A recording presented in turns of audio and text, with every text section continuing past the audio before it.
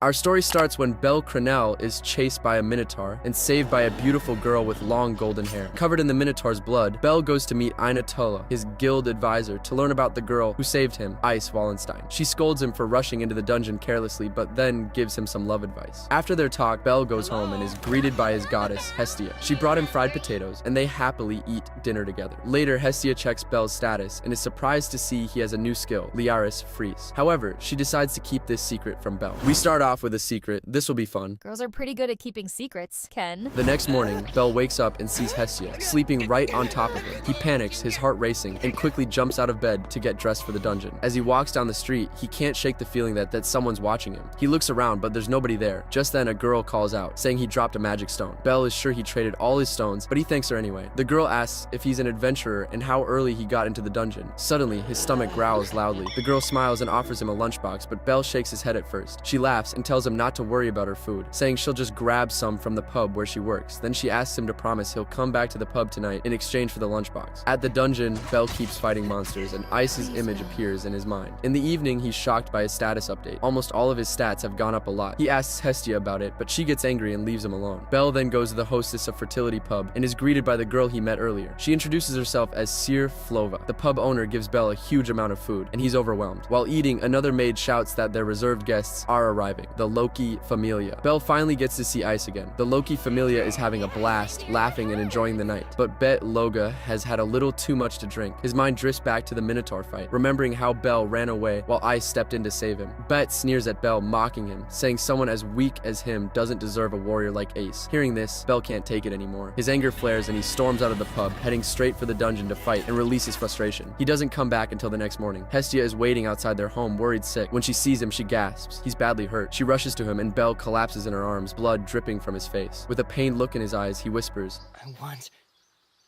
to be strong."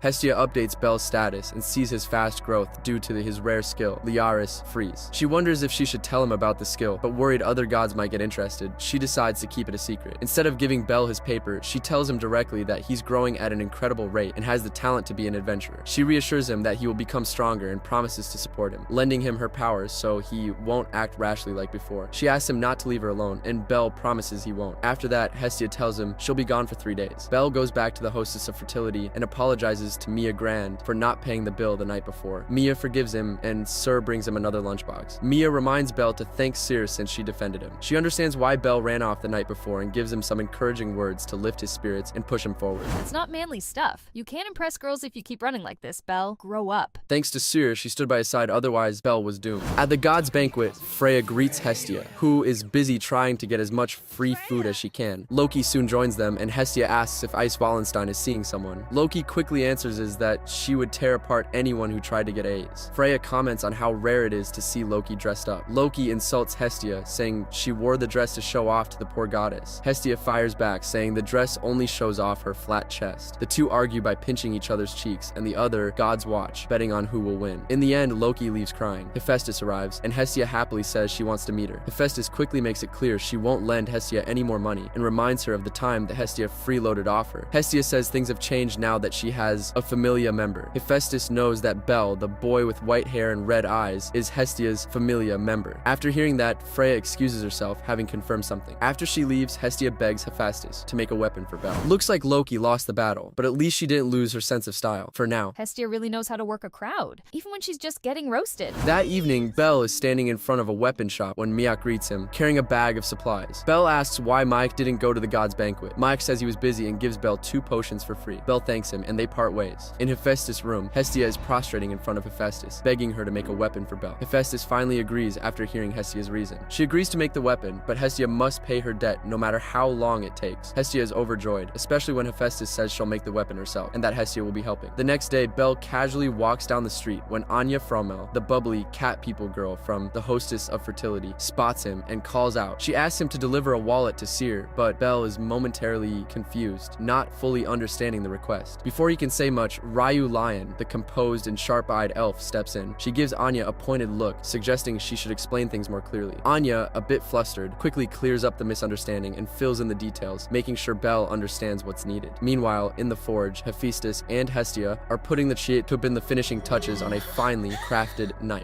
After some careful work, Hephaestus wraps it up neatly, tying it around Hestia's waist. With a nod, she urges her to deliver it to Belle. At a chic cafe, Loki and Freya sit together on the balcony, savoring their drinks as Ais stands silently behind Loki. Loki, always in a playful mood, glances at Freya with a mischievous smile and asks which boy from another familia has caught her eye. Freya, maintaining her cool, begins to describe the child, but her words trail off as her gaze shifts to Belle, who's walking by below. Her interest piqued, Freya excuses herself from the conversation. Ais too notices Belle, her eyes narrowing slightly as she watches him pass. Belle arrives at Monster Feria, searching for Seer, but instead he bumps into Hestia. Without giving him a chance to speak, she grabs his hand and pulls him away on a spontaneous date. The two enjoy some delicious crepes outside the Colosseum, laughing and having fun. But Hestia's mood shifts when she learns Belle was actually looking for another girl. A wave of jealousy hits her, but before she can say anything, a silverback monster suddenly appears from the Colosseum, roaring loudly. It's been ordered to hunt down Hestia, and with no time to waste, Belle and Hestia flee, running through the crowded streets. Did you see Freya's face when Belle walked by? Pure curiosity mixed with danger. Yeah, but Hestia pulling Belle into a date like that? It's surely a very bold move. Guess she's got some serious competition now. They race all the way to Daedalus Street, their hearts pounding. Belle, terrified but resolute, tries to protect Hestia by attacking the monster with his blade. But when the monster strikes back, his weapon shatters in an instant. With no way to stop it, they keep running for their lives. Realizing they can't escape together, Belle makes a heartbreaking decision. He forces Hestia into a hidden tunnel, telling her to go on without him. He promises her that he won't let anyone else he loves be taken from him. As he stands alone, ready to face the monster, vowing that he will not lose any family member anymore. Belle remembers the tragic day he learned that his grandfather had been killed instantly by a monster in the mountains. This devastating loss pushed him to become an adventurer, but every familia he approached turned him away. It wasn't until the goddess Hestia offered him a spot in her familia that he found a place where he truly belonged. Fast forward to the present, Belle locks Hestia in a tunnel, adamant that he won't lose any more family, and sets off to confront the silverback monster alone. Meanwhile, at the Monster Feria Colosseum, Ganesha is briefed on the monsters that have escaped by his subordinates. Determined not to handle this crisis with just his familia, he orders his subordinates to contact the other familias for help. Though they're hesitant, fearing the loss of face, Ganesha insists, stating that pride and merit mean nothing if the safety of the people is at risk. The subordinates reluctantly agree, and Ganesha orders them to keep the Monster Feria running smoothly and minimize the chaos. As they leave, Ganesha reflects on what might be behind the escape of the monsters. Back with Belle, the battle against the silverback takes a turn as his dagger shatters. As Hestia is fleeing through the tunnel, she trips and falls, but she quickly regains her composure. Remembering Hephaestus' advice about imbuing hieroglyphics into weapons, she adjusts the knife, forged by Hephaestus, and continues her desperate flight down the tunnel. Elsewhere, Misha informs Aina about the escaped monsters, and an emergency request is made to bring adventurers from any familia to assist, bypassing any allegiances. Ais and her goddess, Loki, overhear the conversation, and a sense of urgency builds. Back at the Silverback's confrontation, Belle continues to struggle, realizing that Ais probably won't show up to save him this time. But in a strange way, he doesn't mind. If she were to see him now, facing the same danger as before, it might just be what he needs to prove he's capable of standing on his own. After slaying a monster, the person turns to Aina and asks how many more are left. Aina tells him there are probably 3 or 4 left, so Ice takes off to hunt them down. With Ice gone, Misha compliments the Sword Princess, and Aina agrees, saying Belle's admiration for her is totally justified. But Aina can't help but worry about Belle too. Back with Belle, he's joined by Hestia, and that's when the Silverback notices them. The beast lunges at Hestia, but Belle quickly jumps in front of her, throwing himself into the line of fire. They both crash down a flight of stairs and smash through a big wooden door. Belle's relieved that Hestia is okay, but can't help asking, confused and frustrated, why she didn't run when he told her to. Hestia brushes it off, saying she wants to protect him, just like he wants to protect her, and reminds him of the promise he made. She tries to give him the knife she had forged, but before he can react, the Silverback charges again. To escape, Belle grabs Hestia and carries her out of the alley, finding another hidden one. He's convinced the monster's after her, and decides they have to fight it. Despite his doubts, he's not strong enough and doesn't have the right weapon. Hestia believes in him and hands him a new knife. She names it Hestia's knife. Meanwhile, Ice finishes off another monster and hears from her subordinates about the Silverback chasing a young adventurer. Without hesitation, she rushes toward the sounds of the battle. The Silverback, meanwhile, is following Hestia's scent as she enchants the knife with her blood. Flashbacks reveal the quality of the knife crafted by Hephaestus. Hestia updates Belle's status and is shocked to see his skill has grown by 600 points. She now believes he's strong enough to take down the Silverback. Belle, still nervous, holds the knife, but Hestia encourages him, filling him with the confidence he needs to charge. As he attacks, he accidentally breaks one of his chains. Hestia explains that the knife is alive. It'll grow with him. With renewed strength, Belle Belle keeps fighting, destroying the silverback's face mask and armor, and finally stabs it in the chest, defeating it. The citizens nearby burst into applause, cheering for Belle's victory. Hestia rushes to embrace him, overjoyed by his success, and Belle, thrilled, gladly accepts the praise. Hidden in the crowd, Ice watches, impressed. Just then, Loki, always the troublemaker, tries to grope Eyes, but fails. Meanwhile, Belle and Hestia share a moment, but Hestia faints from exhaustion, much to Belle's dismay. On a rooftop cloaked in shadows, Freya watches the scene and wonders to herself if what she did to Hestia was really the right choice.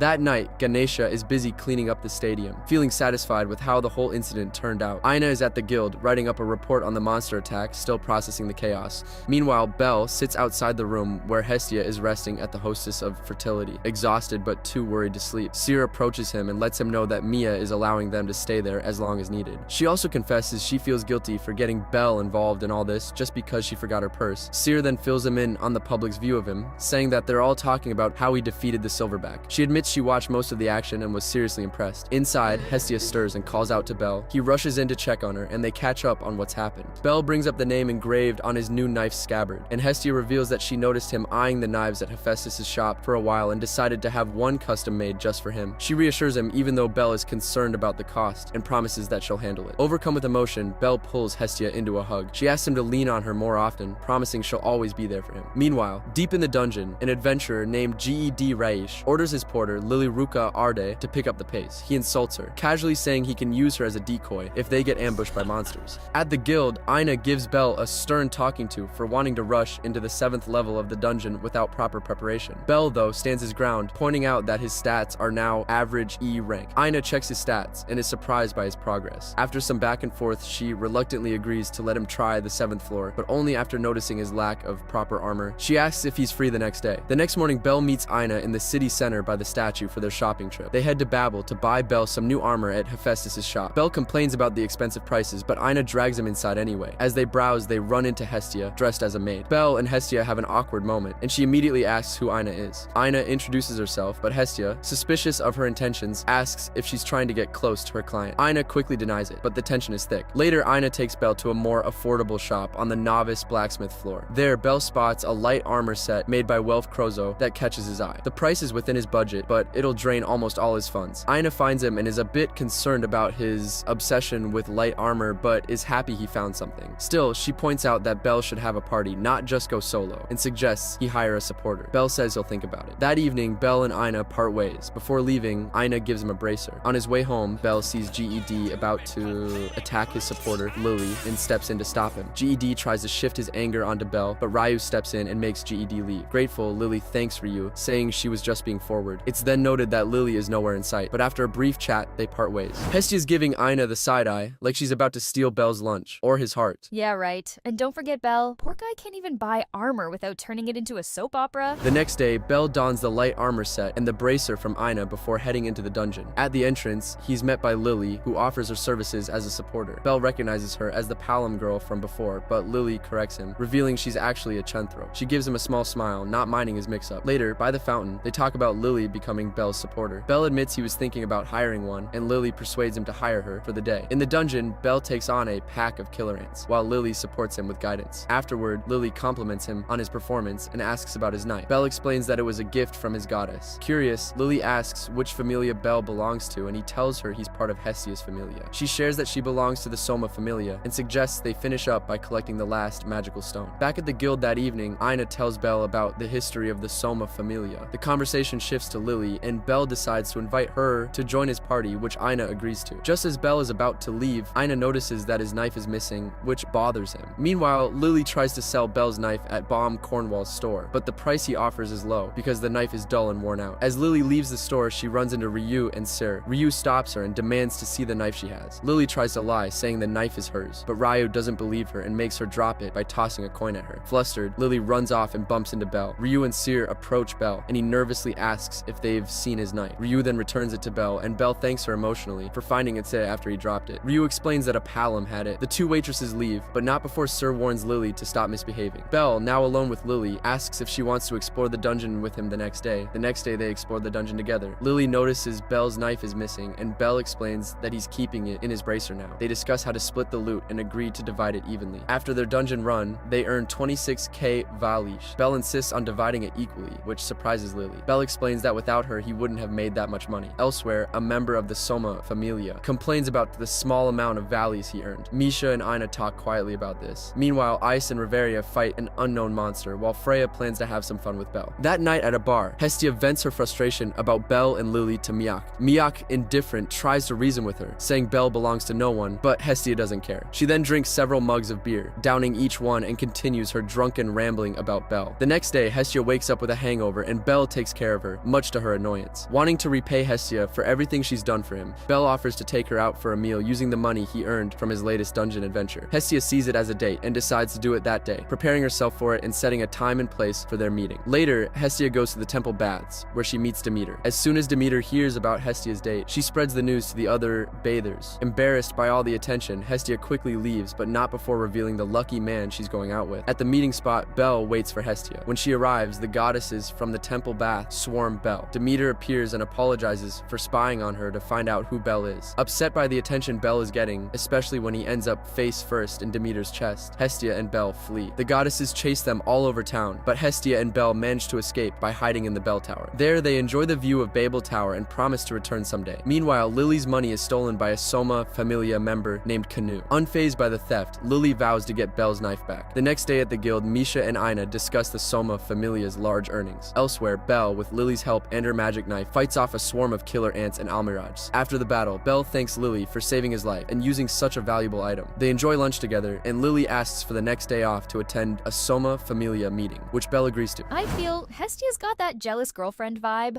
I mean, Demeter really took the goddess of harvest thing a bit too literally with that chest action. Yeah, but Belle's escape plan was solid. Hiding in a bell tower was really a smooth move. Too bad the goddesses couldn't catch up. The following day, Belle gives Seer a boxed lunch and asks her what she does on her days off. Sir says she likes reading, but Belle finds most books too complicated. He's intrigued by a book on magic, and Sir lets him borrow it. At home, Belle gets lost in the book, trying to answer all the questions it raises. That night, Hestia wakes him up and learns about the magic book. She performs a status update on Belle, and is amazed to find that Belle can now cast firebolt magic. She explains that it's chantless magic and suggests he try it out in the dungeon the next day. However, Belle, eager to try his new magic, heads to the dungeon that night. He uses firebolt against a pack of goblins, but soon faints from exhaustion. Reveria and Ice find him unconscious, and Belle wakes up in a slap. Panicked, he rolls away, leaving Ice confused. The next morning, Belle regrets running away from Ice again. Hestia, waking up, realizes that the magic book Belle borrowed is actually a grimoire and explains its value. Hestia reassures Belle that she'll handle the costs for the book, though Belle is distraught and doesn't want her to pay for it. Later, Belle apologizes to Miak for his mistake, but Miak doesn't hold it against him. Meanwhile, Aina is shopping when she runs into Loki and Reveria. Loki forces Reveria to buy expensive Soma wine for her, and then she reveals that the Soma Familia doesn't worship Soma, but the wine itself. Elsewhere, Lily is followed by Canoe, and when Belle finds out, he confronts GED, Lily's former partner. GED suggests they team up against Lily for her money, but Belle rejects the offer. Lily then approaches Belle and asks what he talked about with GED. Belle brushes it off and asks the same of Lily, who does the same. They both head off to the dungeon, with Lily suspecting their time together is soon coming to an end. Lily's past is revealed, showing that she hated all adventurers because of the abuse she suffered from her old adventuring party. At the Twilight Manor, Loki enjoys more Soma wine and tells Aina more about the Soma Familia. The Soma wine sold in stores is a failed product, and the real Soma wine makes people really drunk. The Familia exists only for this wine, and they make money through extortion and sacrifices. After sharing this information, Loki goes with Ice to do a status update on her. Meanwhile, Lily is preparing for something. At the church, Hestia and Belle talk about how Lily is being targeted by bad adventurers. Hestia thinks Lily can't be trusted, but Belle still believes in her. The next day, outside the dungeon, Belle meets Lily, who suggests they start at level 10. Belle is unsure but agrees after Lily convinces him. Aina is doing a dungeon inspection and runs into Ace. Meanwhile, Lily gives Belle a short sword called a Bastard to replace his short knife. Aina overhears a conversation about Lily scamming Belle, and she warns Ice. On the 10th level, Belle faces an orc. After defeating it with his firebolt and Bastard, Belle notices Lily is missing. He's soon surrounded by monster lures and orcs. While fighting them, Lily steals his knife and leaves him behind. Lily removes the magic that gave her beastmen ears and heads for the dungeon's exit. She plans to sell Belle's knife and escape the Soma Familia, but then GED trips her, steals her weapons, and beats her. Canoe and his crew arrive, using killer ant corpses to attract more ants. GED tries to run but is killed by the ants. Canoe makes a deal with Lily, and she gives him her gnome lockbox key, but Canoe uses her as a decoy to escape. Lily feels unlucky, but just as she's about to die, Belle uses firebolt to kill the ants. Aina asks Hestia to convince Belle to stop trusting Lily, but Hestia says Belle doesn't want to abandon her. While they talk, Belle fights the last of the killer ants to save Lily. He tells her someone else killed the remaining orcs while she was gone. gone. Bell forgives Lily for betraying him. Later, Bell apologizes to Ina for losing the bracer she gave him, but she's just happy he's safe. The next day, Bell meets Lily again, and they decide to work together once more. Freya is sitting in her library thinking about Bell's progress. She notices that he is growing, but he's still unsure of himself. She believes that once he gets past this doubt, he will grow even faster, and Ottar can handle the rest.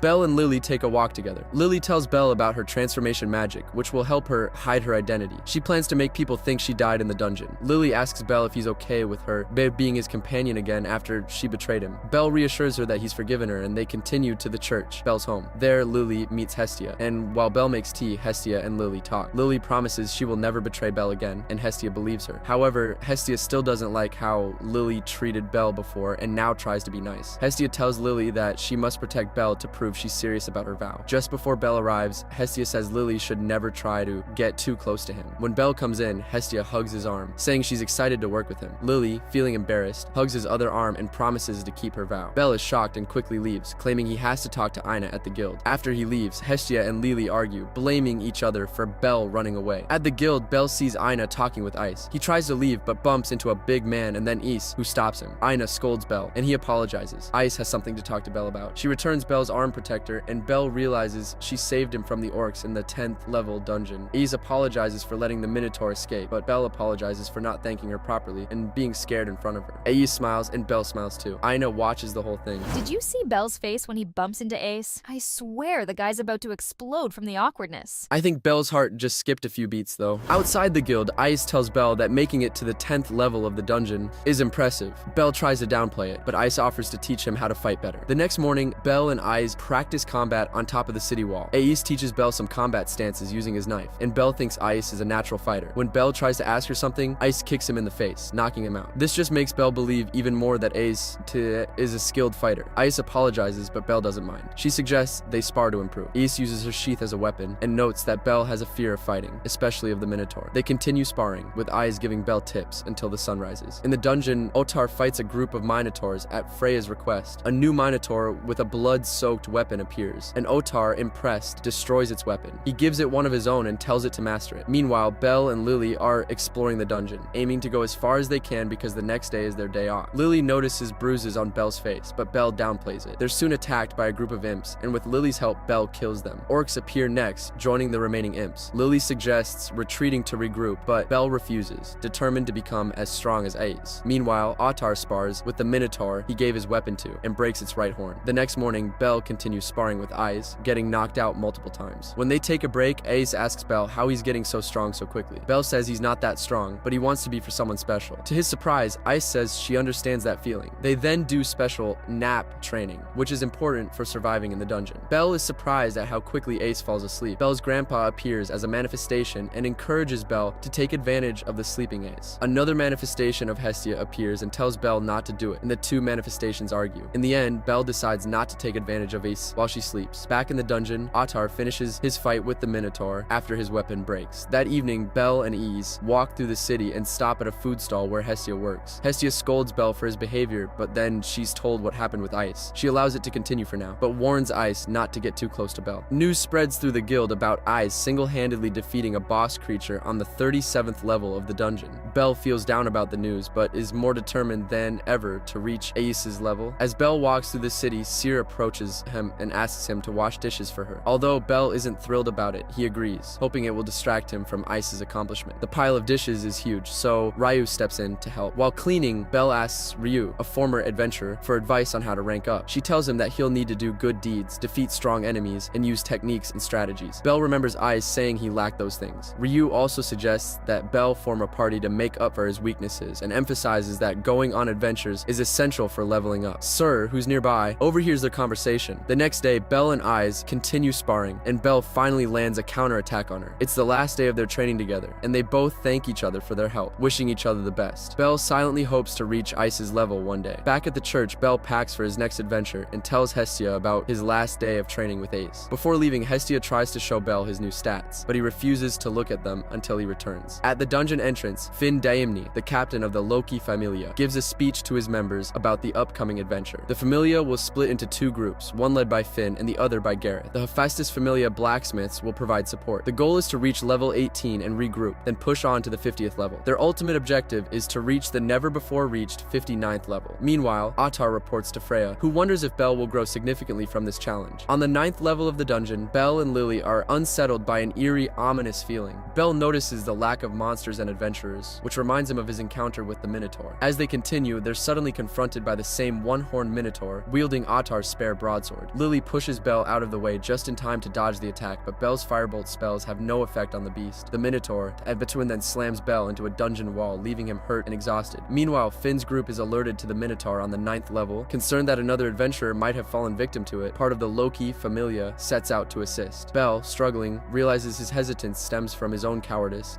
After Lily is knocked out from saving him, Belle orders her to flee, but she stubbornly refuses. Left alone, Belle faces off against the Minotaur, now wielding two weapons, hoping to buy time for Lily to escape. The Minotaur breaks Belle's chestplate with its horn, but just then, Ice arrives at the scene. As Belle laments being saved by her again, the rest of the Loki Familia, led by Finn, joins the fray. Belle, eager to prove himself, challenges the Minotaur once more. Beat recognizes Belle as the tomato guy that Ice once saved and mocks Belle for his incompetence. Tiona asks Ice if it's alright for Belle to continue fighting the Minotaur alone. Lily, however, pleads for help, causing her to faint from exhaustion, which Reveria heals. Moved by Lily's plea, Bet decides to assist Belle, though he's surprised to see Belle holding his own against the Minotaur. While the fight rages on, Freya watches from afar, fascinated by Belle's struggle. Despite Belle's impressive knife skills, the Minotaur's defenses are unbreachable. As the fight reaches its peak, Belle's Basilard is broken, but he manages to stab the Minotaur's right arm. With the Minotaur unable to use its sword, Belle uses it against the beast, landing several slashes before finishing the fight with multiple firebolt spells. After the Minotaur is defeated, Lily rushes to Belle, and the Loki Familia approaches. Reveria checks Belle's stats at Bates' request, revealing that all of his abilities are S-ranked. That night, Belle is bedridden with Hestia by his side. She congratulates him on his victory with a kiss, proud of his accomplishment. At the guild, Ina can't help but notice the huge grin on Belle's face. To her shock, Belle casually drops the bomb that he's hit level 2 in just a month and a half. Ina's jaw nearly hits the floor. Later that day, Belle is staring in awe at the Minotaur's horn when Hestia checks his stats. To Belle's delight, Hestia reveals that he's unlocked a second skill, Argonaut. Hestia's eyes sparkle as she explains that this skill symbolizes Belle's dream to become a true hero. Over the moon with excitement, she rushes off to attend Donatius Day, a quarterly meeting of the gods, where Belle will also get a second name. As Hestia walks through the grand halls of the temple, she's approached by Takamikazuchi. The two chat about Belle's shocking rise to rank 2 in less than 2 months, before switching to a discussion about Yamato Mikoto, a member of Takamikazuchi's familia, also reaching rank 2. Meanwhile, Belle, busy cleaning the church, wonders what his second name will be. Just as he looks at his old armor, Hestia bursts in,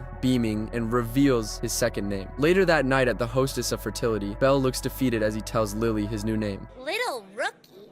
Is that really what they call you? Little Rookie. Lily, not impressed, thinks it sounds pretty ordinary. Hestia, however, defends it, saying it's the safest option. The conversation shifts as Sur and Ryu join the table and the other patrons start recognizing Belle for his recent heroics. When asked why the two waitresses are hanging out with them, Ryu admits it was at Mia's request. The group talks about Belle's plan to tackle the middle levels of the dungeon. Little Rookie? Belle really went with that? Guess he's trying to keep his ego in check, but even Lily's not having it. Hestia's trying to spin it like it's a genius move, but we all know it's just safe. Ryu warns Belle not to go past the 13th level, where the monsters get brutal. She suggests recruiting more people into his party to make the journey easier. Just as they're discussing this, a bulky adventurer with facial scars and his crew approach Belle's table, offering Tasmane to recruit him into their party in exchange for time with Ryu. Ryu, not having it, quickly shuts him down, even restraining him for a moment. The guy tries to push back, but Mia steps in, forcing him and his crew to pay their bill and leave. The next day, Belle visits the Hephaestus Familia's novice blacksmith shop, hoping to find another set of armor from Welf Krauzo. Unfortunately, no luck, no Welf sets in sight. But when he asks the store clerk, the man laughs and shows Belle a set forged by none other than Welf himself. Outside the store, Belle and Welf strike up a conversation, and Welf offers him a deal. He'll forge Belle some new gear, but in exchange, Belle will invite him to join his party. Belle, Lily, and their new member, Welf, reach the 10th floor of the dungeon, where Lily voices her disapproval of Welf, joining without her say-so. Belle, eager to defend his new ally, reveals Welf's full name, prompting Lily to share the tragic history of the Krauzo Crozo family, once famous for crafting magical weapons, until they lost the ability to do so, ruining their name. Welf coolly confirms the tale, and just as the group processes this, monsters, imps and orcs, burst from the ground. A battle ensues, and as Bell fights, he realizes he's becoming faster and stronger, his magic improving. He defeats a hard-armored monster with a firebolt, noting that he's getting closer to Ice level of power. Meanwhile, Bet, Tion, and Tyona battle a group of flame rocks. Reveria tells Gareth the trio's motivation is Bell's recent rise, inspiring even Ace to join the fight. Back with Bell's group, Welf notices a blue-white sparkle from Bell's hand just before an infant dragon appears, scaring off another party. It spots Lily and chases her, but Bell defeats it with another firebolt. Later, Hestia reveals that the sparkle came from Bell's new Argonaut skill. Bell asks her about Welf's family, and she explains that the Crozo family once forged magical swords but lost that ability, leaving Welf as the only one capable of it. However, Welf refuses Abas to make magical weapons for reasons unknown. The next day, Bell tells Welf they're skipping the dungeon due to Lily's sickness. As a treat, Welf takes Bell to his blacksmith workshop, where Bell tries out a sword he's impressed by. Welf assumes Bell wants a magical weapon, thinking Hestia might have mentioned it, but Bell apologizes. Welf confesses his fear that Bell would see him differently once he knew about his skill. Noticing Bell's minotaur horn, Welf decides to forge a new knife using it as material. As he forges, Welf admits his hatred of making magical weapons due to the unsavory clientele he attracts. Once finished, he's proud of the knife and gives it to Bell. Afterward, Lily briefs the group on the dangers of the middle levels of the dungeon, and they prepare to head deeper. Hestia says goodbye to Bell outside the church. She notices the salamander wool he's wearing, and Bell explains that Ina said it's important for the mid-levels of the dungeon. After that, Bell leaves and Hestia watches him go. Outside the dungeon, Takamikazuchi sees his familia off as they enter the dungeon. Hestia walks up to him and they talk about their familias heading to the mid-levels. A small earthquake happens, and it shakes a bit longer each time. Hestia starts to worry about Bell's safety. Inside the dungeon, Bell's group fights a group of hellhounds. After defeating them, they face a new group of Almiraj. Meanwhile, Hermes and his captain, ASFE, talk about the rumors surrounding Bell. Hermes is not bothered by the rumors because he's curious about Bell. He even jokes with ASAE about being jealous of Bell getting his attention, but Asfi denies it. They then go to the hostess of fertility and meet Chloe and Seer. Back in the dungeon, Takamikazuchi's familia is running from a group of Almiraj carrying a wounded member. Mikoto, their leader, turns back to fight the Almiraj, but soon that they are chased by hellhounds. At the same time, Bell's group fights against a large group of Almiraj. Uka, carrying the wounded member, decides it's best to save themselves and not help Bell's group. Takamikazuchi's familia runs past Bell's, and the hellhounds join the Almiraj. With no choice, Bell's group runs into a narrow hallway. Bell uses his firebolt spell, and they manage to defeat a few hellhounds. But Welf gets injured in the process, and the group realizes they're surrounded. Bell remembers Ryu's warning about the dangers of the mid-levels, and they are now surrounded by many Almiraj. More monsters appear from the ceiling, causing part of the floor to collapse on them. After the dust settles, Welf is trapped under a rock, and Lily is exhausted. A hellhound appears ready to attack. Panicked, Hestia goes to the guild, but she learns Bell isn't there. Ina asks about Bell's whereabouts, and Hestia submits a quest to find Bell and his group. While the quest is being processed, Takamikazuchi arrives at the guild with a guilt-ridden Uka and Mikoto. Bell's group, now 2 floors lower than before, is trying to find a way out, but keeps hitting dead ends. They hear monsters getting closer, and Welf says they should leave him behind if he becomes a burden. Luli suggests that if they can reach the safe zone at level 18, they might be able to make it back to the surface alive by teaming up with a stronger group of adventurers. She also mentions that the natural shafts between the dungeon floors could help them avoid the stairs. As for the floor boss on level 17, Lily believes it won't be a problem since the Loki familia recently passed through there, and it will take a long time for it to revive. Bell agrees with the plan and the group continues. Meanwhile, Takamikazuchi, Hephaestus, Miyach, and Dr. Naza discuss the situation regarding Hestia's familia in the dungeon. Hephaestus can't send help from her familia because those who could enter the mid-levels are a width of the Loki familia. Takamikazuchi can only send 3 members of his familia. Hermes arrives with ASV and offers his help, claiming he wants to help an old friend. The other gods criticize his motives, but Hermes insists he's sincere. He offers for ASV to join the search party, and she reluctantly agrees. Hestia allows her to join, and despite his claims of sincerity, Hermes' real motive is simply to enter the dungeon. Hestia then says she wants to join too, and Hermes reluctantly agrees. He believes Bell is okay. Back in the dungeon, Bell's group is fine and has managed to climb down another level through a shaft. Hephaestus asks Hestia to pass a message to Welf. Hermes suggests recruiting Ryu to help since their current team is still not strong enough. Bell's group continues exploring deeper into the dungeon, using a smelly sack to repel monsters. They're still confronted by a hellhound, but Welf uses his will-o-wisp spell, causing the hellhound's fireball to backfire and kill it. Though Welf is exhausted, he insists he's still okay to continue. On the surface, Freya wonders what Hermes is up to and says that only she can play with Bell. Back in the dungeon, the odor from their sack wears off and a minotaur appears. Bell, fueled by intense emotions, easily defeats the Minotaur. Then, 3 more Minotaurs show up. Using the weapon dropped by the first Minotaur and powered by his Argonaut skill, Bell defeats all 3, leaving him breathless and his companions worried. Bell really took down a whole gang of Minotaurs. Like, it was no big deal. Dude's got that Argonaut skill working overtime. Yeah, but man, did you see his face after? He's about to pass out,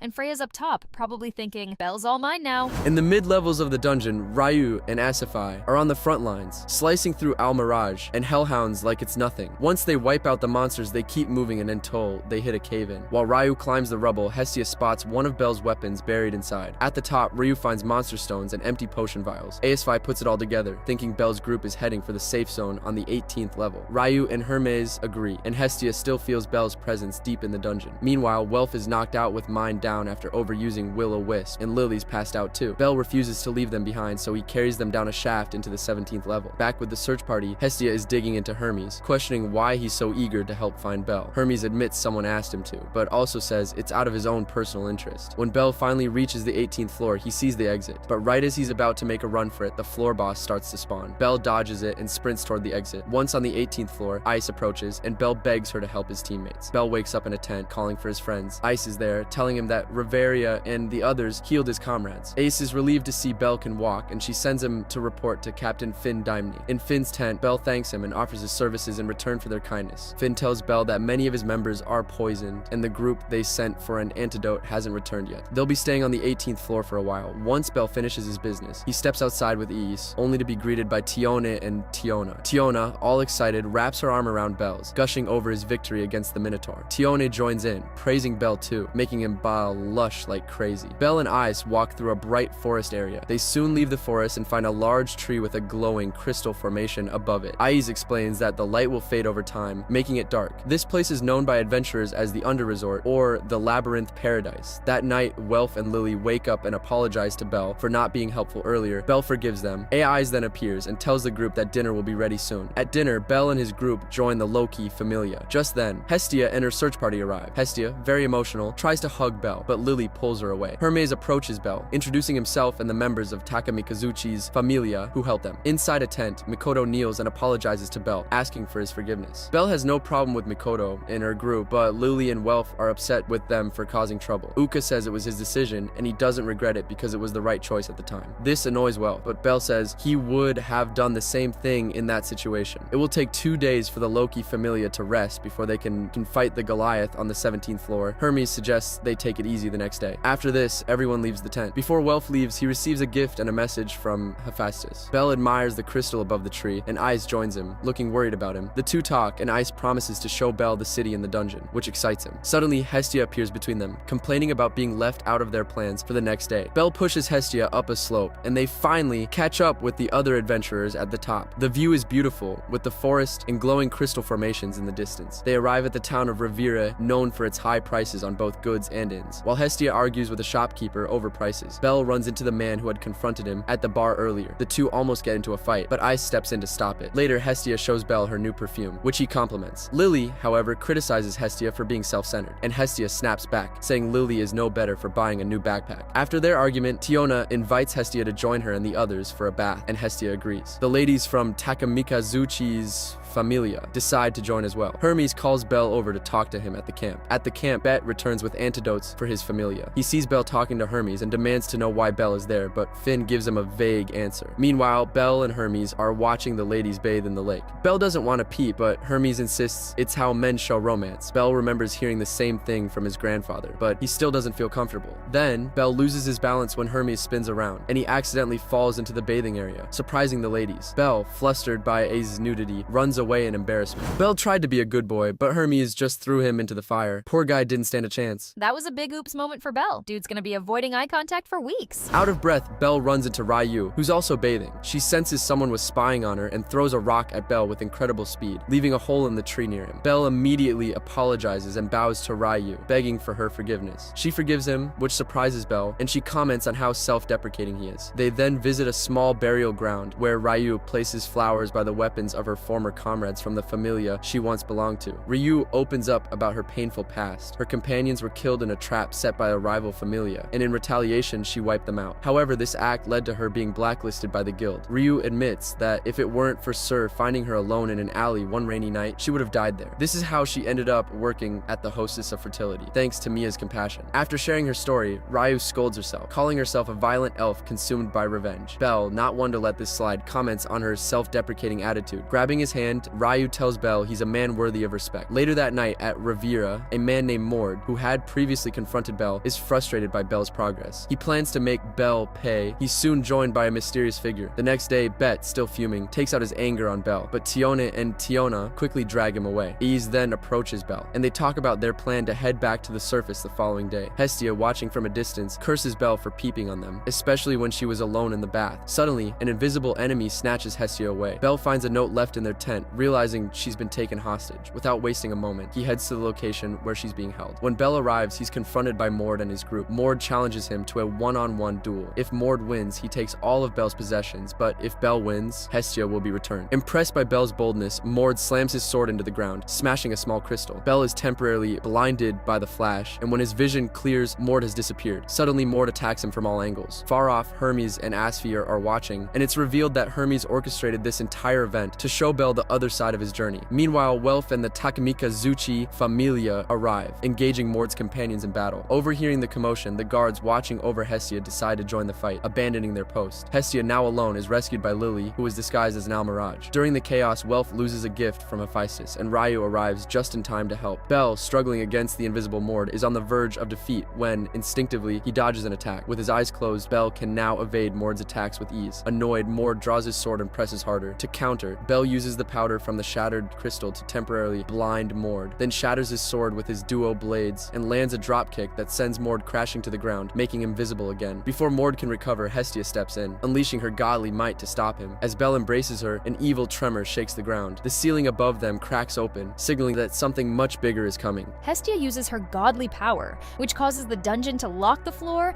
and summon a black Goliath. Before Belle can help fight the monster, Ryu stops him. She asks if he's sure about fighting with his current party. After getting everyone's approval, Belle answers yes. Royo, amused, tells him he's not qualified to be the leader, but he's not wrong either. She then leaves to fight the monsters, leaving Chigusa in charge of protecting Hestia.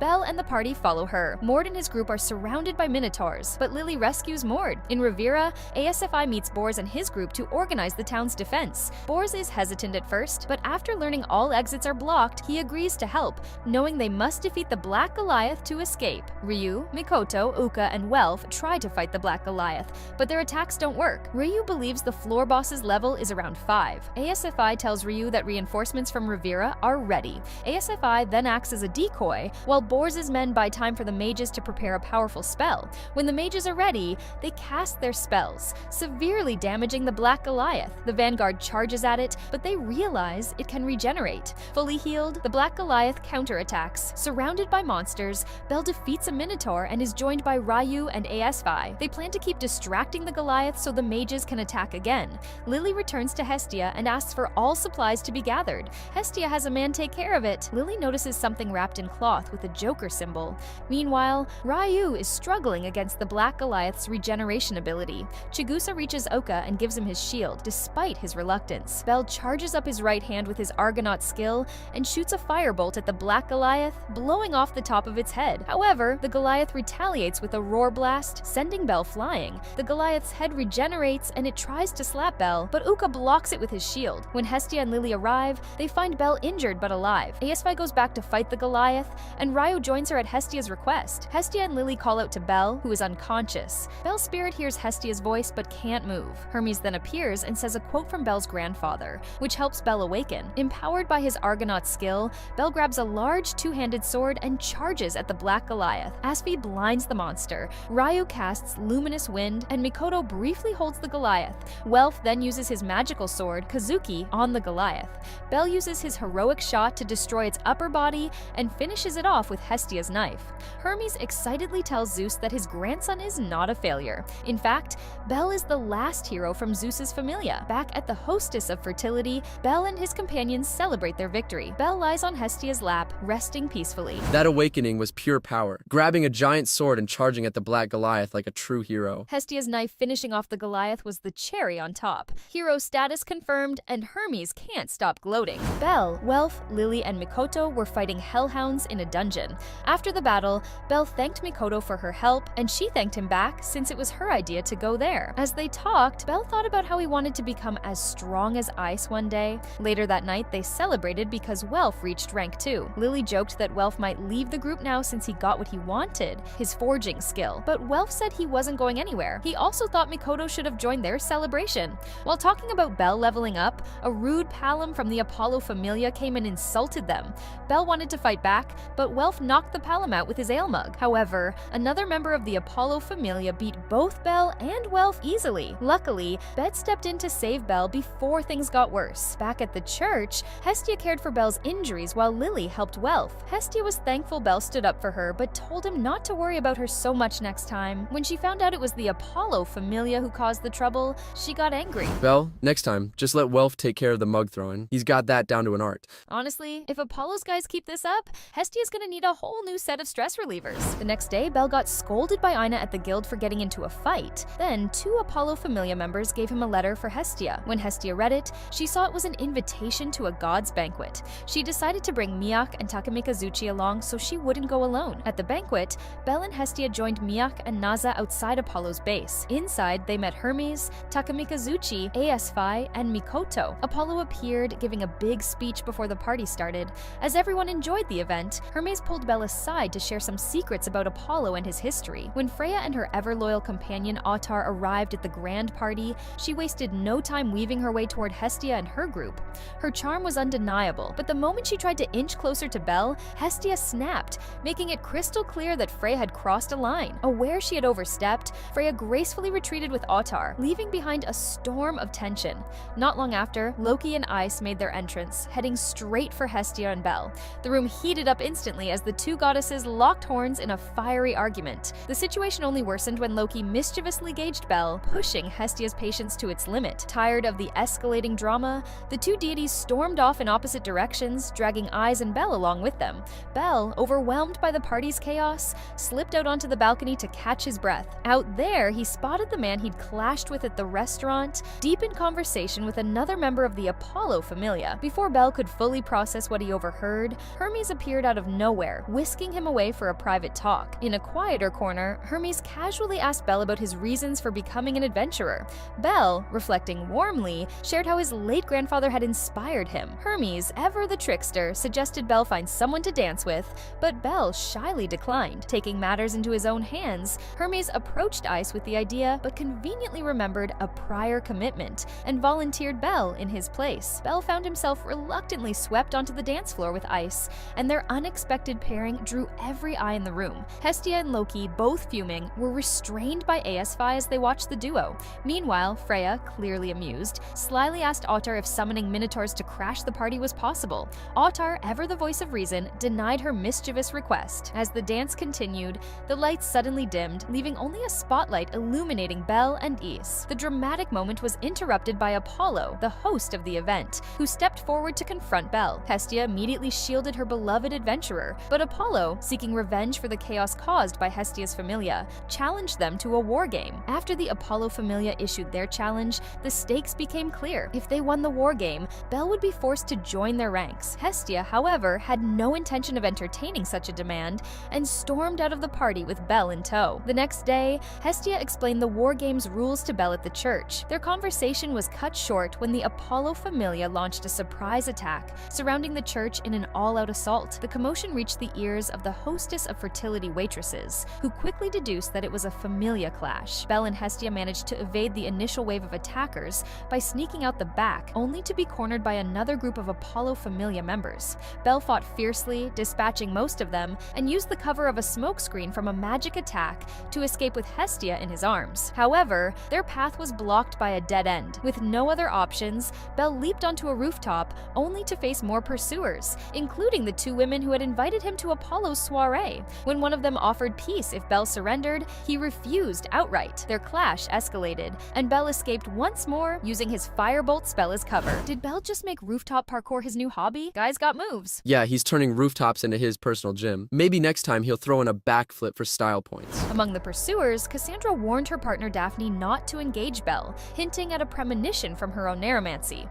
Daphne dismissed it as nonsense and continued the pursuit. Elsewhere, Lily and Welf waited near the dungeon entrance, growing concerned about Belle's unusual tardiness. News of the war between the Hestia and Apollo Familius soon reached them, as well as Ice, who heard about it from Tiona. Finn cautioned Ice that this conflict wasn't like past ones, and Ice acknowledged the gravity of the situation. Back on the run, Belle and Hestia faced relentless pursuit, now joined by members of the Soma Familia. Belle quickly overpowered the new attackers, but was then confronted by Hyacinthos, the man from the bar. With a smug air, Hyacinthos praised Belle for his perseverance before challenging him directly. Their battle began, and it became evident that Hyacinthos was far more skilled. He overwhelmed Belle with precise strikes, leaving him wounded and bleeding from several cuts. Aina begged her boss to stop the fight between Apollo and Hestia Familius, but he refused. He said the guild couldn't get involved in Familia fights. Aina was upset she couldn't help Belle, but Belle was in worse shape. He was badly hurt from Hyacinthos' attacks. Even though he was nearly beaten, Belle refused to give up and attacked Hyacinthos again. Hyacinthos fought back, angry that Apollo liked Belle more than him. Belle was almost knocked out when Naza saved him with her sniping, letting Belle and Hestia escape for a bit. Soon, more Apollo Familia members caught up to them, but Mikoto, Uka, and Chigusa showed up to fight back. Then, Welf, Lily, and Miak arrived. Miak healed Belle with a potion, while Welf and Lily held off the attackers. As they ran again, more ambushers appeared. Welf and Lily stayed behind so Belle and Hestia could reach the guild. After Lily defeated her enemies, a man named Xanis from the Soma Familia appeared. Welf struggled against his opponent and begged Lily for help, but she refused and said she was going back to her familia, like she was in a trance. Welf realized his enemy was also from the Soma Familia. Hiding under a bridge, Hyacinthos threatened Belle, saying he'd never stop hunting him. Hestia gave Belle two choices: fight an unwinnable battle or leave Orario. She also asked what Belle thought of her. Belle said he respected her, but Hestia got so emotional she accidentally revealed their location. Tired of running, Belle and Hestia went to the Apollo Familia base and agreed to the war games. Later, Welf found them and told them Lily had left. Belle then tried to meet Ice for help, but wasn't allowed inside, as they thought he wanted to recruit her for the war games. Tiona appeared and told Belle to leave, but as he walked away, he ran into Tiona and Ice. After talking briefly, Ice agreed to train Belle for the war games, and Tiona offered to help too. At night, the Soma Familia members gathered outside their mansion, begging their god Soma for his famous wine. Inside, Soma was busy grinding ingredients when Xanis and Lily came to see him. Xanis claimed Lily wanted to return to the Familia, but Lily said she wanted to leave. Angry at being contradicted, Xanis said Lily could leave only if she paid 10 million valis. Soma didn't seem to care and told Xanis to handle it. Later, Xanis visited Lily in a cell at the Soma Familia base. He mocked her, saying Soma only cared about making wine. He also brought up her past, saying she never tried to improve their Familia before. A flashback revealed how Xanis had pressured Lily to return to the Familia during the Apollo Familia ambush. Xanis knew Lily could use transformation magic, thanks to Soma, and planned to exploit her ability for the rest of her life. Laughing, Xanis left while the jailer scoffed at him. 10 million valis? Xanis has lost it. Soma's too busy with his wine to even notice. At the Hostess of Fertility, waitresses Chloe and Anya talked about the war games and noted that Belle and Hestia hadn't been seen. Rumors said they ran away, but Sir believed Belle wouldn't abandon the fight. Meanwhile, Hestia held a meeting to plan Lily's rescue with help from the Miak and Takamikazuchi familias. She explained Belle was busy training for the war game. At the gods meeting, Apollo complained about Hestia skipping meetings. Loki teased that Hestia might run away, but Hestia soon arrived. Apollo declared that if his side won, Belle would join his familia. If Hestia's side won, they'd get whatever they wanted. Hermes drew the war game theme, a siege. This seemed unfair since Hestia's familia had only one member. To balance things, Apollo allowed them to be the attackers and let them add one helper from outside Orario. Freya mocked Apollo for his petty conditions, but the terms were set. After the meeting, Hestia discusses her choice for the extra wargame participant with Miak and Takamikazuchi. She plans to have Hermes negotiate, but that must wait until Lily is rescued from the Soma Familia. Meanwhile, Lily remains imprisoned and is visited by Xanis, who intends to exploit her transformation magic to satisfy his greed. When Lily calls him out, Xanis defends his selfish desires for wealth, women, and wine, mirroring Soma's. Suddenly, an alarm sounds, and the jailer, Chandra, informs Zanis of intruders. Amused, Zanis dismisses the threat, but warns Lily that if she resists, he'll force her to drink Soma's addictive wine, enslaving her to the Familia. Disgusted by Zanis, Chandra secretly helps Lily escape. As Lily sneaks through the halls, she witnesses Hestia and her allies battling the Soma Familia. She begs them to stop for her sake, but Hestia insists that Belle needs her help for the war games. Touched, Lily confronts Soma in his brewing chamber, pleading for him to end the fighting. Soma agrees only if she can make the same plea after drinking his divine wine. Lily complies and momentarily succumbs to the wine's effects, but snaps out of it after hallucinating Belle. She repeats her plea, surprising Soma. Zanis intervenes, but Soma silences him and resolves the battle by spilling a vase of divine wine into the courtyard. Furious, Zanis tries to kill Lily but is stopped by Naza and Welf. Afterward, Lily requests to transfer to the Hestia Familia, and Soma consents, reflecting on her transformation.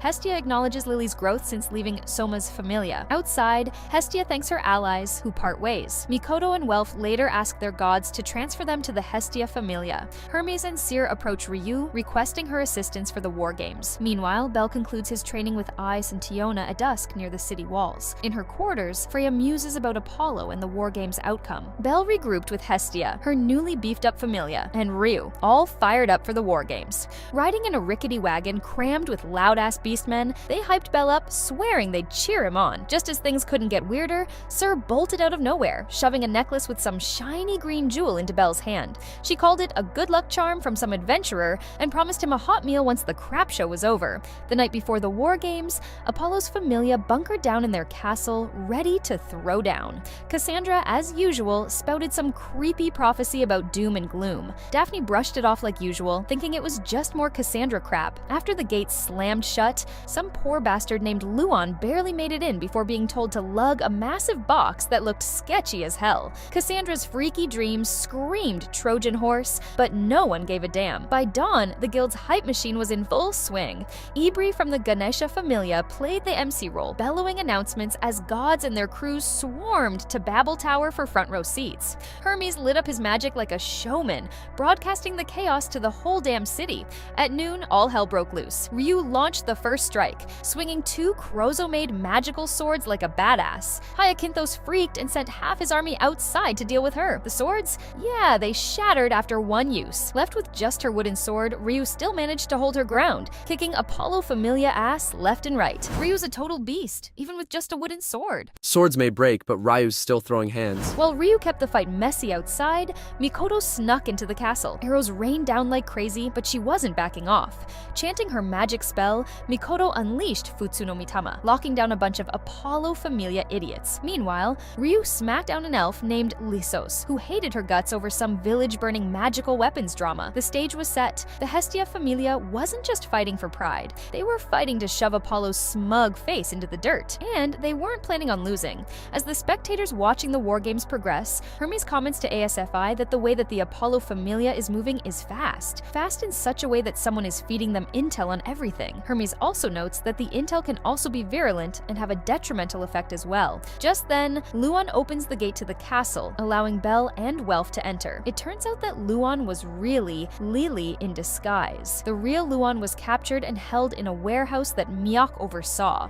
Back to the siege, Daphnis is informed about the situation, while Belle and Welf head to their location. Daphnis orders her mages to attack the two, but Welf counterattacks with Will-O-Wisp. This allows Belle to pass by, and Welf to challenge Daphnis to a one-on-one match. In the throne room, Hyacinthos is exasperated by this turn of events. Although Cassandra begs Hyacinthos to flee, smacks her away. Hyacinthos then orders his men to take care of Belle fast when he arrives, but not kill him, as he'll do that honor. Hestia's Familia members and ally all continue fighting the Apollo Familia members. Just Belle fires off a firebolt below the throne room that was empowered by his Argonaut. The throne room and the roof above it destroyed. Belle goes on the offensive against Hyacinthos and breaks his sword in the process. About to give the finishing blow, Cassandra grabs Belle, allowing Hyacinthos to cast the spell Arrow Zephyros. Lily appears out of nowhere and tackles Cassandra off of Belle, who then manages to dodge the spell, but it continues to home in on him. At Hyacinthos' command, the spell explodes, however. All it does is wound, and Belle does not incapacitate him. In a fit of rage, Hyacinthos draws a short sword and uses it to attack Belle. On the other hand, Belle counters counters the attack and coasts him with a single punch. Ibri then proclaims the Hestia Familia as the winners, and those who supported them rejoice. Apollo, flabbergasted by this turn of events, Hestia, the winner of the war game, gives her victory demands, those being that his Familia disband, his mansion is confiscated, and he's banished from Orario forever. After the battle, Bel regroups with his allies and thanks them all for their hard work. Sometime after the war games, Hestia and her Familia gather at their new home. Hestia also changes the Familia logo to a flame and a bell in honor of Bel. Lily had gone to her old Familia to say her goodbyes to Soma, who had simply told her to take care. Outside the compound, Hestia had been waiting for Lily to return, and once she did, they headed back to their new home. The Hestia Familia had been unpacking and welcomed Lily back like it was no big deal. A toast had been held to celebrate Bel reaching rank 3, and it had been decided that he would be the Familia commander too. Bel had given a humble speech and raised his glass. After a brief discussion about Apollo's weird tastes in his old manor, it had been revealed that Goibniu had built the place. On top of that, Hestia had dropped a bombshell. She had him make a fancy cypress bathhouse for them. Mikoto hadn't wasted any time and had dived in, loving every second of it. Welf had checked out the blacksmithing station and had been impressed with how it had been set up. A cypress bathhouse. Hestia's got some serious style. Bel's rank 3, and now he's the commander. No more slacking off. As Hestia, Bel, and Lily had talked about how to fix up the mansion, they had spotted some familiar faces, Cassandra and Daphnis from Apollo's old crew, hanging out by the gate. It turned out that Cassandra had lost her pillow, and her oneiromancy had said it would be there. Bel had found it and had handed it over. They had thanked him, saying they would be back the next day. They were coming back because the Hestia Familia was recruiting new members. The next day, the Familia had held their recruitment drive. A bunch of people had shown up hoping to join. Lily had taken advantage of the crowd, screening recruits, and especially watching out for any women who might catch Bel's eye. Mikoto had been in a rush, flustered because she had taken too long in the bath. She had found a box with Hestia's handwriting that had said, "Do not touch" on it. Later, Hestia had gotten the crowd hyped up with chants, but things had gotten a little weird. She had even asked if everyone thought Bel was cute. After that, Mikoto had crashed the party by revealing the Familia's 200 million Valley's debt. The recruits had gotten scared off and had bailed. The debt had been tied to Hephaestus, who had forged Bel's Hestia's knife, and Bel had been stunned. That night, the Familia, minus Bel who had been in bed, had had a serious talk about the debt. Since all of Apollo's cash had been spent on the bathhouse and blacksmith station, they had decided to grind through quests in the dungeon to pay it off. But Hestia had been like, "Screw that. I'm taking all the debt on myself," and had shut the conversation down. Later, Bel had woken up and had found Welf in his room. They had headed to the bath, and while they had been in there, Hestia had overheard their chat. She had been soon joined by Lily and Mikoto, and they had started planning to spy on the guys while they bathed, as she had been eavesdropping on another conversation between Bel and Welf, where Bel had talked about how thankful he was to Hestia and the Familia. Hestia had gotten all sneaky and had tried to sneak into the bathing area, but Lily and Mikoto had stopped her before she could pull it off. That night, Hestia had let the Familia pitch in to help pay off her debt to Hephaestus. After that, they had all kicked back and celebrated. It was nighttime in the city, and Ishtar had let her Familia loose in the pleasure district to satisfy the dirty desires of Orario's residents. Back at the Hestia mansion, Mikoto had acted like she was heading to bed, but had slipped out secretly to hit the city. Bel, Welf, and Lily had followed her without her knowing. They'd watched as Mikoto met up with Chigusa and headed into the red light district. The two had gotten surrounded by a bunch of sleazy guys, and Welf and Lily had rushed in to save them, but in the chaos, they'd left Bel behind with a prostitute, and he'd gotten caught up in a crowd that dragged him into a brothel. Mikoto sneaks out, and Bel gets stuck in a brothel? What is this? Welf and Lily play the heroes, but Bel's the one who gets a full experience. With the guys out of the way, Mikoto and Chigusa had thanked Welf and Lily for saving them. Mikoto had then explained that they were in that part of town because someone from their homeland might be working there. As they were about to leave, Welf and Lily had realized Bel was missing. Bel had somehow managed to escape the clutches of some prostitutes, only to wander aimlessly around the district. While he was lost, Bel had spotted a Renard who had vanished as soon as he saw her. Bel had been confused, then Hermes had popped up, handing him a vial of aphrodisiac to keep their meeting secret. Chasing after Hermes to return the vial, Bel had run into Aisha, a prostitute who had immediately taken advantage of him and kept the other women away. She dragged him to the Ishtar Familia's base, where he found out Ishtar herself was there. This had brought back a flashback of Aina warning Bel about the Ishtar Familia. In a separate room, Bel had been with Aisha and the other prostitutes. They had told him how Amazonians capture men to do whatever they want with them. Just when things couldn't get worse, Phryne had shown up, hoping to get a taste of Bel. The other Amazonians had rejected that, but when they'd seen Bel trying to leave, they'd made a bet. Whoever caught Bel first would get him for the night. Bel had escaped the base, but rumors about his capture spread like wildfire. Belle had hidden in a Far Eastern-style brothel, where he had bumped into the Renard he'd seen earlier. Her name was Haruhime. She'd tried to satisfy him, but had fainted when she'd seen his collarbone. When she'd woken up, Haruhime had realized Belle wasn't a customer and learned about his situation. In exchange for leading him out of the pleasure district through a secret passage, she had asked Belle to talk with her until dawn. Belle had agreed,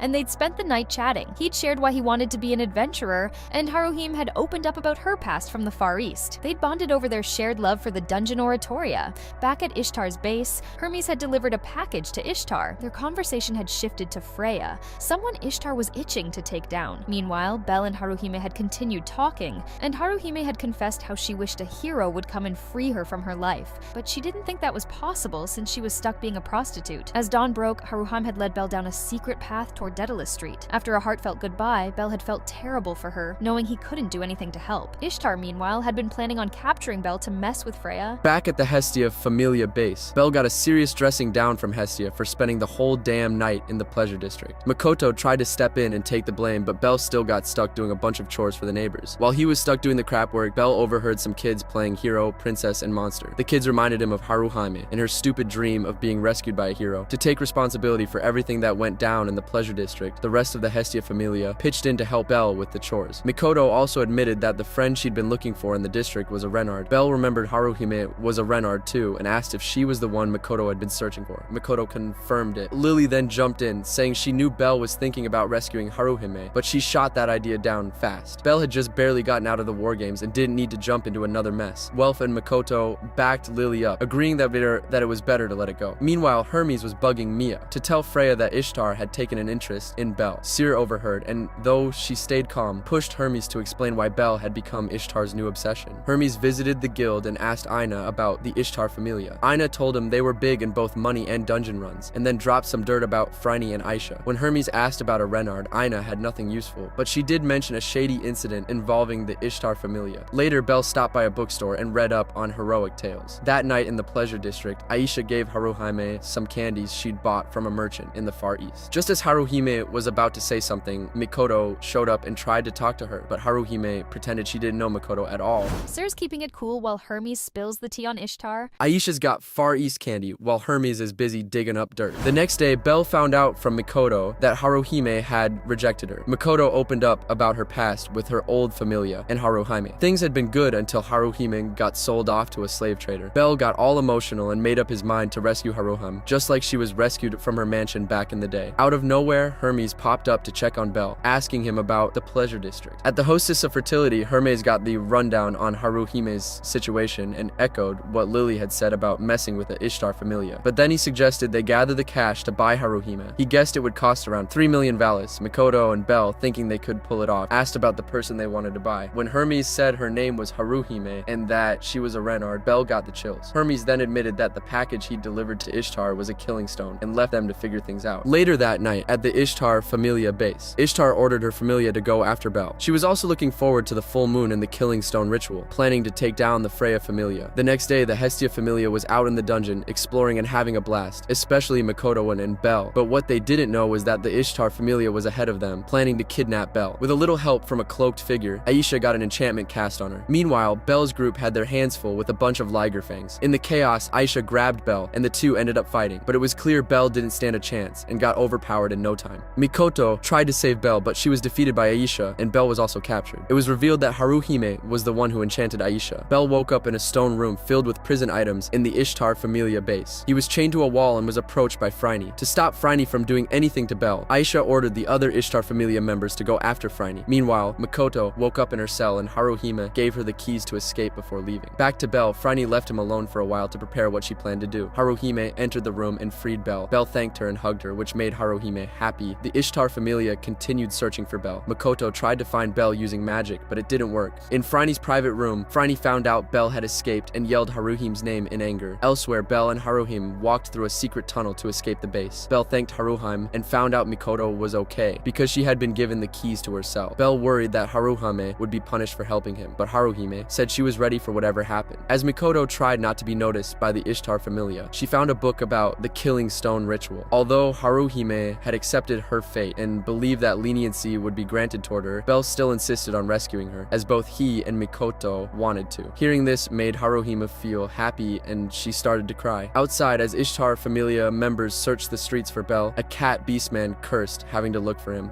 At Hestia's mansion, Takamikazuchi and his familia were informed of the circumstances surrounding Mikoto and Bell's disappearance. In the discussion, they considered many possibilities as to why the Ishtar Familia would have kidnapped Bell and Mikoto. The topic of the killing stone came up, and Takamikazuchi revealed that it was a dark magic ritual that sealed away the soul of a Renard. This allowed the user to wield Renard magic called Yujutsu. Furthermore, once the killing stone was shattered, the soul inside it could never be restored. Since a full moon was needed to complete the ritual, it just so happened that it was that very night. Haruhime's crying tears of relief, but Bell's out here being the hero. Takamikazuchi dropping knowledge bombs while the Ishtar Familia is still searching the streets. Outside on the streets of Orario, just before Bell and Haruhime separated, Mikoto reunited with the two of them. Mikoto immediately brought up the killing stone and asked if Haruhime knew about it. Haruhime didn't answer but acted as though she was aware of it. Just then, Aisha appeared and took Haruhime from the group, revealing that the Ishtar Familia's goal was to start a war with the Freya Familia. To gain the power needed for such a feat, they would have to use the rank-boosting magic that Haruhime could harness from the killing stone. Aisha vowed to take Haruhime, informing the determined Bell that this would start a war with the Ishtar Familia. Before the other Ishtar Familia members arrived, Aisha shared some of Haruhime's backstory. Mikoto and Bell managed to escape from the Ishtar Familia once again and take a break in an alley. Bell feels guilty for leaving Haruhime behind and wonders if saving her would start a war with the Ishtar Familia. Hestia, her familia, and Takamikazuchi try to get into the pleasure district, but they're stopped by two Amazonian guards. Uka and Chigusa arrive to confirm that all the other entrances are blocked too. At the Ishtar Familia base, Franny scolds her subordinates for letting Bell escape. Aisha points out that Franny is being hypocritical, since Bell got away because of her. Samira, an Amazonian, suggests they'll catch Bell after the ritual and believes Bell and Mikoto don't have the power to stop them. While Mikoto checks out the area, Bell continues to feel bad about Haruhime's belief in heroes. His frustration activates his Argonaut skill. When Mikoto returns, Bell tells her he's determined to save Haruhime no matter what. Mikoto is touched and agrees to help him. The two make a plan to rescue Haruhime. Bell, using the power of Argonaut, charges into the Ishtar Familia base, casting Firebolt on all the guards. With the chaos, Hestia and her group slip past the entrance to the pleasure district. Elsewhere, Mikoto interrogates a guard and learns that Haruhime is in the Hanging Gardens. When news of Bell reaches Haruhime, Franny orders Samira to move Haruhime to the Hanging Gardens. Back at the base, Bell is still fighting through the Ishtar Familia. Franny confronts him, and they briefly clash. Aisha and many guards arrive, but Ishtar stops them and orders them to the ritual site. Bell and Ishtar talk about her plan to use the killing stone to rank up her familia and take down the Freya Familia. Afterward, Bell is restrained by Tammuz, and Ishtar tries to use her divine charm on him. Freya, now aware of Ishtar's plan, prepares for war with the Ishtar Familia, but the charm doesn't work on Bell because of his Liaris freeze skill. Bell slips away from the guard holding him and escapes, with the guard chasing after him. Bell's powering up like a boss, while Mikoto's handling the info gathering. Ishtar's charm backfired big time. Bell's Liaris freeze is the ultimate counter. Mikoto arrives at the Hanging Gardens and defeats two guards protecting Haruhime. The two talk until Lena throws a chakram, slicing Mikoto's shoulder, causing her to fall from the bridge. As she falls, Mikoto fires a red flare to signal her failure. Bell refuses to give up when he sees this, and Mikoto climbs back up to the Hanging Gardens. Before the ritual begins, Mikoto returns and defeats a couple more guards. Samira challenges her to a one-on-one fight, and Mikoto accepts, but is easily overpowered by the stronger Amazonian. Franny soon learns that Bell has escaped from Ishtar and calls him out. Mikoto gets up, ready to fight again, but the ritual is about to start. A flashback shows Takamikazuchi advising Mikoto when she was younger, telling her to embrace the true way of a ninja by using dirty tactics. Following his advice, Mikoto grabs Samira and casts a magical discharge spell, causing a big explosion that takes out Samira and some guards. Weakened from using the spell, Mikoto falls and calls out to Bell to save Haruhime. Bell arrives and rushes toward her. To stop Bell, Franny orders Sherei to kill Haruhime, but Bell stops Sherei and destroys the killing stone in the process. The war kicked off when the Freya Familia attacked the pleasure district, led by Freya herself, who was hell-bent on taking down Ishtar. Even though the killing stone was destroyed, Haruhime still refused to be rescued because of her past as a prostitute. Bell didn't give a damn about that, though. He didn't care that prostitutes were seen as the downfall of heroes. He just wanted to save her. Tired of the endless back and forth between Bell and Haruhime, Franny decided to step in, demanding that Haruhime use her magic on her. But instead of using her Uchide no Kozuchi on Franny, Haruhime used it on Bell. Franny, furious, knocked Haruhime out cold, and Bell found himself going toe-to-toe with the ugly Amazonian. Meanwhile, Aisha told her fellow Amazonians to get the hell out of there, and Attar broke away from the Gulliver brothers to find and heal Mikoto, who was wounded. Back at the Ishtar Familia base, Hestia's group was investigating when they were ambushed by a single Amazonian guard who wiped the floor with them. Just when things looked bad, the Freya Familia's vice captain, Alan, showed up and and rescued them, only to trash talk wealth before heading off. Hestia realized Freya was here, and the battle between Belle and Phryne raged on. Phryne knocked Belle back, sending one of his weapons flying. To fight back, Belle grabbed a broad sword and sliced Phryne's face. Enraged, Phryne slammed the ground so hard it destroyed most of the area. Belle, using her weight against her, pulled off a counterattack, slamming her down through the bridge. As Belle walked toward Haruhime, Aisha blocked his path. Phryne survived her fall and was confronted by Otar, who knocked her out cold after a brief exchange. Belle's determination to save Haruhime, despite everything, is honestly so inspiring. Yeah,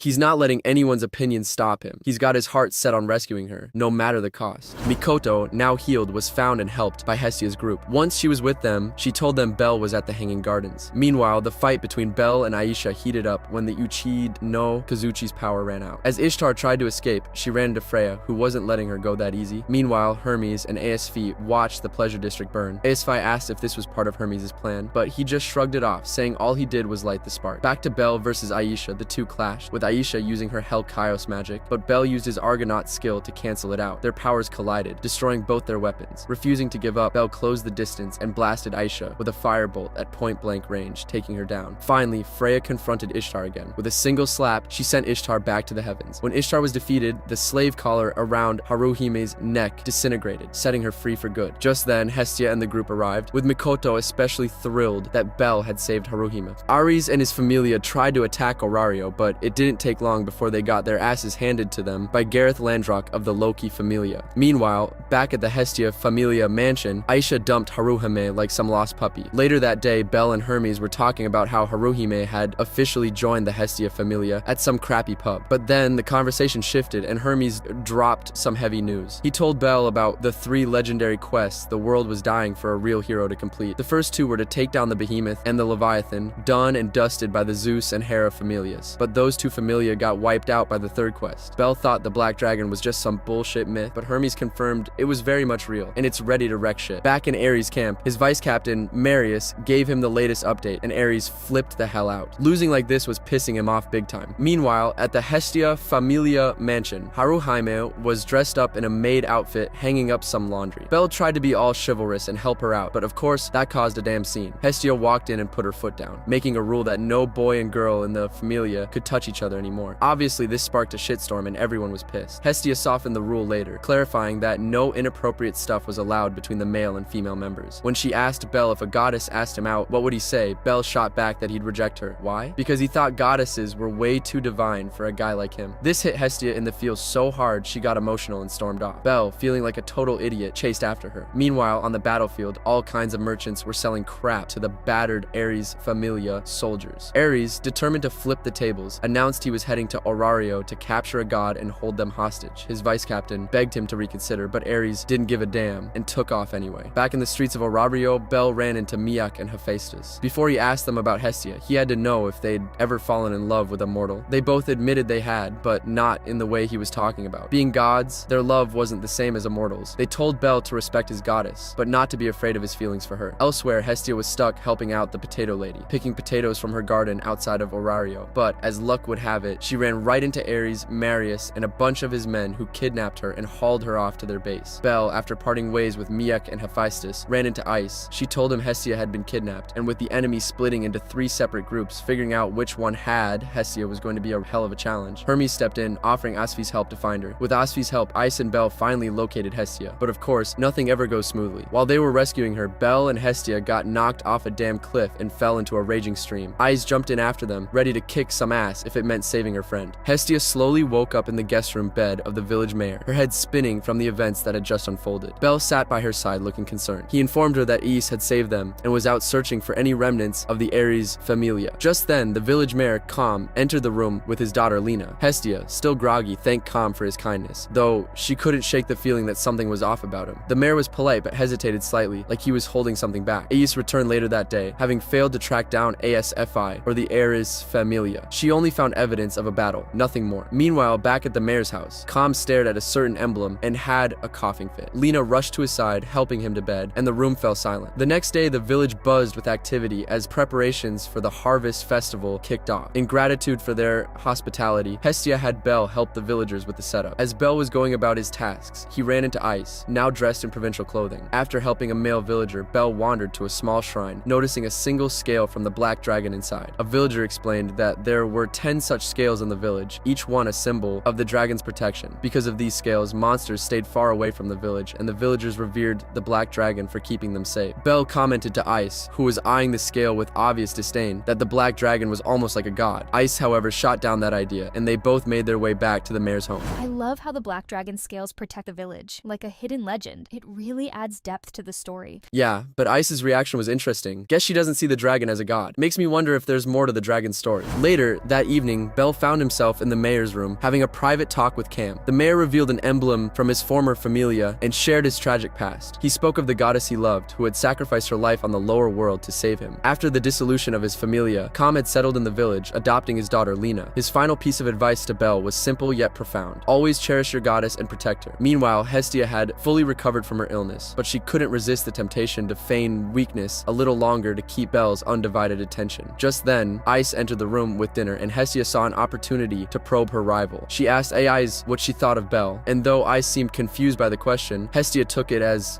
a win when Ice described Belle as like a rabbit. That was enough to convince her that Ice didn't have any romantic feelings for Belle. The Harvest Festival kicked off later that day, and the trio, Belle, Ice, and Hestia, attended. As the harvest dance began, a villager explained the tradition. An unmarried man who asked a woman to dance, Hero was confessing his love, and if she accepted, they became a couple. Hestia was practically glowing with excitement, urging Belle to ask her to dance. But just as they were about to enjoy the moment, Lena rushed in to deliver heartbreaking news. Her father, Cam, was dying. The group quickly gathered in his room, where Cam confessed that Hestia reminded him of Bridget, the goddess he had loved and lost. He asked if he'd see Bridget again in the afterlife, and Hestia reassured him, saying that Bridget was obsessive enough to follow him even there. Cam found comfort in this and admitted he was both eager and scared to see her again. In an unexpected gesture, Hestia removed her hair ties, and pretending to be Bridget, comforted him as he passed away peacefully. Outside, Belle and Hestia sat in silence, talking about death, rebirth, and the possibility of love between mortals and deities. As Hestia reassured him that she would always be by his side even after death, Belle, choked with emotion, told her he wanted to stay with her forever. The next day, Belle, Hestia, and Ice left the village behind, heading back to Orario. But somewhere deep in the dungeon, something new was stirring. A Vuivre had just been born.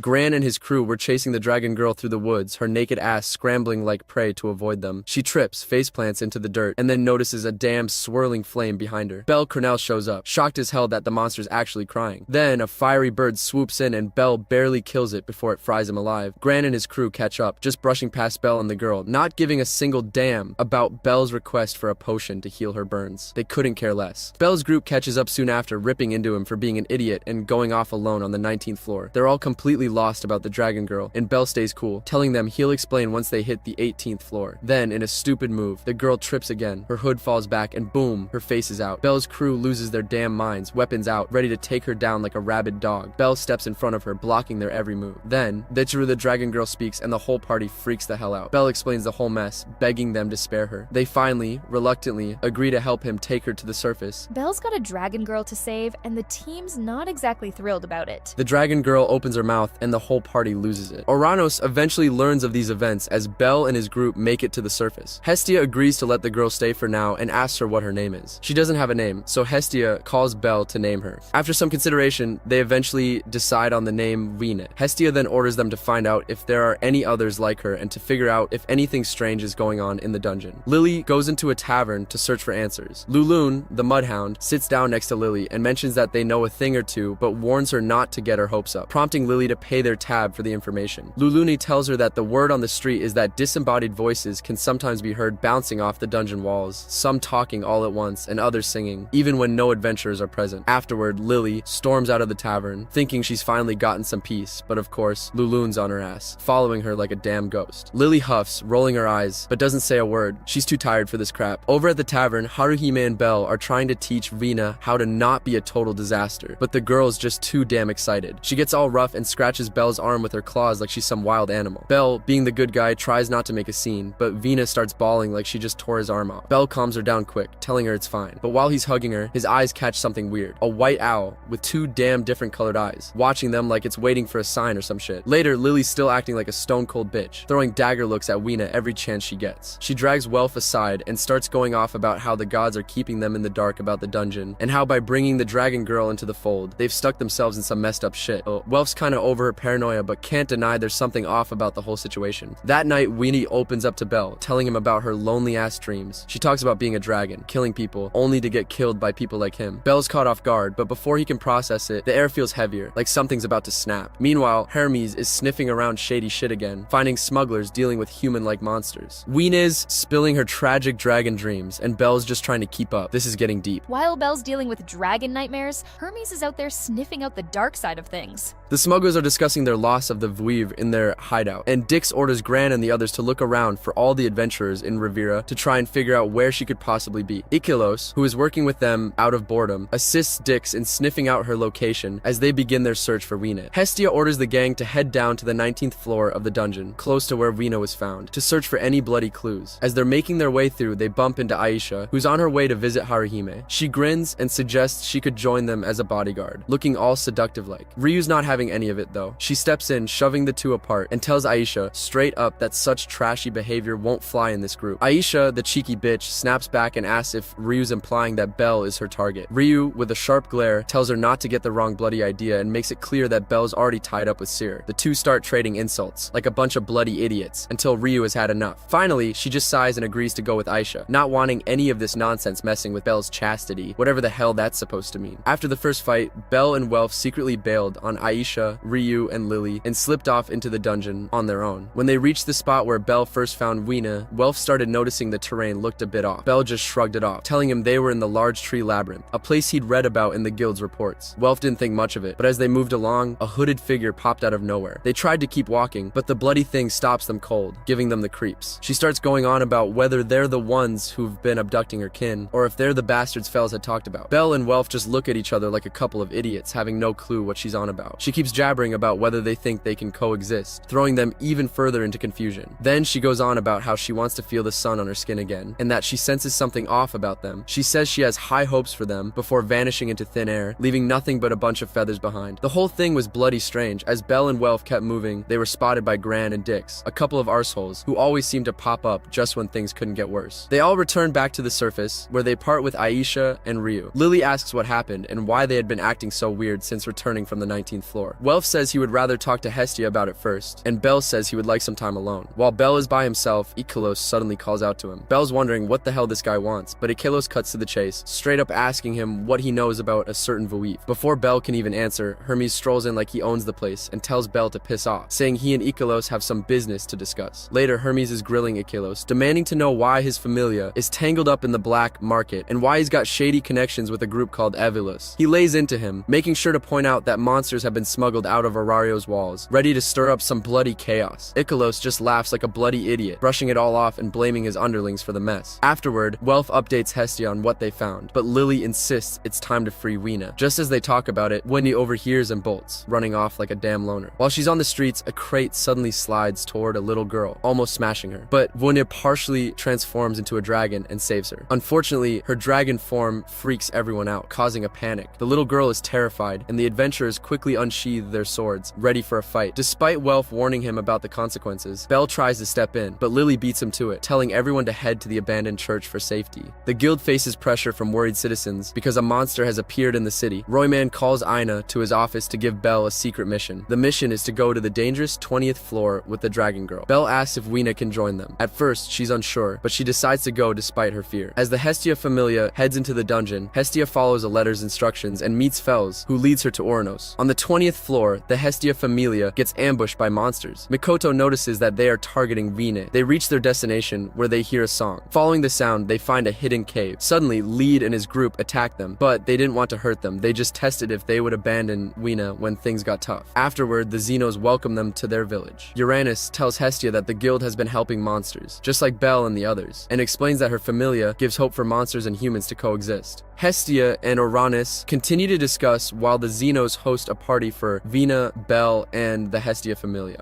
After being asked, Uranus also reveals to Hestia that one other person knows about Weena and the Xenos, Ganesha. Meanwhile, Dix Perdix and the Ikilos familia worry about the possibility of the guild discovering their illegal smuggling business as they continue trying to keep a close watch on the Hestia familia. Fells shows up out of nowhere at the Xenos' village, catching Belle off guard. Fells casually explains that he's the point of contact between Uranus and the Xenos, and that he's been keeping an eye on both Belle and Weena. When Belle asks if he's human, human, Fels just drops the bombshell. He's not really human anymore, or at least he used to be. He pulls back his hood, revealing he's a bloody Spartoi monster. And that's not all. Turns out he's also the sage, the creator of the Philosopher's Stone. While the Xenos talk about their dreams and hopes for the future, Uranus fills in Hestia about the Xenos' true origins, reincarnated souls of monsters who've been killed over and over again throughout history. As Belle and the gang start gearing up to leave, Lyd munches down on a magic stone and drops a grim bit of advice. Monsters attack them just like any human, since he's a hybrid of both monster and human. He warns them not to hesitate when fighting monsters, because if they do, it could cost them their bloody lives. Lyd's dropping truth bombs about hybrids and monster fights. This is about to get real. Fight without hesitation, or it's game over. Lyd's not holding back. Weena, despite wanting to be with them, is forced to stay behind with the rest of the Xenos, while Hestia Familia heads back home. As the Xenos begin their journey, something catches Weena's attention. One of her kin is crying out for help. They rush toward the sound, but then, out of nowhere, Dix steps from the shadows like the arsehole he is, grinning like a bastard. He reveals that the siren's cries were just a bloody trap to lure the Xenos right where he wants them. The battle between the Xenos and the Achelos Familia keeps going, leading to Four's death and several Xenos being captured or killed. After the fight, some Achelos Familia members approach the injured Rania, thinking about hurting her. Rania spits acid at them, which melts their skin, but she is stabbed in the chest. She laughs, saying that her body belongs to her alone and that they cannot hurt her. She then pulls out a stone from her chest, saying it's for Gro to live on before she dies. As Belle heads out to figure out the mess with the Xenos, he's suddenly attacked by a monster. For a second, he's all over the place, wondering if he should even kill the thing, but then Lyd's words come crashing into his mind. Don't be a bloody idiot and hesitate just because it's a Xenos. That's all he needed to hear. Belle slays the monster, shaking off any doubts, and keeps moving. He finally bumps into Ice. Meanwhile, Lyd loses it with Gro, who just went and destroyed the bloody crystal they used to talk to Fels. Lyd's confused as hell, but Gro is pissed, saying talking to Fels won't help a damn thing. He's all about getting revenge on the humans for what happened to Rania and the others, and rescuing those who've been taken. Lyd isn't having it, but Gro storms off with some of the Xenos, like a bloody loose cannon. Lyd, Ray, and the others stay behind, but Lyd's not about to let Gro run wild. He decides to follow the bastard and tells Arle to meet up with the others later. Back with Belle and Ace, Belle asks her what she'd do if a monster actually had a reason to live. Ice doesn't hesitate for a second, saying she wouldn't trust the bastard and would put it down right there. Before Belle can get another word in, alarms go off like hell, and an announcement blares that the guild's about to issue a mission. Turns out armed monsters have completely wrecked Rivera, and all adventurers are banned from entering the dungeon. The Ganesha Familia is set to lead the charge. Hestia gets a message saying they're to stay as backup, but Belle's gonna be part of the subjugation unit. Gross is questioning one of the individuals that Rania had injected her venom into, asking where they are located. The individual directs him to a destination, but after Gro flies off, he mentions that he won't be able to pass through the door. The Ganesha Familia and Belle come across Gro and his group, but the Ganesha Familia are intercepted by Lyd and his group, resulting in a clash. Belle gets a moment alone with Lyd and asks if they truly attacked the town. Lyd confirms his suspicions, but explains that they did so because of the hunters who took Wien in fear. He tells Belle to avoid getting involved with the monster matters, although Belle insists on finding a way to help before Ryu strikes Lyd, believing him to be a threat to Belle. After Lyd escapes, Ryu tells Belle to go back to the Ganesha Familia, but he states he plans to follow Lyd. Ryu informs him that he is becoming linked to a criminal organization, Evilus, which she aims to dismantle. She asks him to return to the surface with her, as Seer has been deeply worried, but his silence makes it clear he won't. She gives him a pouch containing an item before leaving. While trying to catch up with Lyd, Fels meets up with Belle and helps direct him to the proper location. When they arrive, they cannot locate the door until the item Ryu gave. Belle begins to glow, revealing itself as a key. Meanwhile, the rest of the Hestia Familia are sneaking around, trying to track down the smuggler's hideout. Lily leads the crew to the prison where Zanis is locked up. The bastard's got some connections, and they reckon he might know where the smugglers are hiding, thanks to his shady past selling monsters. Zanis, being the rat he is, gives them a tip, telling them to check out Daedalus Street. The Xenos party enters the smuggler's hideout and successfully frees their kin, though Weena is not present. Dix Perdix soon appears, bringing more members of the Achelos Familia to oppose the Xenos, effectively using the captured Xenos as bait to trap them, until Belle runs into the side with the Xenos. After a conversation between Fels and Dix about how he got a hold of Daedalus' man-made labyrinth, Knossos, it is revealed that Dix is a descendant of Daedalus' bloodline when he removes his goggles to reveal his red eyes, something all of Daedalus' descendants have. It is explained that the Achelos Familia's alliance with Evilus and the sale of the Xenos were motivated by the funds needed to complete Daedalus' legacy, Knossos. Dix then casts a curse, Fabator Daedalus, which stuns and disorients the Xenos, causing them to act erratically and even attack each other. Meanwhile, Arles approaches with the comrade she was sent to retrieve, Asterius. The intense struggle between the Xenos and the Akelos Familia begins to unfold. Bell and Dix continue their fierce fight, with Bell soon being struck by Dix's cursed spear, which slices deeply into the side of his face. Bell is left with an open wound that Dix explains cannot be healed by any form of magic or potion, no matter how powerful. The injury will remain with him, an unavoidable consequence of their battle. Meanwhile, Ilta and Shakti have captured nearly all of the Xenos outside Knossos. Just when it seems their task is almost complete, Arles and Asterius suddenly appear, disrupting the progress of the capture operation. Inside the labyrinth of Knossos, Dix starts rambling on about the curse of the Daedalus bloodline. He explains that anyone born into this bloodline gets completely obsessed with finishing the labyrinth. It messes with their head, like brutal, non-stop headaches and eyes that feel like they're on fire. No matter how they feel about the labyrinth itself, the curse doesn't give a damn. Dix admits he used to go into the labyrinth just to hunt monsters and escape the constant pressure in his skull. But then, he ran into monsters that could talk, and that's when things got twisted. He found some sick satisfaction in hearing those monsters scream. It was the only thing that eased his pain, and that's when the obsession took hold. He started calling it his dream of beasts, and from then on, it was all he could think about. This addiction was so deep that even Akelos later came to define it as his own twisted motivation. Back in the forest, Asterius has already cut down every member of the Ganesha Familia and their allied forces, leaving Ryu as the only one still standing in defiance. However, even she will soon be defeated by Asterius' overwhelming power. After hearing a loud howl from Rhett, Asterius unexpectedly stands down and walks away, leaving Ryu to wonder why she was spared, unable to understand his motives. Something's off here. Ryu's left in the dark, wondering why she's the one spared. This doesn't add up. Meanwhile, Bell desperately tries to convince Dix that the Xenos should be spared, but Dix remains steadfast in believing their destruction is necessary. Dix takes Bell to a separate area, insinuating that Bell may have developed romantic feelings for the Vuit. Bell sees Weena tied up in this secluded space and pleading for his help. Standing behind Weena, Dix asks Bell what he thinks would happen if he were to rip the red stone out of her head. Bell charges forward to stop him, but Dix is faster and pulls the stone out before Bell can reach them. As a result, Weena immediately reverts to her monster form and begins attacking Bell. Despite Dix's taunting words, Bell refuses to strike her, firmly believing that she is not an enemy. As Weena slams her hand into Bell's shoulder, he does not move, instead telling her calmly that he will be fine. This reassurance causes Weena to pause and reflect on their shared moments, leading to her internal conflict as she hesitates to continue the attack. After Weena stops her assault on Bell, Dix resumes the fight, challenging Bell to explain why he continues to protect monsters like her. Amid the barrage of attacks, Bell briefly clears his mind and breaks Dix's spear with a focused strike. Bell passionately declares that it does not matter if someone is human or a monster. If they ask for help, that is all that matters to him. Despite his strong words, Dix still manages to overpower Bell, and just as Dix is about to land the final killing blow, he is unexpectedly struck in the back by Lid. Bell's words have struck a chord with Lid and the other Xenos, as they are now filled with renewed resolve, causing the Akelos Familia to lose ground in the battle. Having regained his strength, Bell stands and joins Lid in the fight against Dix. Together, they overpower him, with Bell landing a devastating blow that sends Dix crashing into the wall, leaving a large hole in the labyrinth's structure. The curse Dix had placed on Bell is now broken, but Dix still manages to rise to his feet, revealing that he has kept Vini's stone in his possession. He throws the stone behind him, sending it flying through the hole in the wall, nearly causing him to fall off a dangerous ledge. However, Bell and Lid manage to catch it in time. As they retrieve the stone, Dix casts an illusionary curse on Weena, before setting her free to cause chaos on the surface. With his plan still in motion, Dix escapes while Bell and Fells rush after Weena, soon joined by the other Xenos. On the surface, the Hestia Familia continues searching for the enemy hideout on Daedalus Street when Weena suddenly appears, her rampage in full swing. She nearly strikes Haruhime, but Bell intervenes at the last moment, saving her from the deadly attack. As Bell prepares to return the red stone to her head, the Loki Familia, with IEs at their forefront, stand atop a nearby building and throw a spear, piercing Wiener's shoulder. Panicked, Bell steps in front of Weena, positioning himself as a barrier between her and the Loki Familia, determined to protect her from further harm. Dix, bloodied and barely standing, stumbles through the labyrinth, desperate to escape, but his luck runs out when Asterius catches up to him. With one brutal swing of his axe, Dix's fate is sealed, and he's killed on the spot. Meanwhile, back on the surface, Bell is busy defending Weena from a group of adventurers who are out for blood. Bell declares that Weena is his prey, and with that, he starts chasing her through the city like a bloody madman. The Xenos are still on the run, and the Loki Familia is hot on their heels. But their hunt takes a turn when Asterius appears out of nowhere. With the sheer power of his axe,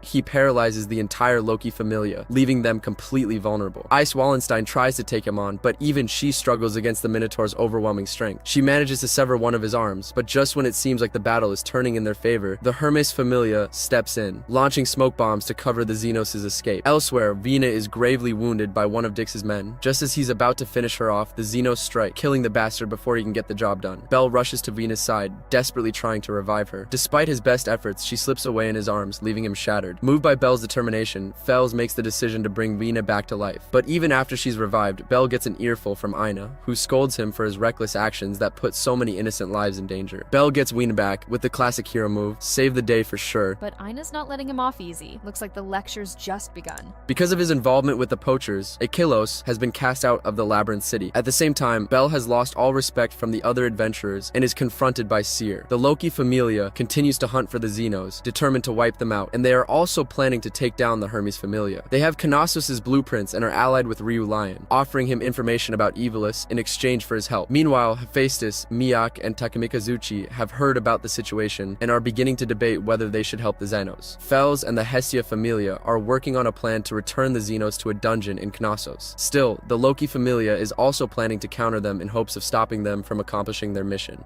Ina Tula feels uneasy after her last meeting with Belle, so she finds him. However, Hermes stops her and asks for a favor before she can track him down. Meanwhile, the Hestia Familia is putting its plan into action to escort all the Xenos out of the city safely. Belle is acting as a decoy for the Loki Familia, drawing their attention, especially that of Ice Wallenstein, who tries to follow him. As Belle tries to escape, Aisha Belka, Ryu Lion, and Naza Erisuis offer to help him. Ina arrives, but she cannot give Belle the bracelet Hermes had asked her to deliver before he leaves. With Naza and Ryu's help, Belle manages to escape from Ice. Lilyruka Arde uses her magic to slow down the Loki Familia's pursuit. Meanwhile, Yamato Mikoto, Fels, and Welf Krozo lead the Xenos to an unguarded entrance to the Knossos dungeon. During the chaos, Weena gets separated from the group and is confronted by Taiona Hiryute, who intends to kill her. Just in time, Belle saves Weena from danger. Weena tries to escape from Tiona Hiryute, but ends up protecting a child. Because of this, Tiona decides to let her go. Belle and Haruhime find her, but Beteloga shows up to stop them. Haruhime stays behind with Isha Belka to hold him off. Welf and Makoto stay behind to fight Gareth Landrock and manage to defeat him with help from Tsubaki Colbrande of the Hephaestus Familia. Ais faces Belle and Weenie, but Belle sends Weena to safety. However, she returns to help him. Ais keeps attacking her, refusing to believe she isn't like the other monsters. But Weena proves she's not dangerous by ripping off her wings and claws. This convinces Ais to let her go and let them escape. As the Xenos flee to Knossos, Hestia finds out that the book Hermes gave them was tampered with, which led to their trapping. Then, Hermes meets up with them to talk to them. Hermes, that sneaky bastard, pulls the strings and manipulates the Xenos into attacking civilians. Of course, Belle can't let that slide and jumps in, hoping to slay the bastards and fix his damn reputation. Then, out of nowhere, Gro goes full arsehole mode and attacks Ina Tool, but Belle's not having any of it. He steps in to protect her, doing what any decent human would do. Hestia, realizing the little shit Hermes is playing them all, rushes to help, figuring out the bloody mess that's going down. Gross, not backing down, starts fighting like a madman, hoping Belle will be forced to kill him. But Belle, showing some damn sense for once, refuses. Enter Asterius, the massive minotaur. The guy's a bloody monster, and he's got a challenge for Belle. Belle, recognizing the beast from when he defeated it in a dungeon, takes the challenge head on, ready to put up a fight. Hestia takes the distraction and helps Gro and the other Xenos escape the shitstorm brewing in the streets. Belle throws everything he has into the fight with Asterius, giving the minotaur a run for his money, but in the end, Asterius wins. The massive bastard heads back toward the dungeon, promising Belle that their next battle will be even more hellish. Fels, the bloody good healer, tends to the Xenos, getting them back on their feet as they head toward the dungeon, while Asterius sets his sights on training harder to make sure he's even stronger for the next round. With everything finally calming the hell down, the Hestia Familia starts brainstorming on how to get humans and Xenos to live together in peace. Meanwhile, Belle, battered and bruised, makes up with Ais and asks her to train him for the inevitable rematch with Asterius. He's not a bloody idiot. He knows he needs to be stronger. Belle's finally hit level 4, but he's far from stoked about it. The Xenos are still hiding like cowards, and the damn loss to Asterius still eats him up inside. He's pissed off and determined to get stronger, so he can help the Xenos get their shit together and never lose again. At the guild, things are a bit awkward. An elf and a dwarf are hitting on Ina, but she's not having any of it. She just sees them as friends. Belle gets a letter from the Hestia family about a material collection mission, and the whole damn group freaks out. They haven't gone dungeon farming in what feels like forever, and Welf's made some killer new gear for everyone because the next floors are going to be brutal. Hestia decides to team up with the gods she trusts the most.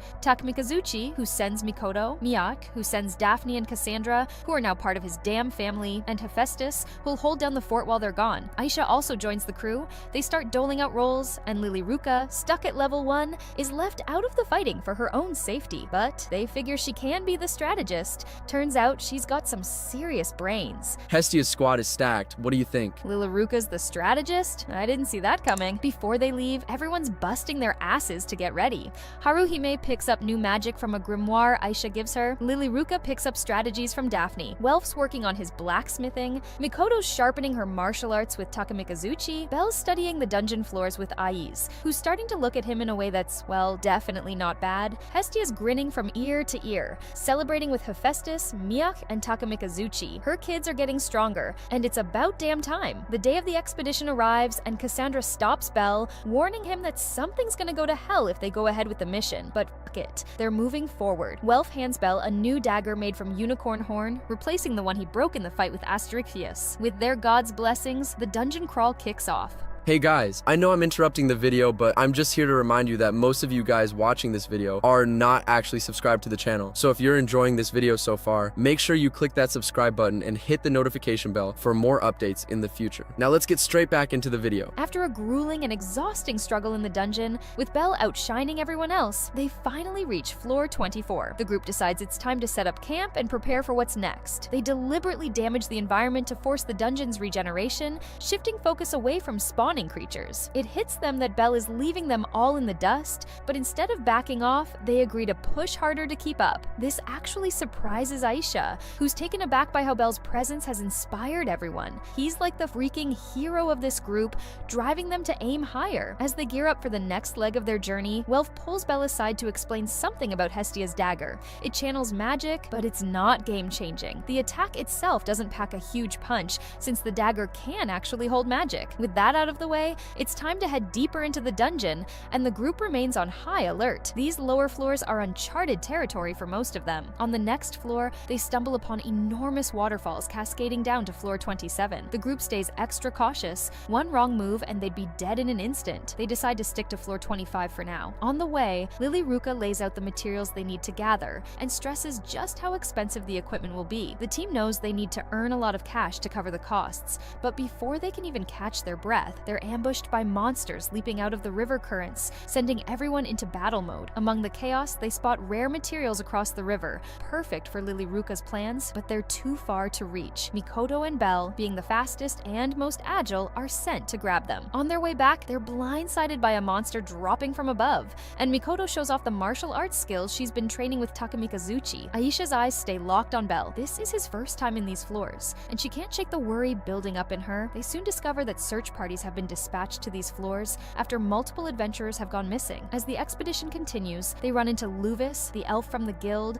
who's been sent down here as part of his own search party, but the guy's in bad shape, critically wounded from being chased by a deadly creature that's still hot on his heels. Belle doesn't hesitate. He rushes to rescue Luvis, but then they realize that the creature is just as fast and strong as Belle himself. It's some kind of enhanced version of a monster, one that's gearing up for a ranged attack. The shot hits Chigusa, injuring her badly. The monster bolts after landing its strike, but it's clear now. Cassandra's prophetic visions were warning them about this exact moment. The creature seems to grow stronger by consuming other monsters' stones. Much like how casinos operate, it gradually moves toward other injured elves, attacking them without mercy. The wounds inflicted by the creature are extremely difficult, if not impossible to heal, as they leave parasitic seeds embedded within the host, slowly consuming them with their invasive roots. Belle cannot allow these adventurers to die, so he immediately asks for any possible ideas to save them. Cassandra then suggests they go outside to find someone who might be more experienced in healing, or head toward the insect clan who might possess the necessary skills. Her second idea is to destroy the attacker, as this would, in turn, eliminate the parasites within the victims. Luvis overhears Cassandra's words and, desperate as hell,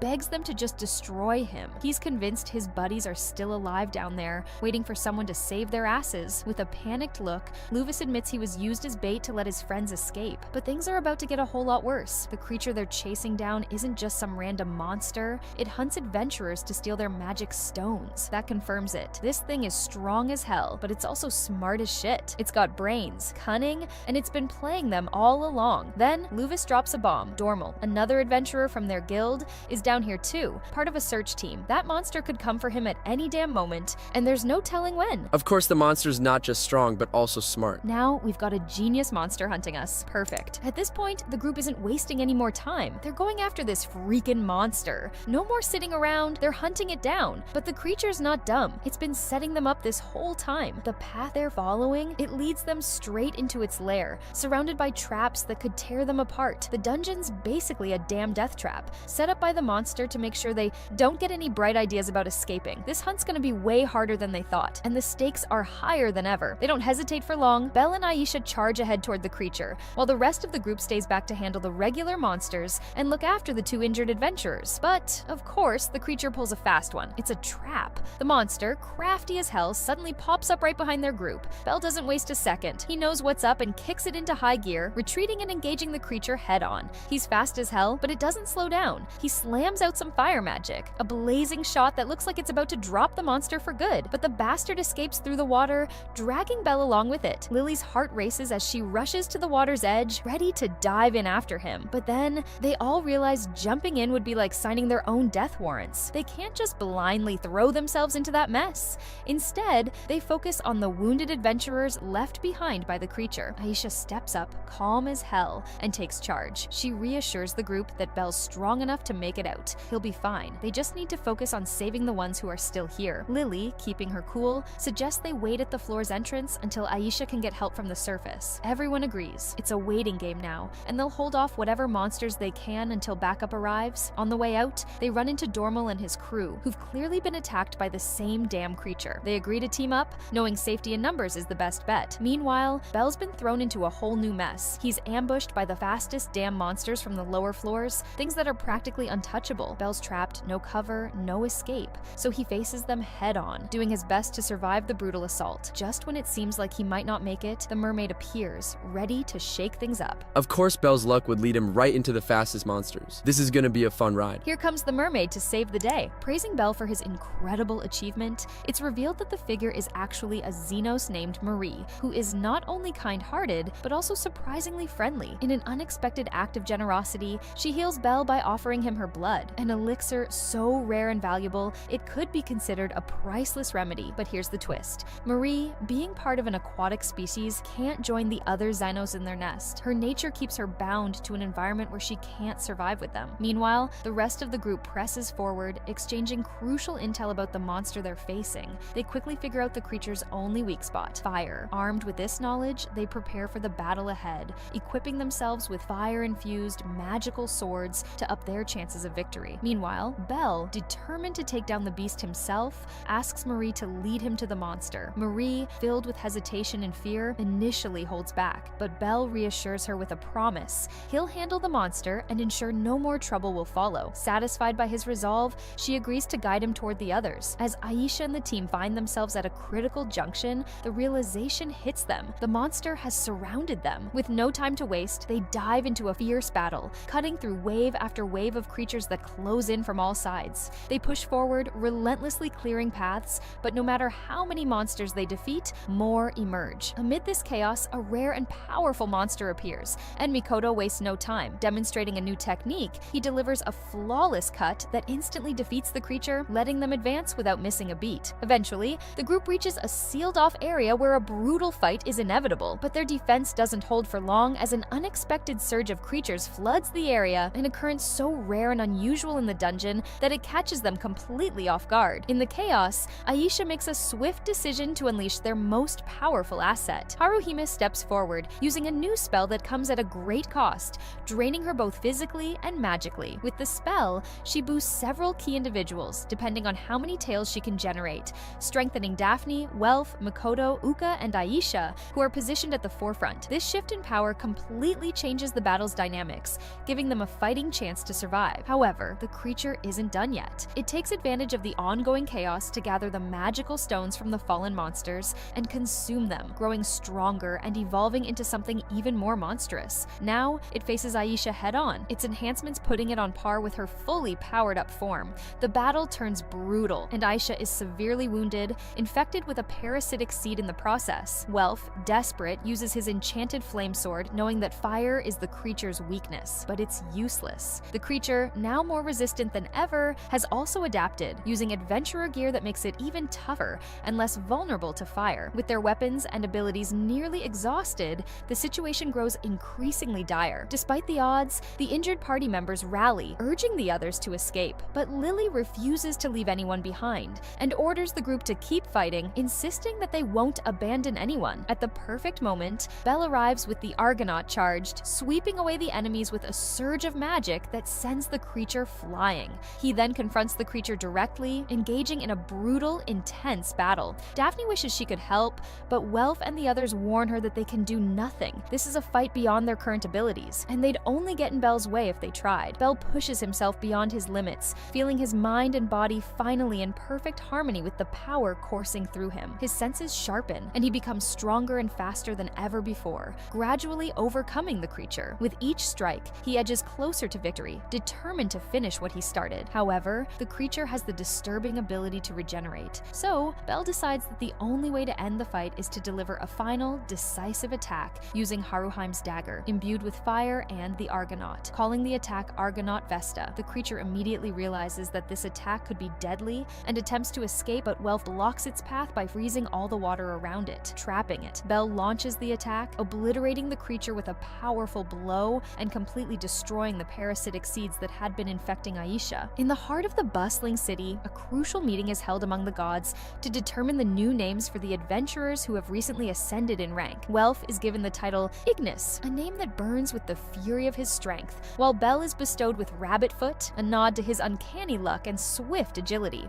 On the 18th floor of the dungeon, Belle visits the injured adventurers, each of them slowly recovering from their harrowing wounds. As a powerful gesture of gratitude, the Hestia family gains the trust and goodwill of the elves and dwarves, their favor hard-earned and invaluable. But just when things seem to settle, a blood-curdling shock hits the 18th floor. A string of gruesome murders erupts, and the prime suspect in these chilling killings is none other than Ryu. Suspicion casts a dark shadow over her, and tension fills the air. Meanwhile, Cassandra, plagued by her disturbing visions, experiences yet another premonition, this one darker and more terrifying than before. She sees a massacre, a brutal slaughter where no one escapes, and the carnage is so inevitable that no one, not even the gods themselves, will be able to stop it. Ryu's the killer now? This is spiraling out of control fast. Cassandra's seeing a massacre where no one survives. It's like the end is already here. Back in the city, with Ryu now the prime suspect in the brutal murders, she's getting hunted down by adventurers like she's a damn fugitive. Her bounty's been on her head for ages, all because she killed the family who wiped out hers. Belle and the crew are putting their heads together, going over all the sketchy details that have come to light. For one, the body was stabbed to hell and back, and some people are straight up lying about knowing Ryu, even though she fought alongside a Goliath. Like, how do you not remember that? With all these red flags, they just can't buy that Ryu's the killer. So they decide to roll with the hunting squad, hoping to find her first and get to the bottom of what's really going down. Meanwhile, Cassandra's freaked out by her premonition and is dead set on stopping them from going after Ryu, but no one's having it. They're all too determined. So Cassandra figures if she can't stop them, she'll just have to follow along and change the messed up future she saw. While they're hunting, they run into all sorts of monsters, battling their way through dungeon floors. Along the way, Cassandra asks Welf to whip up a special cap for Belle. She's convinced it's the key to changing his fate, since he's the last one standing in her prophecy. They finally make it to the waterfall area when a huge explosion goes off from the 27th floor. Realizing things are getting crazy, the group splits up. One crew stays behind to guard the entrance, while the other heads out to find Ryu. Belle joins the group going in, leaving the others to hold the line. Before he dips, he tells them to check out this shady dude named Turk. He's been stirring the pot, pushing the hunt for Ryu, and Belle's got a feeling there's more to him than meets the eye. Belle and the group continue advancing, battling relentlessly through the dungeon. Belle easily sweeps through the enemies, surprising the adventurers they encounter along the way. However, as he pushes forward, he hears Marie's voice calling out and immediately rushes ahead, determined to save her from the other adventurers in pursuit. Meanwhile, Lily shares the information she's gathered about Turk, who seems to be a familiar figure among adventurers. However, despite his repeated appearances, Turk still raises many suspicions. Turk continues to incite the group as they press on, urging them to keep going and stay on the hunt for Ryu. The group reluctantly follows his lead, uncertain whether they should trust him. Belle eventually finds Marie, visibly relieved and happy to see him. She explains that a dangerous threat lurks on those floors, one that she has been trying to avoid. Upon hearing this, Belle realizes that the strange holes in the paths may be connected to the very danger Marie fears. He urgently asks her to show him where Ryu is hiding, hoping to stop whatever dangerous plan Ryu might have in motion. Of course, Marie's the one with with the answers. Just when things couldn't get more complicated. Belle's racing against time to find Ryu, and Marie's got the key to it all. Belle finally locates Ryu, who is in the middle of interrogating someone. After finishing with the unfortunate victim, Belle is shocked by her cold and calculating actions. Ryu, noticing Belle's arrival, sternly tells him not to follow her, insisting that he should leave and not involve himself in her dangerous work. Belle, ever stubborn, decides to ignore Ryu's request and follows her, determined to understand what she's truly up to. Meanwhile, Aisha is trailing behind Turk and his group, but the adventurers grow increasingly frustrated with being followed, raising more and more suspicions about their intentions. Tensions are rising, and it's clear that something is off. Eventually, Belle reunites with the group he had left behind earlier, only to find several more bodies on the ground. Among the carnage, there is a lone survivor. Belle examines the survivor, revealing a shocking truth. All the victims were part of an evil faction, and they were wanted for various crimes. Before they can process this, Jura, relentless in her pursuit of vengeance, finishes off the survivor despite the efforts of the adventurers to stop her. Her thirst for revenge seems unstoppable. It quickly becomes apparent that Ryu did not kill the man on the 18th floor as originally suspected. She was being framed by the individual pretending to be injured. Realizing this, Belle decides to take action against the man named Jura, who turns out to be a tamer. Jura has secretly brought a dangerous monster from the deeper floors into the city, fueling the chaos. Meanwhile, he sends Fels to investigate the creatures being captured by Jura. Fels uncovers a room filled with caged monsters, confirming their worst suspicions. Evil still operates in the shadows, manipulating events from behind the scenes. Aisha and the others, meanwhile, are confronted and threatened by Turk and his men, who, along with a monster from the deep floors, force them into a fight for survival. The adventurers barely escape from the mighty monster and find a safer place to regroup. Using Haruhime's magic, they enhance Uka and Welf to Aisha's combat level, enabling them to stand a fighting chance against the formidable creature.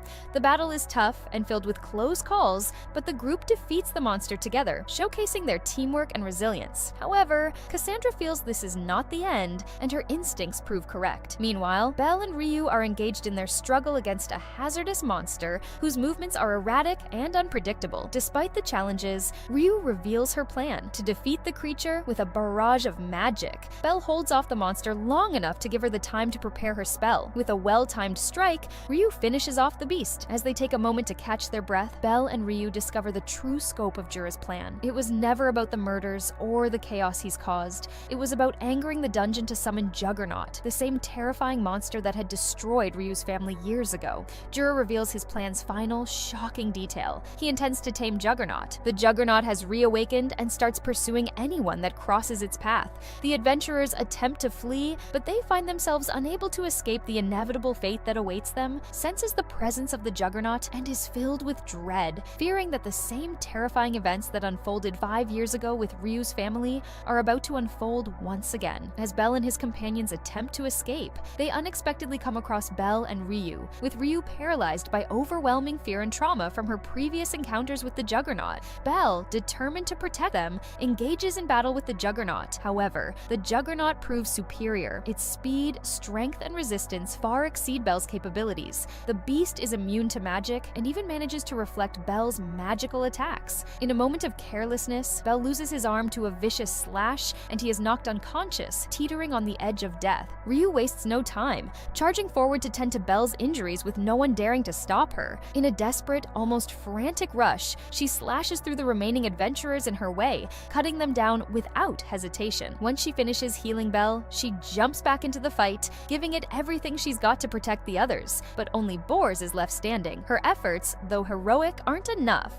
and soon she's struck down, badly wounded. Amid the chaos, it becomes painfully clear Ryu was the same adventurer who fought alongside Goliath on the front lines, her reputation now hanging in the balance. Mary eventually finds Belle near the lake, where the intense battle with the Juggernaut had unfolded. She retrieves his severed arm and dagger, using her blood to heal him, bringing him back from the edge of death. As Belle stirs back to life, he doesn't waste a second, grabbing his Hesta dagger and the cape Welf had gifted him, using it as a shield. Despite his exhaustion, he fights valiantly, but his only option is close combat. With determination, Belle devises a risky plan. He channels magic toward the Juggernaut, hoping to have it reflected back at him, recharging his dagger with Argonaut's power and using Vesta to fuel the magic. But the Juggernaut doesn't fall, and Belle, drained and battered, finds himself on the verge of collapse. Just as it seems all hope is lost, Jura steps in, attempting to tame the Juggernaut, but but his efforts are futile. The beast effortlessly slices him in half. Still, Jura orders an attack, and the monster they thought they defeated reappears, attacking them once again and swallowing them whole. Miraculously, they survive. Swallowed by the creature, though gravely injured, the two of them find themselves on the 37th floor,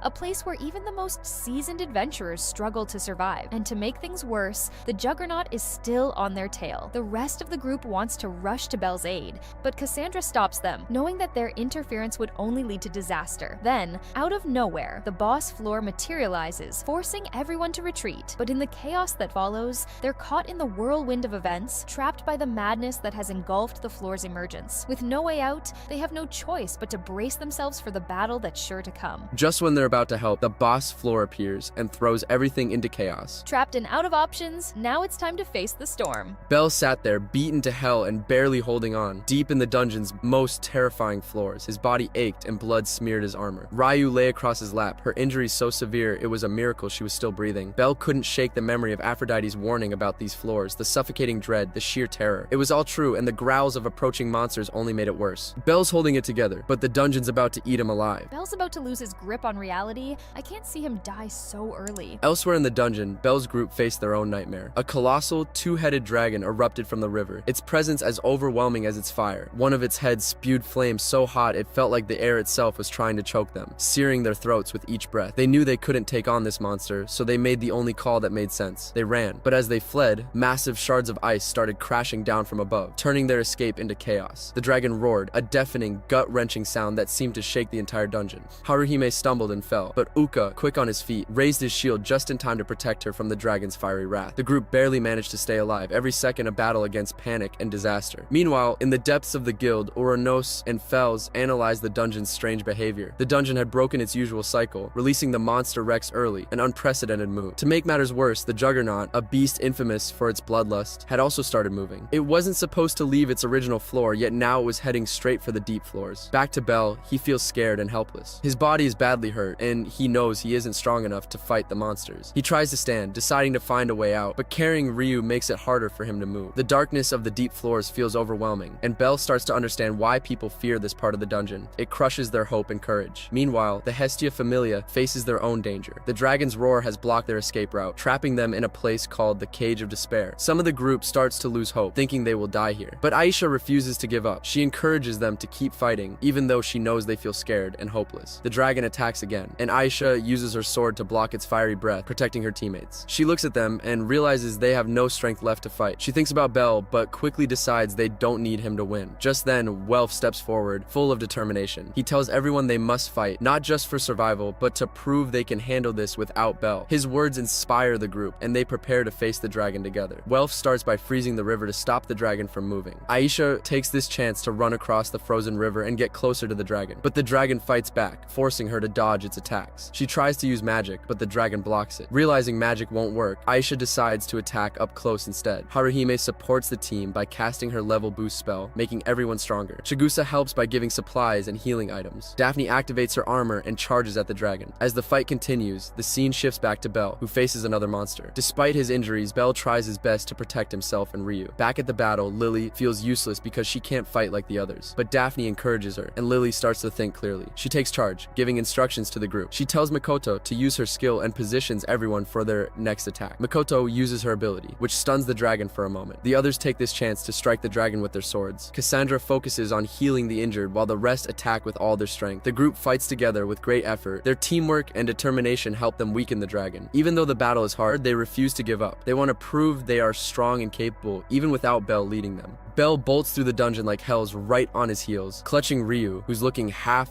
dead in his arms. The monster behind them roars like it owns the place, and Belle knows he's running on borrowed time. With a burst of desperation, he blasts a firebolt at the beast. By some miracle, it works, and the monster drops, giving him and Ryu a second to breathe. Ryu stirs, barely hanging on, and Belle pushes her to heal herself. But nope, she's got other ideas. She burns her last magic on him instead. Belle feels his wounds knit together and freezes, dumbstruck. She's pale as a ghost, muttering that this was her last shot and that she's too far gone to help. basically telling him to ditch her and save his own skin. Belle isn't having it. Leaving her isn't an option. They're either getting out of here together or not at all. As he's trying to pep her up, a giant skull sheep strolls into the scene like it's the boss of the floor. This thing's nightmare fuel, and Belle's heart sinks. The sheep locks its hollow eyes on him, and out of nowhere, bolts forward like a damn rocket. Belle barely dodges. Ryu groans that the thing's skin camo makes it nearly invisible. The monster pounces again, sinking its teeth into Belle's arm. Pain explodes, but he's not going down that easy. He grabs his dagger and starts stabbing like his life depends on it, because it does. Blood sprays, the sheep thrashes, but Belle doesn't let go. After what feels like forever, the skull sheep finally disintegrates into the air, leaving Belle kneeling in a puddle of his own sweat and blood. His arms wrecked, he's exhausted, but they're still alive. That's gotta count for something. Although the danger is over, Belle looks at Ryu and sees she still feels like a burden. He reassures her, saying he cannot survive the deep floors without her. His words motivate her slightly, and she suggests they find a safe spot to rest for a while. Meanwhile, under Lily's leadership, the rest of the team is doing their best to fight against the dragon and other monsters. The dragon appears exhausted, breathing heavily. Everyone feels hopeful that luck is on their side. They believe they can defeat the monster with just a few more strikes, but before they can make their final move, the dragon dives into the water. From there, it climbs up a waterfall, then leaps back into the river, creating a massive wave that crashes into the adventurers. The powerful wave causes them to lose their balance. Mikoto is swept into the deep water, and small monsters begin to attack her. Back with Belle and Ryu, Belle carries her as they continue moving forward. They come across a fork in the path. Following Ryu's earlier advice, Belle chooses the narrower path. Along the way, they see light glowing from a magic stone and feel hopeful. They think other adventures might be nearby, and for a moment they believe they are not alone. However, their happiness quickly turns to fear when they find skeletons of adventurers scattered around the area. Before they can react, another skull sheep appears behind them. Belle quickly uses his firebolt again and successfully defeats it. But Belle is not feeling well. He is losing hope, overwhelmed by exhaustion and fear. This time, Ryu encourages him. She tells him to rest for 5 minutes, saying it's the only safe amount of time they can afford in a dangerous place like this. Belle reluctantly agrees and falls asleep, while Ryu silently cries as she watches over him. Belle's out, but Ryu's out here holding it down like a champ. She's watching over him. She is the walking ad of women independence. Back with the team, everyone climbs out of the water, only to realize that Mikoto is missing. They begin searching for her, but the dragon suddenly re-emerges from the water. It attacks the group with its fiery breath. Haruhime and Lily steps in to protect Cassandra, saving them from harm. Having lost both Haruhime and Mikoto, the team becomes more enraged. They channel their anger into determination, eager to defeat the dragon no matter what. Ryu's keeping watch while Belle's knocked out, her body aching but her senses on high alert. Her eyes flick to the crumbling walls around them, nerves buzzing. The dungeon's a damn nightmare, and she knows they're both too messed up to survive another round. But of course, luck's a joke, and before she knows it, 3 skull sheep step out of the shadows, their glowing eyes locked on her like they've been hunting her all night. Fear claws at her insides, but she forces herself to stand, her legs shaking like jelly. These monsters don't waste time, moving in slow but deadly like they know she's running on fumes. Armed with nothing but a tiny dagger, she gets ready to face the storm. The first sheep charges and she sinks her blade into it with everything she's got. The damn thing drops, disappearing like a puff of smoke. But the other 2, they're not having it. They rush at her, teeth bared, and she's barely keeping up. One slams into her, knocking her down hard. The other's ready to rip her apart, jaws wide open. Her heart's hammering as she freezes, thinking this is the end. Then, out of nowhere, the beast above her drops like a sack of bricks. She blinks, confused as hell, and spots a dagger stuck in its side. She looks up and sees Belle, barely awake but still standing, eyes blazing with that same stubborn fire. Belle pulls her up, shoving a fresh dagger into her hand. He gives her the silent order to rest, like he doesn't give her any choice. Exhaustion crashes into her and she lies down, her mind drifting back to 5 years ago, lost in memories, even with the monster still lurking around. Meanwhile, back with the team, they are still fighting the dragon. After losing both Haruhime and Mikoto earlier, the group is determined to defeat the monster. Aoka realizes that they need a solid surface to stand on if they want to fight effectively. The dragon continues its attacks, diving underwater again and causing massive waves that crash into the adventurers. One wave hits Uka particularly hard, but he manages to stay safe. Recognizing the need for teamwork, Uka calls out to Welf for help. Welf uses his ability to create a giant ice walkway with his sword. Uka uses this pathway to get closer to the dragon. At the same time, Mikoto, who is underwater, begins using her powers to boost the strength of the entire team. Together, Uka and Mikoto fight against the dragon and the smaller monsters that accompany it. While this is happening, Aisha notices Haruhime emerging from the smoke, using her own abilities to support the team. With the combined efforts of Uka, Mikoto, Haruhime, and Aisha, they finally defeat the dragon. Relief washes over the group as they celebrate their victory. However, their joy is short-lived as the tunnel around them begins to collapse. Realizing the danger, they decide to flee immediately. The group plans to head toward Tunnel 24, but some members insist on going to Tunnel 26 to find Belle. A tense moment follows as they debate their next move. Cassandra steps up, taking charge and pushing Daphne to trust her gut. She's confident, saying they should head east toward Tunnel 26. Daphne hesitates at first, but eventually she gives in, and the whole group takes off running, heading straight for the tunnel. Just as they enter, the cage of despair comes crashing down, completely blocking off their old spot. The adventurers freeze for a moment, then let out a collective sigh of relief. Cassandra's call was spot on, and they've just avoided a serious mess. Meanwhile, Belle's on guard, keeping a close eye on Ryu as she rests. Even though they were both wrecked, with injuries all over, Belle's not letting his guard down. He's dead set on protecting her and finding a way out of the deep floors together, no matter what. One day, they start clowning around, teasing her that she's gotten so lazy, she could literally fall asleep while standing.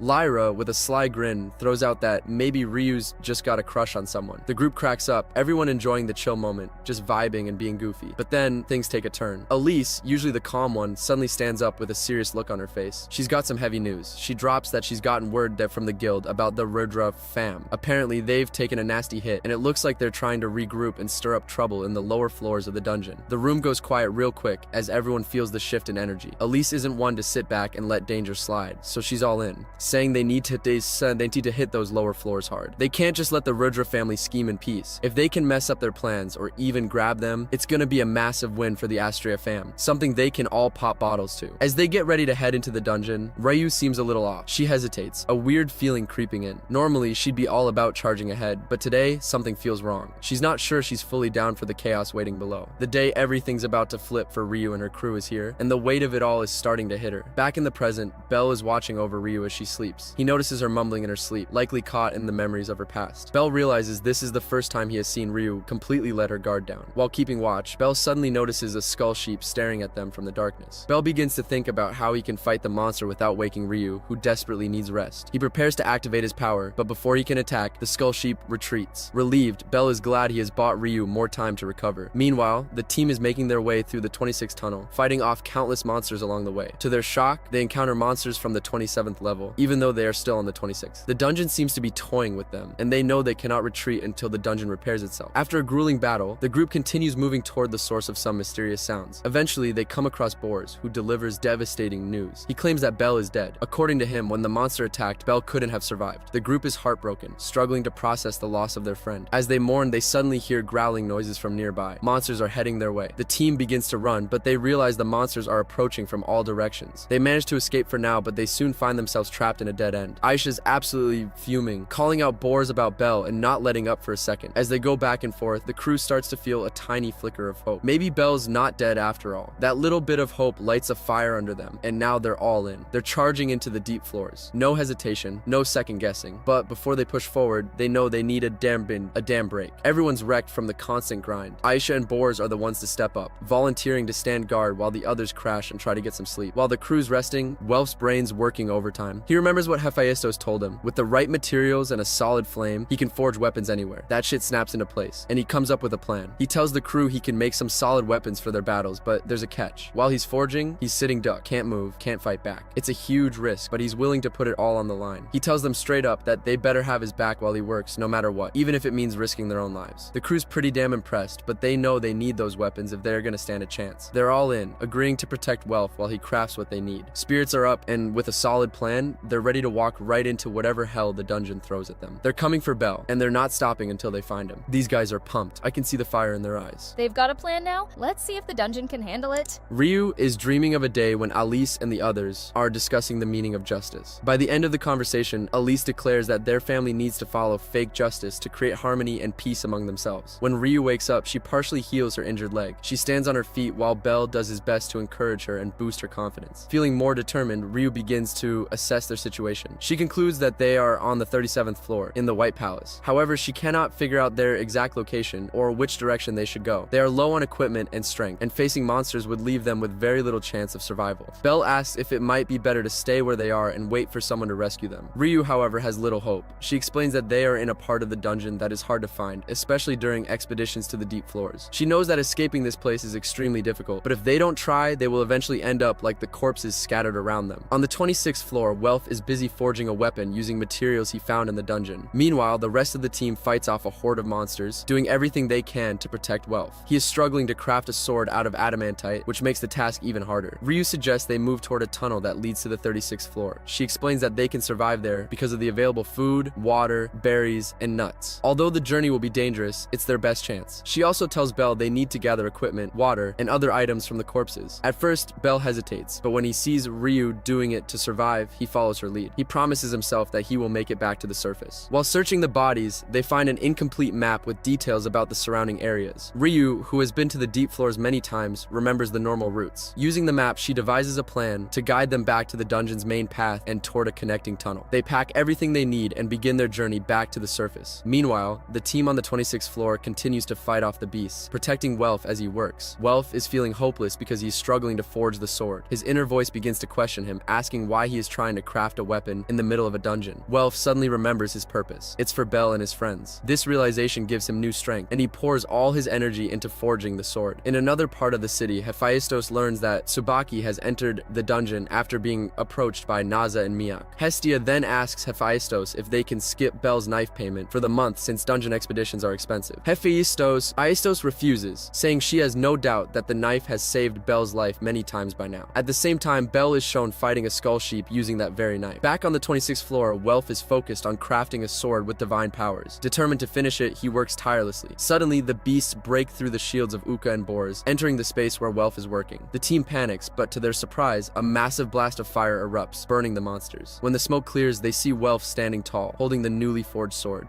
Welf calls for Cassandra's help, and she agrees. Together, they combine their abilities to create a giant flame attack that burns all the remaining beasts. The team is amazed by the power of the sword Welf has crafted. Bell's fighting his ass off against a bunch of wolf-like monsters while trying to keep Ryu safe. The monsters keep coming in waves, and Bell's lost count of how many he's taken down. Just when he thinks he's finished, another damn horde shows up. He almost gets taken out by one of the beasts, but Ryu saves him last second with her dagger. Bell scrambles back to her, asking what they should do next. Ryu pulls out a stone and tosses it toward the monsters. Bell lights it up, and boom, the explosion fries the rest of the beasts. The stone, called Blaze Stone, was something Ryu swiped from a dwarf. After the fight's over, Ryu sits down to update their map while Bell keeps watch. Bell's feeling like a damn burden, realizing it's always Ryu saving his skin. Ryu notices his struggle and starts laying it out for him. She tells him how to fight smarter and use his surroundings to his advantage. Bell admits he freaks out during fights, but Ryu tells him it's normal for anyone stepping into the deep floors for the first time. Bell gets a little more confidence after hearing her words. Meanwhile, the crew hits the 37th floor and runs into some monsters. Welf steps up, slashing through them with his freshly forged sword. The group's shocked at how much stronger the sword gets with every monster it takes down. Ryu explains to Bell that the 37th floor is split into 5 circular areas. The path to the 38th floor is in the middle, and the exit to the 36th floor is in the outer ring. She then hands Bell a potion with mold in it. Bell hesitates but drinks it, feeling the pain fade away. He tells Ryu he's ready to keep going. They move forward, but another wave of monsters shows up. Ryu says they should retreat, but Bell's not backing down. He charges in to fight. Meanwhile, Tsubaki and her crew are dealing with their own monsters. After taking them down, one of her team members senses something massive and terrifying nearby. Back with Bell and Ryu keeps warning Bell about the dangers of the 39th floor monsters as they walk. They run into an ooze, a nasty creature that spits out acidic toxins. Ryu makes Bell drink the antidote and says she'll take the other half, but instead, she stashes it for later. The team reaches the area where the search party had previously fought a monster. Lily asks Boris to take them to the spot where he last saw Bell. As they move forward, Aisha hears an eerie echo warning them not to proceed. Ryu and Bell make their way to the 3rd ring of the floor's inner area. Meanwhile, Lily notices a large hole and speculates that Bell might have fallen into it. As the team debates their next move, monsters appear, forcing them to fight once again. Tsubaki's group arrives on the 27th floor, calling for Ryu. They are shocked to see bloodstains on the ground. As they battle beasts, the team begins to lose strength and faces near defeat. However, the Xenos arrive to help, bringing other monsters to fight alongside them. The group is confused but relieved as they witness the monsters fighting each other. As Bell and Ryu continue their journey, Ryu reflects on her role in helping Bell grow. She wonders how much she can guide and protect him before her time runs out. She considers the harsh reality of their situation, knowing the deep floors are unforgiving and that sacrifices may be necessary. Ryu recalls her younger self, filled with ideals and determination, and compares it to Bell's current resolve. She remembers her friend Kaguya and silently acknowledges that she now shares Kaguya's perspective.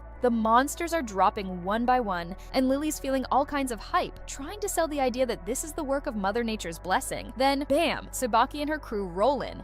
Lily's totally shocked and psyched, thinking it means Hestia sent them to help. She rushes over, ready to ask for help with the monsters. The crew's in, and they're chopping down beasts with their unique skills like it's nothing. Welf is sitting on the ground, exhausted. When he catches a vibe, a monster's coming straight at him, but before he can even blink, Tsubaki takes it down with ease. Both of them freeze for a second, staring at each other, surprised to see the other here. Tsubaki spots Welf's sword and gives him props, calling him out for aiming for greatness. She teases him, saying, "Welcome to hell," before jumping back into the fight. Meanwhile, Rito's locked in battle with monsters when he hears voices. Turning around, he spots Marie, who quickly lets him know that Belle's in deep trouble and has gone even further into the dungeon. Rito's head spinning, but he doesn't waste a second. He starts shouting at the crew, raising the alarm. storm. They waste no time and decide they're heading down to rescue Belle. Lily hears about the situation and that Belle and Ryu have gone deep into the dungeon, and her heart drops. She's scared as hell, but Rito offers to let her join the rescue. She talks it over with Anya about their ranks, and then she updates the group on where to find Ryu and Belle. Daphne doesn't like the idea,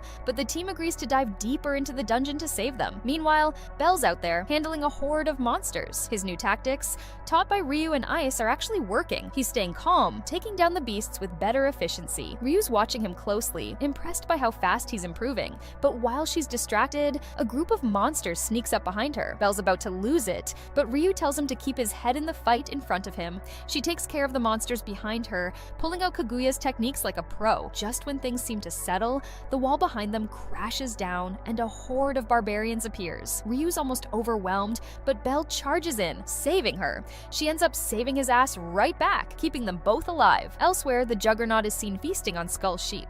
Back with Ryu and Belle, they are surrounded by various types of monsters. A creature with a poisonous needle attacks, killing several skeleton beasts. Ryu uses a blaze stone to eliminate nearby monsters, but Belle gets stabbed by the poisonous needle. He pulls the needle out and uses his dagger to neutralize the toxin. Ryu is astonished by his quick thinking and determination. Poisoned and still doesn't miss a beat, Belle's a walking tank. Can't agree more? Belle is the real deal here. Later, Ryu gives Belle their last healing potion. While Belle rests, Ryu studies the map to figure out a way out of their situation. She considers taking the path that earlier adventurers had used, but wonders what forced them to abandon it. Despite her doubts, she decides to follow that path. As they move forward, Ryu realizes where they are. She explains to Belle that once they pass the area beyond the stairs, they'll finally reach the normal route that leads outside. Belle is overjoyed, but his happiness quickly turns to dread when he sees the area Ryu mentioned. It's a coliseum. The coliseum is a place where monsters just don't stop. One goes down and another pops up in its place. Endless chaos. It's like the dungeon got squeezed into a tiny arena, and even the Loki Familia knows to steer clear of this nightmare. For Ryu and Belle, though, there's no choice but to cross it. If they can get to the other side, they'll hit the normal route and it should be smooth sailing to the 36th floor, but if they try to dodge it, getting off this floor will be a whole different kind of hell. Belle's quick to catch on to the situation. Ryu explains they're directly opposite the passage leading to the normal route. To make it through the Coliseum without being ripped to pieces, they'll have to blend in with the monsters and keep under the radar. Their plan? Hide under the scent and skin of Skull Sheep. Belle can't help but throw some praise Ryu's way for coming up with such a clever idea. Ryu, in turn, gives him some advice. Turn his knowledge into wisdom so he can start helping others out, which is what'll make him a real adventurer one day. Then she asks Belle if he remembers the layout of the normal route. Belle shares what he knows, and Ryu hands him a blaze stone, telling him they'll need it in case things get real ugly. A little while later, they're both walking through the Coliseum, camouflaged under the Skull Sheep hide. They move slowly and cautiously, making sure not to draw any attention. The place is crawling with monsters battling each other for no reason. Ryu points out a bridge ahead, which is the only way to reach the normal route. But right as they start moving, a massive monster steps right in their way. Luckily, another monster draws its attention, giving them the chance to slip by. As they walk, Belle starts thinking, why does this place even exist in the dungeon? Is it a test for adventurers? Or maybe for the monsters themselves? Then, out of nowhere, a monster grabs Belle by the leg, blowing their cover. Ryu's sharp though, and quickly reacts, but they're instantly surrounded by a swarm of monsters, trapped and running out of options. Together, Belle and Ryu fight back, using Firebolt and Blaze-stones to kill the enemies. Although more monsters keep appearing, they manage to push through and reach the bridge's exit. Ryu decides to stay behind and handle the monsters chasing them. She orders Belle to clear the way ahead. Belle follows her orders, but as he looks back, he sees Ryu surrounded by a glowing, luminous wind. Using the wind, Ryu throws Belle to safety near the exit. At that moment, the bridge collapses, leaving them on opposite sides. Belle yells at Ryu, asking why she is doing this and if it's to save him, but Ryu doesn't respond. Instead, she turns away and begins to leave. Furious, Belle starts running back. Meanwhile, Ryu stands her ground to face the monsters. She resolves not to be a burden to Belle anymore. Even though she knows she might not survive, she refuses to go down without a fight. She attacks the monsters, but after a while, her dagger breaks. Exhausted and weaponless, she falls to the ground, accepting her fate. Monsters thought they'd get an easy win. Ryu's got other plans. Belle's coming back, but Ryu's still holding the line like a boss. Just as the monsters close in, a fiery explosion is seen. Belle has returned to save her. Ryu is shocked, realizing Belle went through the maze to protect her. She calls him a fool and urges him to leave and survive, but Belle refuses, using every ounce of his strength to fight off the monsters. Slowly, he makes his way toward Ryu, determined to save her no matter what. Back in the past, when everything turned to shit, the Astria family is crawling out of the wreckage after a massive bomb blast. They're lucky to be alive, but the world's falling apart. Then, like a nightmare, the sky rips open and the Juggernaut drops in like it owns the place. The monster starts chomping down on Nguyen and another poor soul, and the whole damn group freezes, watching their family get devoured. Ryu's fucking livid. She rushes in, ready to take that beast down, but the Juggernaut just tosses her like she's a rag doll. It's about to finish her off, but Kaguya, that badass, jumps in and takes the hit. The Juggernaut slashes her, and Ryu just stands there, watching in horror as Kaguya's arm gets cut clean off. The others try to fight back, but the beast just keeps getting stronger and stronger, like it's feeding off their fear. One by one, they fall like flies. Only Alice, Ryu, Lyra, and Kaguya are left, but Alice is barely hanging on, blood everywhere. She grabs Ryu and tells her to live, that Ryu's the fucking embodiment of justice, always doing what's right, and that justice will go through her now. Alice, like the captain she is, decides to sacrifice herself, along with Lyra and Kaguya, just to give Ryu a fighting chance. Before she dies, Alice tells Ryu to use her damn magic to take the Juggernaut down. The three of them fight to the bitter end, but they go down one by one. Ryu's heart's shattered, but she's not giving up. She taps into that luminous wind magic of hers and throws everything she has at the Juggernaut. But the fucker just escapes, slipping away like a coward. Ryu's devastated, heartbroken, but she runs off, swearing to herself. She's so fucking full of shame, she can't even bring herself to face Lady Astrea. She feels unworthy as hell, thinking she failed everyone. Days pass. After she gets patched up, Ryu drags herself back to the 30th floor to bury her fallen friends. But when she gets there, it's worse than she could ever imagine. The monsters have already devoured them, leaving nothing but bones. The sight breaks her even more, filling her with nothing but fucking hate for everyone. She's done. She's lost. Ryu asks Lady Astrea to leave Orario, but Lady Astrea suggests she let go of her sense of justice. This breaks Ryu further. Consumed by rage, Ryu embarks on a path of vengeance. She destroys everything tied to the Rudra family and Evolus, including people, buildings, and command posts. Her rampage earns her the title Gale Wind. She even kills Jura, stabbing him repeatedly with her blade. Despite her vengeance, Ryu feels empty. She wishes to die, overwhelmed by guilt and despair. She wonders why she was left alive when her friends sacrificed themselves for her. Should she live to honor their sacrifice, or die as punishment for her actions? During this dark time, Sir rescues her. Ryu dreams of her friends from the Astrea family walking away, leaving her behind. She begs them not to abandon her. Now, back to present. The scene shifts to Belle dragging Ryu out of the rubble. The explosion in the Colosseum destroyed the floor, causing them to fall into a passageway hidden below. Belle carries Ryu on his back as they move forward. Ryu keeps telling Belle to leave her behind and let her die, but Belle refuses. Belle tells her that, in his eyes, she has always been a hero. He admires her for saving so many adventurers, and calls her a righteous champion of justice. Hearing this, Ryu starts to cry. Suddenly, a barbarian appears and attacks. Ryu falls to the ground as the monster targets Belle, knocking him unconscious. Ryu desperately tries to wake him up. Just as the barbarian is about to devour him, Belle regains consciousness and kills it. Thought the barbarian had a snack, but Belle's not on the menu. Ryu's got that saving grace, but Belle's got the killing blow. Later, as they continue their journey, they come across a river. They decide to rest. At that time, Belle's gets unconscious and falls in the water. Ryu heals Belle's injuries, helps him drink the river water, and drinks some herself. Hey guys, I know I'm interrupting the video, but I'm just here to remind you that most of you guys watching this video are not actually subscribed to the channel. So if you're enjoying this video so far, make sure you click that subscribe button and hit the notification bell for more updates in the future. Now let's get straight back into the video. After some time, Ryu feels guilty for making Belle use his magic stones to start a fire. Belle reassures her, saying he doesn't sense any monsters nearby and figures they're safe in this room. He then apologizes for getting her wet when he passed out in the river earlier. Ryu explains they need to strip off their wet clothes to keep from freezing. It's awkward as hell, but they try to stay warm. Ryu asks Belle why he came back to save her, and he simply answers that he wanted to. No grand reason, just a gut feeling. Ryu then tells Belle the story of that horrible day when her family sacrificed themselves to protect her. Belle listens quietly, picking up on her pain, and does his best to cheer her up. But as the cold sinks in, Ryu suggests they share body heat to survive. At first she hesitates, but then Belle wraps his arms around her. They huddle close, both covered by a single robe,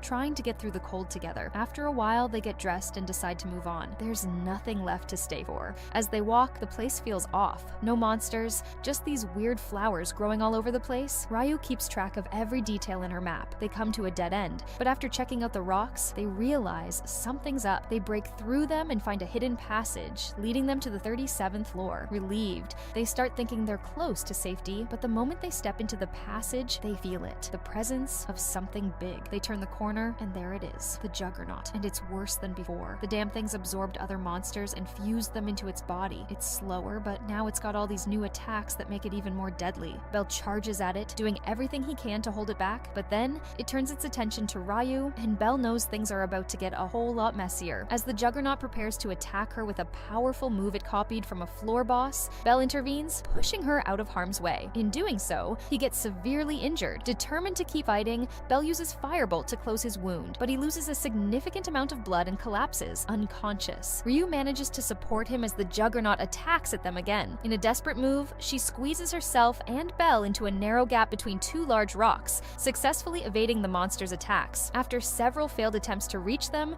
the Juggernaut eventually decides to leave. Exhausted and injured, Ryu feels hopeless and believes their time has come. She lies on the ground, cradling Belle. When he regains consciousness, she tells him to hug her one last time. Belle, still weak, does as she asks, holding her close. Ryu closes her eyes as Belle gently suggests she rest. Once Ryu falls asleep, Belle gathers every ounce of strength left in his body. Determined to protect her and put an end to the danger, he stands up and prepares to face the Juggernaut one final time. Ryu dreams of returning to her family. As she gets closer to them, Alice and the others appear. They ask her to reconsider her decision. Alice warns her that she will regret it later. However, Ryu insists that she wants to give up. She believes she deserves to be blamed, cursed, and judged by her family for everything that happened. Alice gently assures Ryu that they sacrificed themselves to protect her because they believed in her. They knew she would save many lives, bring smiles to countless faces, and always do the right thing. Encouraged by their words, Ryu begins to cry. She realizes she doesn't want to give up. She wants to save Belle. With newfound determination, she composes herself, grabs her weapon, and heads out to fight the Juggernaut. Meanwhile, Belle is already locked in battle with the Juggernaut. Ryu joins him, and together they face the monster. The Juggernaut unleashes a devastating attack that throws them off balance, but Ryu refuses to back down. Gathering all her strength and courage, she stands up to fight. In her mind, she imagines her family standing by her side, guiding and motivating her as she continues to attack the Juggernaut relentlessly. This monster's getting rocked harder than its armor. Guys, look at Ryu. She's fighting like she's got a whole army behind her. In a final, powerful move, Ryu strikes the beast, reducing it to mere dust that falls gently to the ground like snow.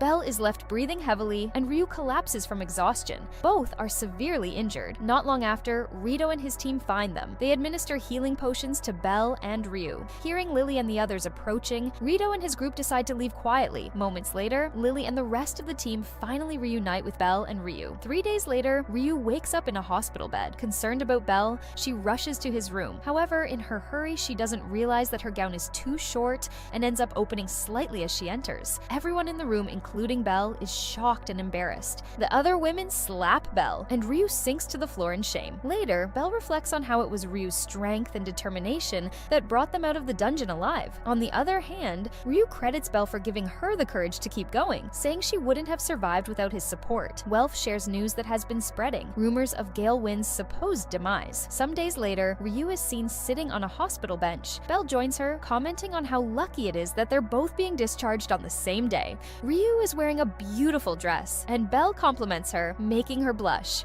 They decide to go for a walk together. Ryu takes Belle to a special place she used to visit with Alice. She opens up about the time Lady Estrella advised her to give up on seeking justice. At the time, Ryu felt rejected, but now she understands that Lady Estrella's words were meant to protect her. She realizes that pursuing justice her own way allowed her to keep moving forward. Ryu expresses her gratitude to Belle, saying it was his belief in her that helped her stand tall again. To her, Belle is a human being worthy of respect. She says all this with a genuine smile on her face. Belle, captivated by her smile, tells her she looks even more beautiful when she smiles wholeheartedly. Embarrassed, Ryu becomes too shy to respond. Instead, she quickly excuses herself, leaving Belle confused and wondering what just happened. Hestia gathers her familia to announce some big news. Lilyruka has leveled up to level 2. Lilyruka is so excited that she jumps the gun, celebrating before Hestia finishes. Everyone congratulates her, and Lilyruka promises to work even harder for the group. She also mentions she'll help train Haruhime to level up just like her. But to everyone's surprise, Haruhime has already leveled up to level 2 as well. Lilyruka laughs at herself for stealing Hestia's thunder, but Hestia still blames her for interrupting her announcement. It makes sense they leveled up, considering the dangerous fights they've been through. Both girls earned it. However, everyone wonders if Belle should level up too, given how he survived the deep floors of the dungeon. Hestia hopes Belle doesn't level up anytime soon, because if he does, the gods will hold a meeting to give him a new nickname, which she doesn't want. To celebrate the level ups and their hard-earned tavern victories, Mia allows the group to hold a party at her tavern. They enjoy good food and drinks, though only paying customers can drink ale. During the celebration, Liluruka also congratulates Cassandra and Daphne, who leveled up alongside her. Anna wants to join the party since she and others helped save Belle in the group, but they arrive late to the fight and barely contributed, so she feels left out. Turns out that the gods can't join the party because the goddess festival is coming up soon. People are also holding a rally to honor Demeter for a good harvest, with the 4 main goddesses of fertility being celebrated on pillars for 3 days. Meanwhile, Cyr brings some food to Belle and quietly asks if something happened with Ryu. That girl is trying her best to avoid Belle the whole time, and Belle is unsure about it. The next time Ryu brings the order, she doesn't even look at Belle and decides for herself that Belle wants ale, then goes off. Belle recalls their time in the dungeon, sharing heat to survive, and Cyr bangs her head, seeing that blush. Then Anna starts to sing a song, and others stop her in time to prevent the disaster. When Ryu goes out to throw the garbage in the dump, she regrets behaving like that with Belle, and gets scared that she might hurt his feelings. Belle gets there to talk, but Ryu, super shy, attacks him. She slams him hard enough that even others in the tavern hear the bang, and it's strong enough to knock him flat out. They go to the riverside to talk it out. Belle is fine with all of that, but asks if he has done anything wrong to her, which he hasn't because Ryu is in love, and it's her first love, so she doesn't know how to react. Belle reminds her that she has to go back to work, but they have already taken much time for the lay. Ryu thinks of spending a bit more time here instead, but Cyr sees them and knows what's going on. The next day, Cyr outright asks Ryu if she has fallen for Belle. Ryu's behavior confirms it. Cyr then asks Ryu if she would mind if she goes on a date with Belle. Ryu says she doesn't want to hurt her in any way, so Cyr tells her she doesn't want to hurt her either. Cyr has saved Ryu, so Ryu tells Cyr she's free to do whatever she wants, and she will always support her. After that, a lady comes in to meet Belle. She doesn't like Belle at all, and insults him right to his face. If she comes here just to insult the guy, then she does her job well. However, she gives Belle a letter and goes off. Others are curious as to who comes in, so they watch the whole thing. That lady is from the Freya Familia, and her name is Horn. She serves Freya directly, and for some reason, Horn doesn't have a nickname like others because Freya refuses to let anyone name her. So, the adventurers name Horn the Nameless. But Haruhime's focus is on the letter because she thinks it's a love letter. To solve the mystery, Belle opens the letter to read it out loud. It's a proposal to go out on a date to the Goddess Festival by Cyr. It's a love letter. Didn't know we were living in 1950s. In a world full of magic, imagine writing a letter as your proposal. Dang, poverty at its peak. The second scream happens at night when Hestia finds out about it. It's an unspoken rule made by the ladies that no one would make a direct move on Belle, but a missile comes right at them. It's a totally unexpected attack that comes right to their door. Belle notices that Cyr sends the letter through Horn. Haruhime guesses that Cyr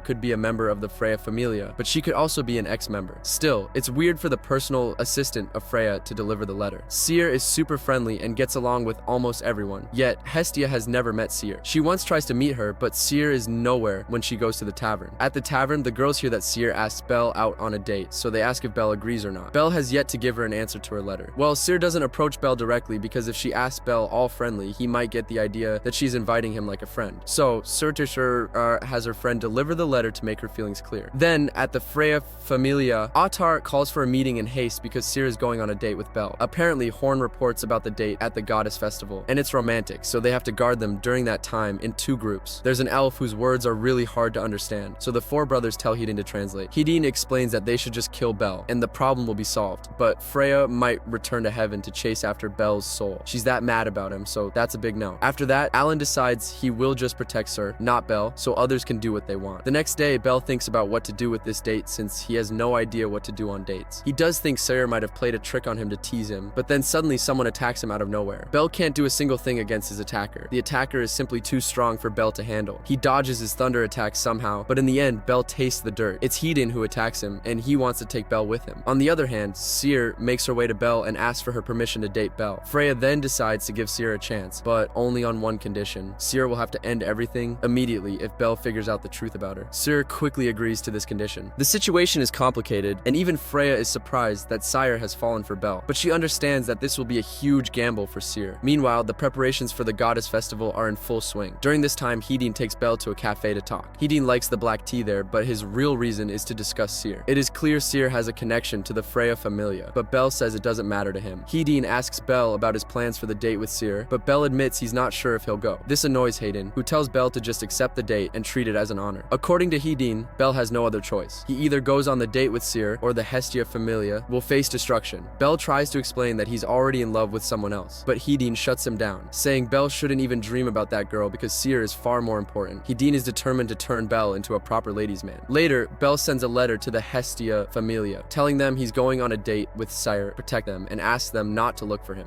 This sends everyone into a panic. Lilaruka even considers filing a missing person report. Meanwhile, Belle starts intense training with Heedin to prepare for the date. Heedin teaches him how to stand, walk, and speak to win a girl's heart. The training is relentless. Belle is made to read romantic books to learn how to impress Sir. Oh no, not the romantic books. My guy's getting tortured. We need to save Belle from this monstrosity. The process is exhausting, tougher than Miss Ina's lectures or sparring with Miss East. If Belle makes a mistake, Heedin stomps on him, and even when Belle gets it right, Heedin still stomps him. That's how time goes on with the training. After that, Belle goes to the dungeon to test out his skills practically. He flirts with 3 girls in the dungeon by applying all the tricks Heedin teaches him, and when they invite him to dinner, Belle declines. A thunderbolt fries him up because he goes too far in impressing the girls. The next task is to buy a special sandwich that only couples can buy in Rivera. Belle has to persuade a girl into buying one. Belle doesn't like sweets at all, but sadly, he can do nothing rather than obeying. Heedin then tells him to go to the point where they feed each other. At that time, Cassandra and Daphne are there, and Cassandra is begging Daphne to purchase that couple sandwich with her. She loves it, and that's where Belle finds his target. She gets what she wants, and Belle begins with pickup lines that seem to work on Cassandra. The second step is to show his childish look while eating to win her heart more. Seeing that, Cassandra offers her share, and Belle eats it from her hand. Then, he offers his own, and the progression goes well. With that, he wipes the cream off her and licks it, and soon Cassandra passes out. On the other side, Ryu is lost in her own world as Sire is taking a day off for the Goddess Festival.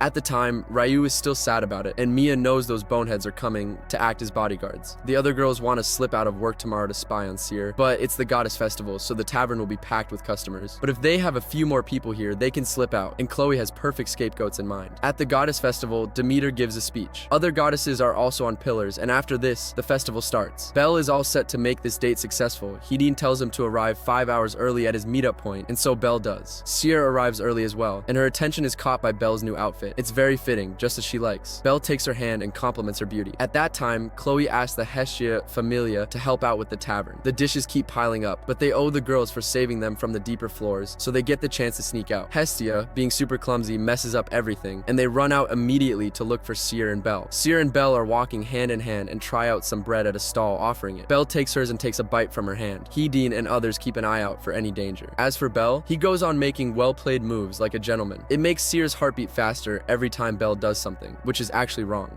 She doesn't hate it, but Belle is acting quite the opposite of his cute and innocent self. The Belle she knows doesn't know how to respond to a girl's heart, yet still, Seer doesn't hate it. She wishes to make the first move on this date, like holding hands and all, but Belle beats her to it. Belle again offers her the sweet, and she's soaking. Yet, she eats it. Hermes can't believe Belle is on a date with Seer. There, Belle sees the goddess's altar, where each person is praying, and Freya is one of the goddesses on the altar. Her gaze threatens Belle, and Seer takes him away. Then they meet Ice, and she sees Belle is on a date with Seer. Seer takes the chance to show it clearly that she's close to Belle, and on a date with her darling. Ice is harder to read if she's jealous or not. After they go away, Hestia comes here looking for Belle. She messes up everything at the tavern, so others kick her out. Ice knows where Belle went, so Hestia runs out to look for him. Belle asks Seer why she calls him darling. Seer gets her mood down, thinking Belle doesn't like it. Belle accidentally reveals that Heedin teaches him all this and other things he shouldn't have. Seer knows something is wrong and gets angry, but Belle is honest about wanting to make her happy on this date. Seer tells him she'll forgive him if he kidnaps her. She knows Freya Familia is keeping an eye on them, so she wants to get away from it. Vana Freya is once again following Belle and Seer. Vana notices that Ais and Hestia are also searching for Belle and Seer. Ais catches a glimpse of Belle just as he turns a corner up ahead, but Vana stops them from interfering with the date. Meanwhile, the Freya Familia sees Belle and Seer shopping. After buying a suitcase, they head to an item shop. However, an undercover agent inside the shop comes out to report that Belle and Seer have vanished. This alarms the Freya Familia, and they immediately start searching for them. Belle manages to slip away using an invisibility cloak, taking Seer with him. Seer is thrilled, as this feels like the most exciting moment of her life. Belle carries her and leaps from a wall, making her heart race with excitement. Every moment with Belle feels like an adventure to Seer, and she's completely swept away in the romance of it all. Feeling the need to stay hidden, Belle spots a place and asks Seer if it's okay to go there. Seer doesn't mind, so they head to a cathedral called St. Fullen. Normally, the cathedral is closed to the public, but during the Goddess Festival, it's open for everyone. Inside, Belle shows Seer a coffin in the middle of the cathedral. It holds the remains of a spirit, which have been preserved for thousands of years. Belle explains that the spirit is known as Undem, or Fulland, of water and light. Seer remembers hearing a story about a hero who falls in love with a spirit while fighting monsters together, but Belle knows a different version of the tale. In his version, the hero does fall for the spirit, but a saint also plays a crucial role, helping the hero unconditionally, so he chooses her over the spirit. Enraged by it, the spirit tries to kill the hero out of love, but sacrifices herself as a monster tries to attack the hero. Fulland mourns her death more than anyone else and comes to create this cathedral. It teaches them that they should cherish their loved ones and not repeat the same mistakes. Seer understands what Belle means to say. Seer then asks Belle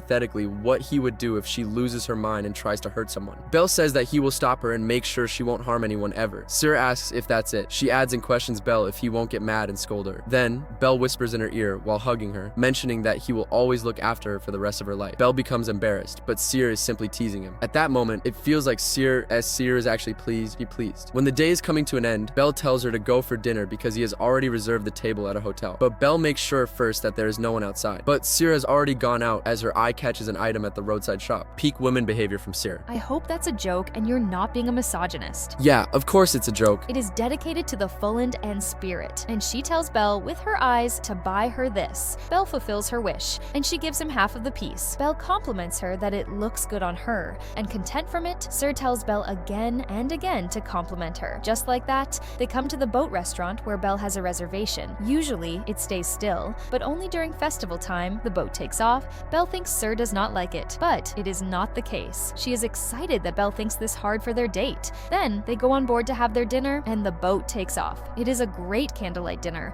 but Belle is having deja vu because everything is going too smoothly. That is unlikely, and as his spider senses are right, all the girls have caught their tail, and they are keeping an eye on him from afar. But with the seating arrangement, Hestia cannot see how Sir looks like and decides to jump out. After the dinner, on the other side, Anya thinks why they even left the tavern in the first place, if they had to work here as well. But disguising as a waitress is the only way to sneak in here. As for Belle and Sir, they are having a really good time, and Sir has these unexplainable feelings. But as they start to eat, Belle brings up how her manner of eating resembles royalty more. So Freya Familia are guarding her, which makes him think if Sir is truly a normal waitress. Sir asks if that would change their relationship, but Belle assures her that no matter what her secret might be, their relationship would not change. Then, suddenly, the boat stops as Freya Familia have caught them already. Their captain orders everyone to save Sir from Belle, as he thinks Belle wants to sleep with her. Then, they come to the upper deck, and the captain orders to kill Belle. Ace hears this, so she steps up to stop them from going further. Belle sees Ice is fighting with Freya Familia, and the guy who comes down flying tells everyone that Belle and Sir are here. Sir calls out to the girls for help as she knows they are here. Then she jumps down from the boat, knowing that Belle would never let her get hurt. Then, as they come out of the river, Sir is just as excited as she is before. For doing all of this, she decides to go just like that, and following her, Belle and Sir enjoy an outing with each other, going wherever Sir's heart desires. Belle is happy seeing that Sir is having fun. Just like that, they come to the Heroes Bridge, where all the previous heroes' statues are placed,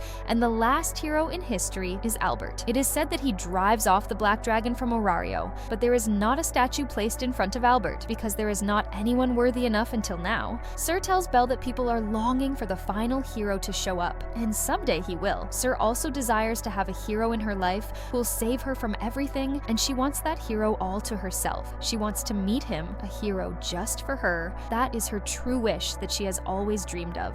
Then, their Freya Familia follow their track again, and Sir knows just the location to hide. It is a hotel, and she quickly goes over to have a shower. Sir finishes her shower and calls out to Belle for clothes. Belle has already prepared some dried ones for her. After she changes, Belle takes his turn in the shower. When Belle comes out, he notices Sir isn't wearing her pants. Sir explains that they're too baggy and keep falling off, but more importantly, she asks Belle to sleep in the same bed with her. Shy and nervous, Belle declines, saying that Goddess Hestia would get angry. Sir then asks him to at least sit beside her, pointing to the chair nearby. Belle hesitates but decides to sit next to her. As they talk, Belle asks Sir why she wanted to go on a date with him. Sir explains that she wanted to figure out if what she's feeling for him is truly love. She then tries to kiss him, gently pushing him down. Belle stops her, saying he doesn't want to do anything that might hurt her later. Feeling rejected, Sir becomes upset and uses some kind of power, but it doesn't work on Belle. Embarrassed, she hides her face in shame. Despite the awkward moment, they end up sleeping in the same bed. Sir snuggles closer to Belle,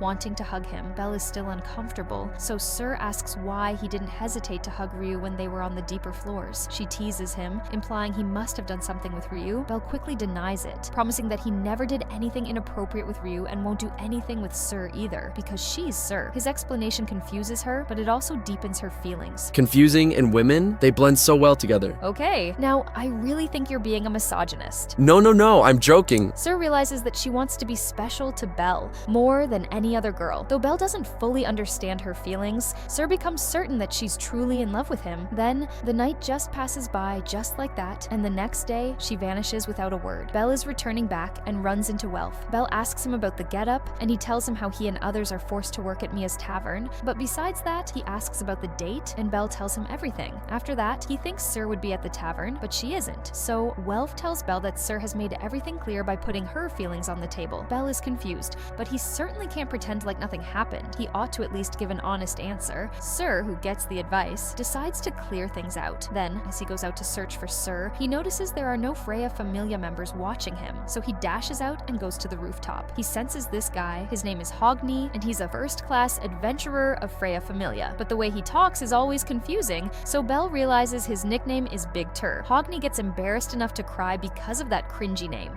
So Belle asks him about Cyr, and he tells him that she's missing, and even they are looking for her. Giving out that information is enough, and Hogni goes off. Then Belle sees Autar and understands where Cyr might be. At that time, Hestia is begging Hermes to help find Belle. It is annoying, and Hermes has already sent out ASFI for that, but he's more worried about Cyr than Belle. Aside from them, even other girls from the tavern are on the same job, and Ryu is having a nervous breakdown, thinking Cyr and Belle are missing for the whole night. Then, Anya brings the info on Belle, so they wake Ryu up to go find them. At that time, Hadin finds Cyr, and there Belle comes in. Seeing him, Cyr gets happy, and Belle gives her half of her item. She wears it quickly. Cyr is on cloud 9 and does not want to miss out on this chance, but someone attacks them, and Belle barely saves Cyr. The attacker is Hogni, and he is pissed that Cyr is trying to take away Belle, knowing their goddess Freya wants him. That's why he wants to kill her, and Belle is barely keeping her safe. Hogni isn't serious because Freya loves Belle. He was serious about murdering Cyr right here and now, and uses speed to get past Belle. But Ryu and other girls show up to save Cyr, and the 4 brothers of Freya Familia come in. The girls know they can't beat them, but can stall them for a few minutes. That's why they tell Belle to go away with Cyr. Hogni again comes face to face with someone Freya likes, and it's Ryu. That's why he just touches her with his blade and kicks her out. With Ryu, all the other girls get beaten so badly that only Anya is left conscious. Then, one of them realizes she's Vanna Alfie, and Anya doesn't like that name,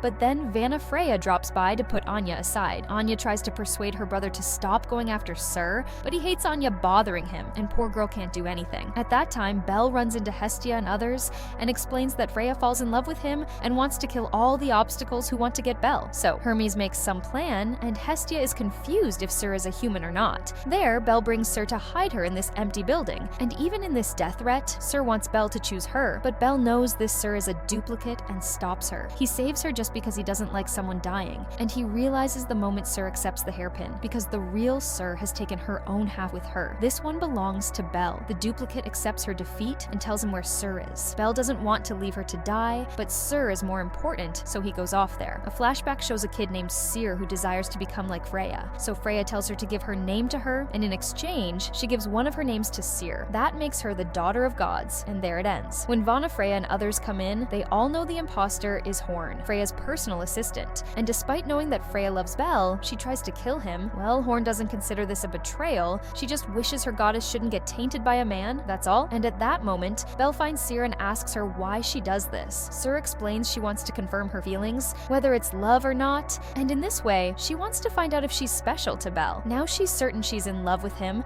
and finally expresses that she loves him, because hiding her feelings deep inside is agonizing. It hurts her heart, that's why she asks Belle to choose her, but sadly, Belle has to reject her, and broken from it, Cyr is alone. Autar comes in. She is done with being a girl, and tells him to make preparations because Cyr is dead now, which is why Freya wants to take Belle by force. The reason Cyr turns into Freya is a kind of role play. Freya does this with Horn, switching roles so Horn can take Freya's place while Freya enjoys living as a normal girl. However, Freya has a strong obsession with cute and beautiful things, which is how she becomes drawn to Belle, a pure-hearted soul. Freya becomes so obsessed with Belle that she wants him no matter what, even going as far as to kill the real Cyr. Later, Belle and the girls are found by the others, and Belle tells them that Cyr has left. Ryu is worried about Cyr, and Belle can't meet anyone's eyes. After calming down, he explains to Ryu that the Cyr they saved was fake. The real Cyr confessed her feelings to him, but he turned her down. This frustrates Ryu, who doesn't understand why he rejected her. Belle explains that while he respects Cyr, he already admires someone else, and wants to become strong enough to confess to her one day. Hearing this, Ryu realizes that Cyr truly likes Belle, and Belle also has someone he deeply cares for. She apologizes for being too quick to judge. Afterward, Belle and Ryu decide to search for Sir together. However, when they reach the tavern, it's closed because a girl there has been seriously injured. This only adds to their worry about Sir. Meanwhile, Hestia reflects on the Sir she met earlier and realizes something was strange. She seemed like a goddess, but wasn't. Hestia starts to suspect that Sir has been a replacement for Freya all along, and Freya has been using this identity to get close to Belle. Freya soon appears, directly asking Hestia to give Belle to her. Freya knows Hestia is strong, so she asks politely, but Hestia refuses. In response, Freya orders her followers to take Belle by force. Their first attack targets Mikoto, Aisha, and Haruhime. Aisha is warned by Hermes in advance,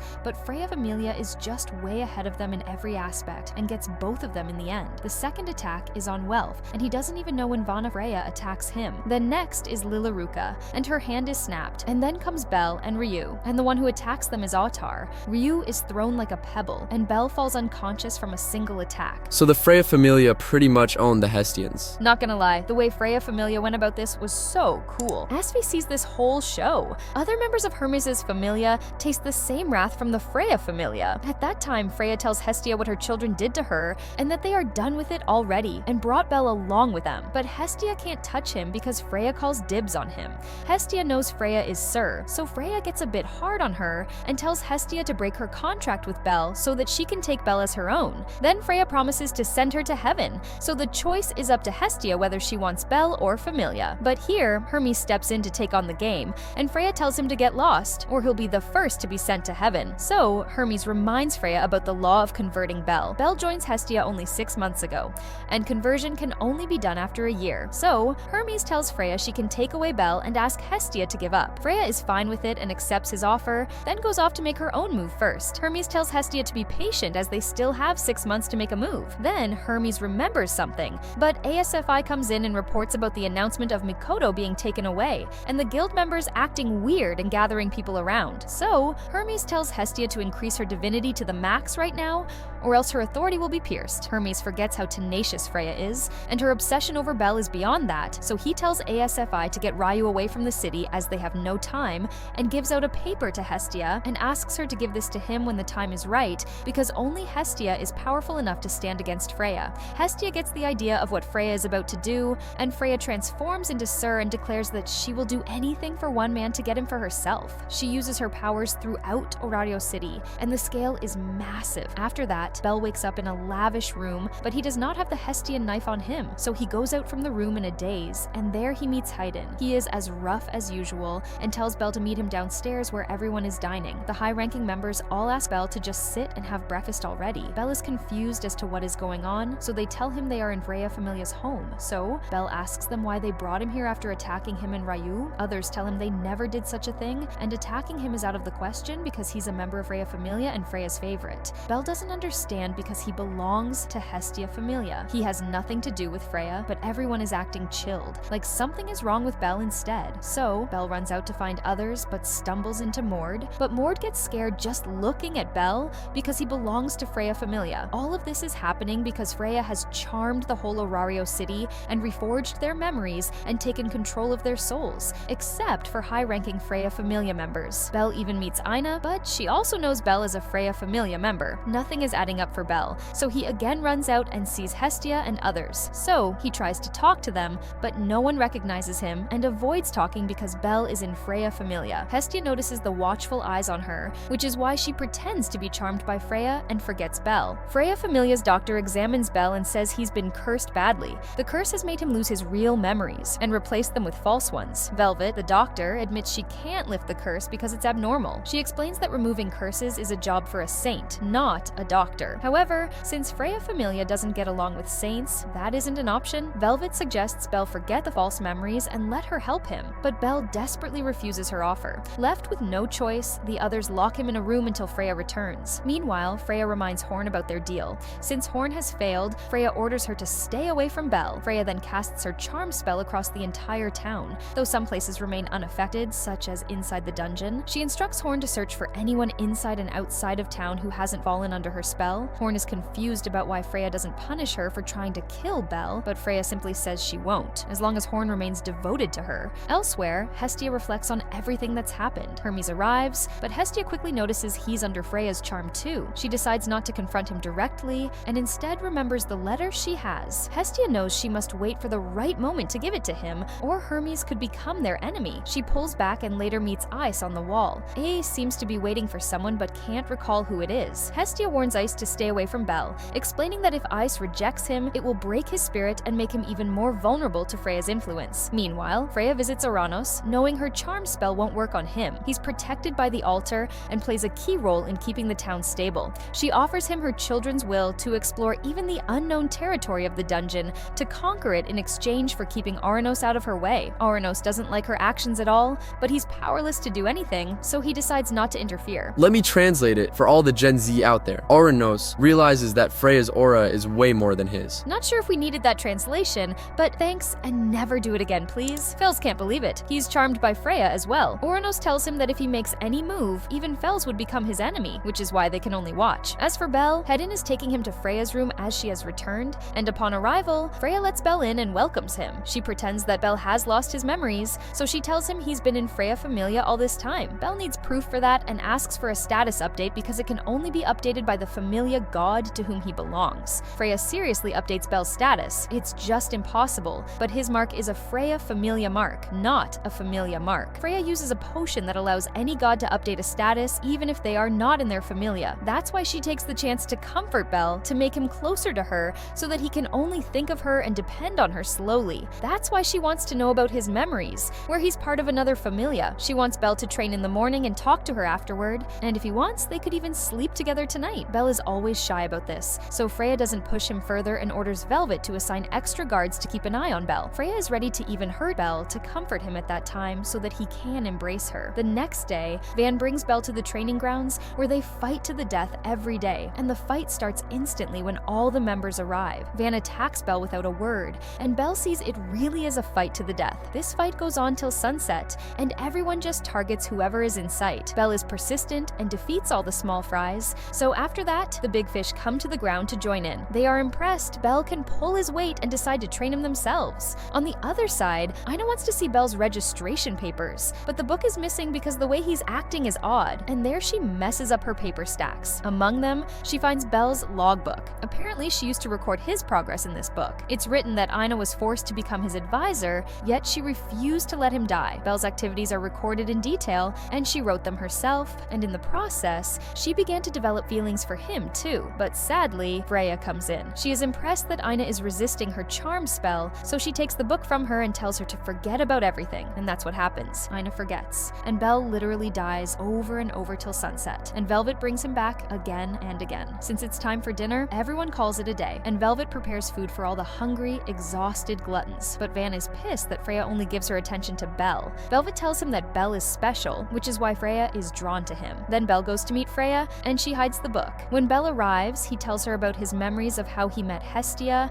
and where they used to live. Then he asks Freya where they met. Freya says it was at the cemetery. That's where she fell in love at first sight. Freya makes up that Belle got nervous when she offered to take him in and nearly blacked out when he saw her. Also, Belle only beat a goblin his first time in the dungeon and got back all excited, which is correct, but Belle had only told this to Hestia and Ina. So, Belle asks about the time when he reached level 2. Freya knows it was his fight with the Minotaur, and also, she had Belle defeat Apollo Familia members, not in war games. Freya crushed him just like Ishtar when she tried to get her hands on Belle. Those facts slowly convince Belle that his memories were replaced. Then, Freya changes the topic to her dress. She wants to change her dress, and asks Belle for help. She asks him if the dress looks good on her. Belle says it does, but Freya flinches a bit, and Belle runs off as he gets shy. That is just so adorable, as it's the first time a man runs off from Freya's room in the middle of the night. That makes her love Belle even more, so Freya chooses to sleep in this dress because Belle likes it. Asvi rescues Ryu and takes her far from Orario. When Ryu wakes up, Asvi explains the situation. Almost everyone in Orario has fallen under Freya's spell. If they get caught too, there will be no one left to save Belle. ASFI insists they must move carefully, gathering information first before making their next move. Meanwhile, Hestia tries to visit Oranos to show him the letter Hermes gave her. However, Oranos stops her partway, warning that Freya could learn about it through Fels. Freya's influence is everywhere, and for now, Hestia is on her own. At the same time, Freya is receiving updates from her followers who are watching watching everyone closely. They report on goddess Hestia and even the Xenos, who might not be under her charm. As for Bel, Freya acknowledges his great potential, but knows he lacks real-world experience. She believes he'll grow stronger with time. Freya decides to give Bel a little more freedom, though she orders her followers to keep monitoring him. Hedon, however, raises a concern. Bel keeps asking him about Sir. To deal with this, Hedon firmly tells Bel that Sir never existed. Freya doesn't consider this a problem, saying that if Sir never existed, that's the end of it. But then Freya questions Hedon about why he trained Bel for the date with Seer. Hedon explains that Bel didn't know how to make a woman happy, and he wanted to help. He adds that he's ready to accept punishment if Freya disapproves. Freya says she doesn't mind, though it's clear she does. Hedon then requests permission to personally train Bel, believing he's the best one to draw out Bel's full potential. He assures Freya that his loyalty drives him to serve her in the best way possible. Freya agrees, and Hedon begins Bel's training himself. Bel is on the verge of exhaustion, thinking of his familia, so he keeps his mind on training, but the lingering feelings make him depressed every moment. Then, while Bel is having dinner, Ven notices Bel's right arm shakes sometimes in a fight, so he suggests him to use that habit to lure in his opponents,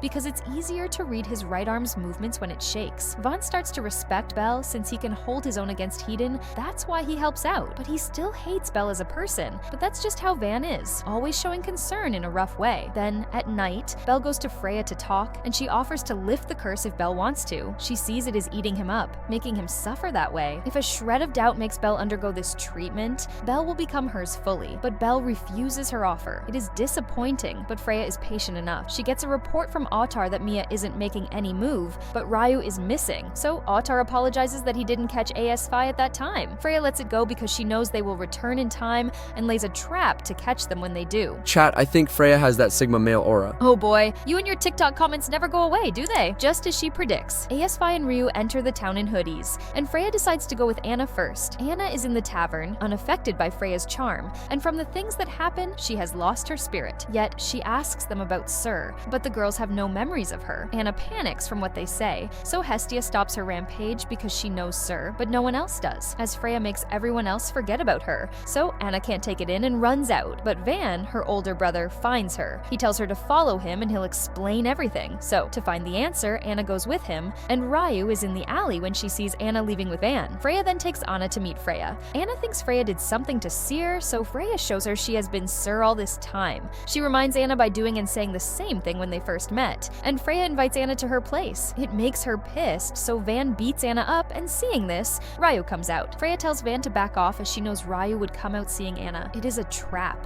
and Ryu hears everything. Ryu then asks Freya why she is doing this, questioning if their friendship and the time they spent was all a game to her. Freya replies with a brutal yes, and says she is bored being a goddess all the time, so she chooses to have fun between the children, but now she's done with it and doesn't want to hide anything. She wants to get Ryu on her side, but Ryu rejects her and still believes Freya is not Sir. So Freya unleashes a bit and restrains Ryu with her powers, but she quickly lets her go. Then she gives her an idea. She can share Bel with her. She has nearly broken Bel to make him hers. She doesn't like anyone else having Bel, yet Freya chooses to make an exception for Ryu only. They can enjoy Bel together, and while loving in a three-way, their souls will leave marks on each other more. So Ryu could have Bel's baby, but she refuses. Freya expects this, so she makes her unconscious and orders Alan to lock Ryu up in the cell, as she doesn't want to defile Ryu's soul with her charm. After that, Anna wakes up. Alan tells her to stay out of their way, leaving her in a blank state. So everything lies solely on Asfi's shoulders now that Ryu has gotten caught. Then, at night, the daily schedule of meeting with Bel goes on, but Freya looks depressed for some reason. Bel fails to see a girl's feelings, but he notices this instantly. So, Freya tells him she has a fight with a friend. Bel tells her to patch it up again, but Freya is unable to because she has made up her mind for something above everything else. However, Bel says that they can get back together after some time has passed, and once she does, she will know that her friend has become more important than ever. This makes Freya love Bel even more, and she comes out and confesses it. Bel's expression is stupid, and Freya says she adores him so much, but that line is the same that Sir used. One moment, it puts Freya in shock, but she hides it by scolding Bel for talking about another girl when the goddess of beauty herself confesses her love to him. So, she tells him to go away for now, and Horn has heard the entire exchange, but has to leave since Hedon notices her. The next day, Bel's tough, fight-to-the-death training with Hedon continues. Hedon doesn't hold back, pushing Bel to the brink and even hurting him. The spectators are too shocked to say anything. Eventually, Hogni and his 4 brothers step in, worried that Bel could be seriously injured. Hedon argues that this harsh training is necessary necessary because Bel needs to become stronger, especially since Freya has fallen for him. However, Hogni disagrees, saying that Bel belongs to Freya and should not be harmed. He insists on stopping Hayden, with his brothers supporting him. They feel Hudden is going too far and begin to question his true intentions. Hayden tells them they're fools for not realizing that Freya is under immense stress right now. Bel is resisting her charm, and it's causing her plans to backfire. Even Ottar has noticed Freya spending more and more time alone,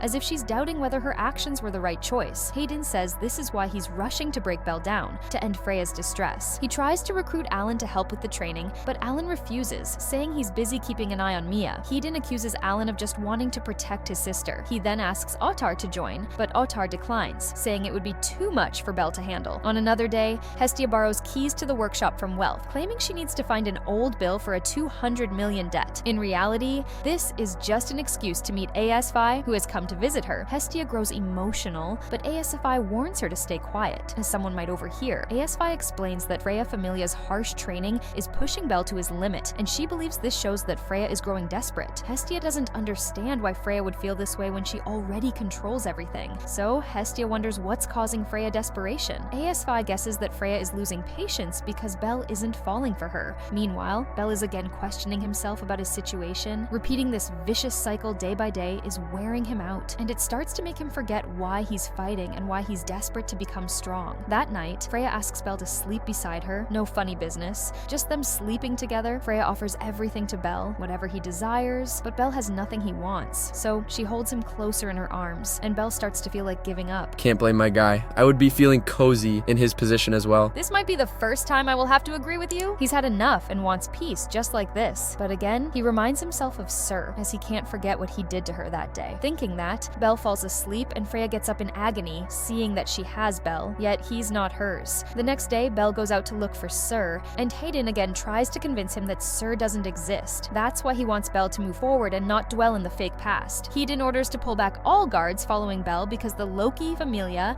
is coming back from the deeper floor of the dungeon. That includes Riveria and other high-ranking members, so he wants to ensure Freya's game does not get ruined to ensure they are charmed as they leave the dungeon. At that time, Bel is wandering around town, and no one is interested in looking at Freya Familia members. Bel becomes accustomed to this, so he keeps going and tries to ask for Sir at Mia's tavern. Chloe and others are fed up that Bel is bothering them every day, asking for a person who never worked there. Hearing the commotion, Mia scares the girls off and tells Bel that she has promised not to interfere with Freya Familia, even if they try to lay their hands on one of her girls. Mia opens up that she was part of Freya Familia, but she's half retired. That's why she advises Bel not to give up, even if others make fun of him or he becomes a laughingstock, because the one who stands after everything is the true winner. That's why he should keep going. After saying that, she kicks Bel out, but he clearly remembers Mia had once said the same thing half a year ago. Bel fails to get what Hestia wanted to say, so he keeps on going. One more time, thinking all of his efforts are for nothing and he doesn't want to get hurt anymore. Bel wants to give up and surrender to Freya, but he sees himself standing and recalls that the last man standing is the winner. So right now, he could just stay still and not run away. Even if he becomes a clown, he has to believe in himself and step forward, believing that. He goes to meet Ice this time and asks her if she remembers him. Ice doesn't yet,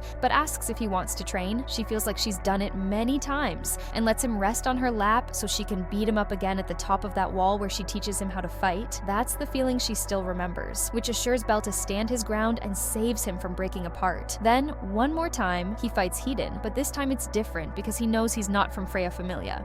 Bel remembers Ice taught him to strike when opponents think they've won with the last attack, and that really works and cuts Hedon for the first time. Meanwhile, at Hermes Familia, work is built up at their office, and Hermes is noticing his memories keep getting reset in a loop. Every time he thinks about what's going on, he gets reset again. Clearly, there is something so powerful that it has taken Hermes' life into control. Hermes asks others if they've got something, and he tells them loop and reset are clues from it. Hermes realizes his feelings are not getting reset from whatever is controlling his mind, but if he digs into it, then only his memories get reset. Hermes reaches the conclusion that whoever is doing this doesn't want Horario to fall, but wishes to have something that he or she can't control. Hermes wishes to have guidance, and for that, Hermes goes to town and confesses to ASV that he loves her. ASV tells him to go buy potato poppers from Northern Avenue. Another avenue is where Hestia is selling the potato. She desperately gives him the whole bag, and from it, Hermes gets the letter he gave to Hestia, which says to make a heart. That gets Hermes to make his move. Hey guys, I know I'm interrupting the video, but I'm just here to remind you that most of you guys watching this video are not actually subscribed to to the channel. So if you're enjoying this video so far, make sure you click that subscribe button and hit the notification bell for more updates in the future. Now let's get straight back into the video. Bel's mind clears and he realizes he's not part of the Freya familia. He understands that he can't meet Freya without risking her discovering he knows the truth. He also figures out that Freya used her charm on Orario, but he doesn't understand why Sir was erased as well. Suddenly, a loud blast happens nearby, and Velvet rushes in to check on Bel. She looks relieved to see him safe and explains that someone is attacking their familia. The attacker is none other than Ryu, who has broken out of her prison and is now escaping. What's more shocking is that this is happening at Freya familia's home base. Ryu's escape was made possible by Horn, who freed her. Horn spoke to Ryu in Sir's voice, making a request that left Ryu no choice but to cause a commotion to escape. Velvet leaves some members behind to guard Bel, but they are quickly knocked out. Bel notices someone sneaking away and decides to follow them. The news of the attack reaches Alan and other members of the familia, and they rush back to deal with it. Meanwhile, Hermes' familia is seen spreading fire throughout the town on orders from Uranos. Though the request seems strange, Hermes agrees to carry it out. Bel eventually arrives at a hall where he meets the one behind the escape, Horn. She reveals she caused all the chaos to disrupt Freya's plans. She tries to make Bel understand what's happening and who is truly behind everything. However, Bel still doesn't grasp the full situation or even the feelings of the people involved. Frustrated, Horn begins cursing him. In her anger, she pulls out a knife and threatens Bel, blaming him for causing so much trouble and pain into Freya. But as she moves closer, she hesitates. Horn wants to end it, but finds herself unable to because she shares Freya's feelings for him. So her heart too cares about Bel, but her wish is for Freya to live a life at the top of the world, and Bel coming into her life has changed her. From then on, her pain and suffering start because she knows Freya can't obtain Bel. So Horn again asks Bel to realize the truth. Bel pieces together the missing pieces and realizes Freya and Horn are both Sir. Finally, Bel gets it. Horn hands him the knife and tries to end her life because it's the second time she's gone against Freya, but she still cares for Freya to the end. She changes herself into Sir. Sir tells her feelings, how much pain she's in, and how she holds only Bel as her precious one in life. Bel knows it is Freya's deep feelings, the cry and desperation. All of it are Freya's emotions. So he promises to save her somehow. Freya falls and Horn is dying, so she orders Attar to go save her. Attar stops Bel to take over from here. Bel goes to Freya and she knows Bel has caught on to everything. Bel doesn't want to listen to anything because he still believes Seer is real, that she's a part of Freya. Freya crushes the hairpin she bought with Bel to snap him back to reality, showing him that Seer is just a fake, nothing more. She reminds him that he hurt Seer, so he has no right to come and be a hero. No, they are breaking my guy down. Not if he is already broken. Oh god, no. Can't believe I just said something so cringe. Bel accepts all of the blame for causing her pain, but now he wants to save her. Freya gets pissed that he's getting ahead of himself, talking about saving a fake person, but Bel feels that Seer put out her heart for him, so he refuses to believe that was from a fake persona. Seer was truly in love with him, and that's why Bel refuses to accept that Seer is dead and deny her feelings. Freya slaps him in frustration. Freya says she has all of Orario under her control, so she thinks Bel can't do anything, and if she feels like it, she could even turn all of them against Bel. Suddenly, Bel's familia emblem reverts back to normal. Freya transfers her consciousness to Fels to talk with Oranos. Oranos has noticed, and before this, he orders Hermes' familia to distribute the firewood, as he knows what Hermes wrote in the note and gave to Hestia. All that firewood is infused with Hestia's blood, which has the maximum level of divinity. It's a master plan of Hermes, to say the least, to snap everyone out of Freya's control. All the work now goes to Hestia. S1 takes Hestia to the top of the tower, and Oranos reminds Freya that Orario is a city of heroes, and if it doesn't function properly, it won't give birth to a new hero. Since Freya is bent on making Bel rise to the level of heroes, even she needs Orario to function properly for that. Oranos and Hermes break through this loophole, and the one who would now break her control is Hestia, the goddess of the altar, who presides over the eternal flames of heaven. Hestia uses her divinity to burn down Freya's charm from everyone. That's how Ys arrives to help Ryu and get Bel. Now, all of Orario's people are pissed at Freya for doing this to them. Things escalate, and Hestia finally gets to Bel and apologizes for being so cold to him that day. Freya herself is astounded by this move. Hestia asks Freya about her next move, as she's totally cornered from every side. Even the townspeople are about to start a huge revolt, and Loki knows this would happen if Freya took things too far. She has warned her about this before, yet Freya does it anyway. Even so, the guild won't let an all-out brawl break out because it could destabilize the town. That leaves Freya with one option. She challenges Hestia for war games. If Freya wins the war games, she gets Bel. If she loses, she promises to do anything Hestia wants. Freya's familia won't be dissolved by the guild because of her immense power and influence, as long as the 3 great quests remain. Freya bets everything on this, and in return, Hestia is allowed to form alliances with other gods. Bel, however, has one condition. He asks Freya to let him meet the real Sir. Freya agrees. The war games are set, and while many join Hestia's side, Loki decides not to participate. Because of this, several other gods also refuse to join Hestia's alliance. The guild had banned Loki from participating to maintain balance in Orario, so it's out of her control. The guild isn't wrong in doing this, but it creates challenges for Hestia. A meeting is arranged to discuss sets the rules for alliances and the war games, and though many gods stay neutral, some still side with Hestia. Hestia wants as much help as she can get for the war games, but Loki firmly declines to join. In the manga,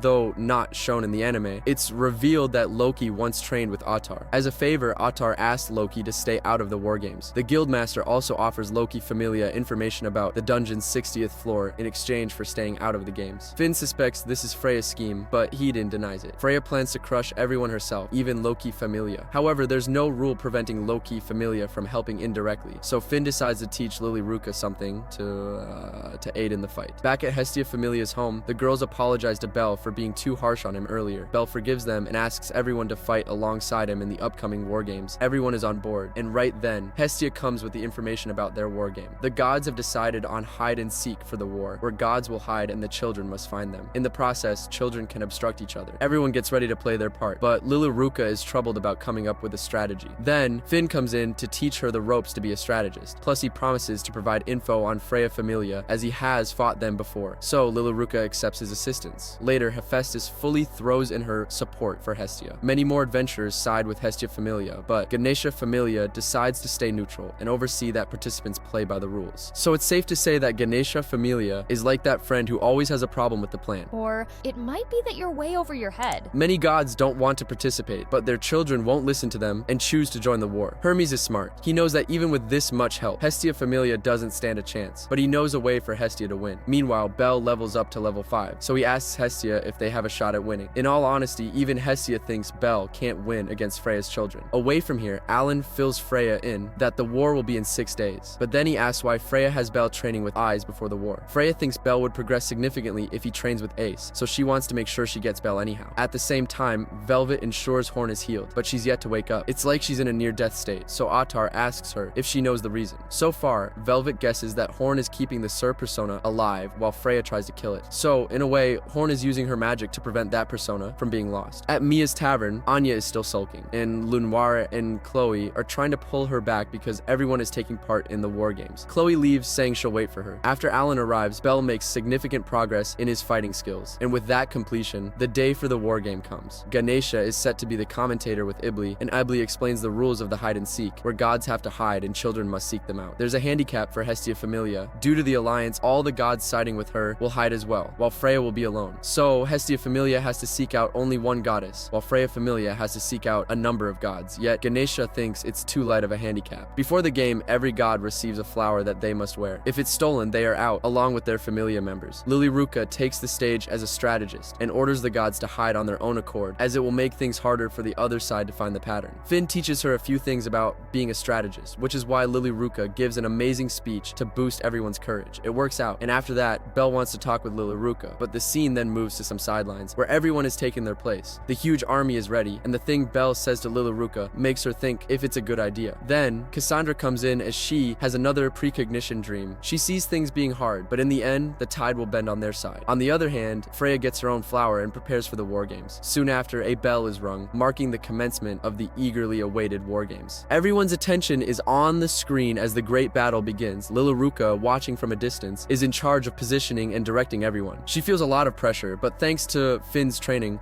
she has become a skilled strategist. Under stress, she snaps back into focus and orders the army to act as scouts to locate Freya. She dedicates about 70% of their forces to scouting, which keeps the army balanced, but going head-to-head with the Freya Familia is not an option. Instead, Lilaruka forms scouting squads to gather intelligence, focusing on finding enemy positions and Freya herself. The teams advance deeper into enemy territory, but they don't encounter any signs of Freya Familia. Lilaruka grows confused because, by now, at least one group should have spotted them. Finally, one group reports that they've located the enemy on the west side. Surprisingly, it's not just a small force. Freya Familia's entire army is gathered there, with Freya herself sitting in the open, surrounded by her strongest fighters. Lilaruka suspects it's a trap, but a frontal assault becomes the only option. Hedin ensures his forces stay within range of his voice, allowing him to control them efficiently. Knowing they have no choice, Lilaruka orders the allied army to split into 3 platoons, with Tsubaki leading the main charge through the center. She sends Chigusa to support Uka and moves to a better vantage point to oversee the battlefield. Hedin responds by ordering an all-out offensive, while Hestia stays hidden, quietly observing everything. As the two armies prepare to clash, the allied army gains an advantage thanks to Welf's magic sword, which allows them to attack from a distance. It crushes the first wave of Freya Familia, so everyone is in joy, but it turns into despair the moment Velvet shows up. She's a healer, and with her spell, she brings back all her members into tip-top shape. So Liluruka tells Haruhime to cast a level boost so that stronger members can take the lead. They make Freya Familia waste the magic sword, but now they know where Velvet is. So Liluruka asks more members to come out of hiding to attack Velvet. Mord goes too hard on his attack, but all those flames fail to defeat Velvet because she has auto heal on herself. Mord tries to attack her, but the healer is also an excellent fighter. She gets frustrated that such scum like him are trying to drag their sorry selves near Goddess Freya, so she beats out all of them alone. Then, as everyone runs out of magic sword attacks, Hedan casts his thunder arrow to take out the frontal platoon of Hestia Familia. Meanwhile, Tsubaki is holding off on her side and tells everyone to form a team to fight, but then Hogni shows up. Dang. This feels like when the Night King shows up in the final battle in Game of Thrones. Shh, we don't talk about that ending. His personality is all messed up, and seeing himself displayed on the screen makes him tear up. He starts his chant, and Tsubaki tells everyone to stop him, but it's too late. That spell changes his personality, and he goes in to take down all the low levels himself. The level boost from Haruhime helps Tsubaki stand her ground against him, and Welf tries to attack him, but he dodges an attack in a split second. It's Alan who finds Welf, and his attack fails to shatter Welf's magic sword. Aisha, two-faced first-class adventurers, and Belle are moving out, wearing an invisible cloak to approach Ottar. If Ottar goes down, their chances of winning increase, but Van finds Belle. He knows Belle will try to make his move this way, so he comes here alone to act on his own in order to defeat Belle himself. Belle is charging his skill to fight Ottar, and Van doesn't like it, but Belle defeats Van using his firebolt in one go, and that's how Ottar finds him. Belle is still charging his attack. Ottar sees this and gives Belle one free attack to put his all into it. Belle picks up the sword, imbues it with fire, and Ottar also makes his enchantment of golden light. With that enchantment, Ottar has taken victory against a level 7 adventurer, but Belle can't back out now and waits for the moment for his skill to charge. When it's ready, Belle attacks Ottar with Argo Vesta. Their epic clash is a sight to behold. Belle and Ottar's power are evenly matched, but Ottar admits that due to the level gap, he withstands Belle's attack. If not, he could have lost. But from now on, it will be their pure fight. Away from there, Alan has defeated Welf, and Tsubaki also loses against Hogni. Hogni then sees another batch of dead meats, and Aisha is fighting against those four brothers. And the magic swords are coming down like arrows. A simple but good strategy they come up with. But Belle isn't looking good. He's getting beaten to a bloody pulp, and Freya doesn't want Ottar to break Belle down, but things aren't looking good for him. Even Belle asks Ottar to stop. It's like Belle is done for, and Aesface sees this and disobeys Hermes to get into this war. Ottar wants Belle to surpass him because he's the one Freya has picked. And that wraps up our season so far. But Belle has proven that he's not just a rookie anymore. He's the real deal if you choose to ignore the ending part. Aurario's definitely not the same after this season, but neither is anyone else. Guess we will just wait and see what happens next, but that's easy to do if you can just hit that subscribe button and ring the notification bell icon to stay updated. See you guys in the next one.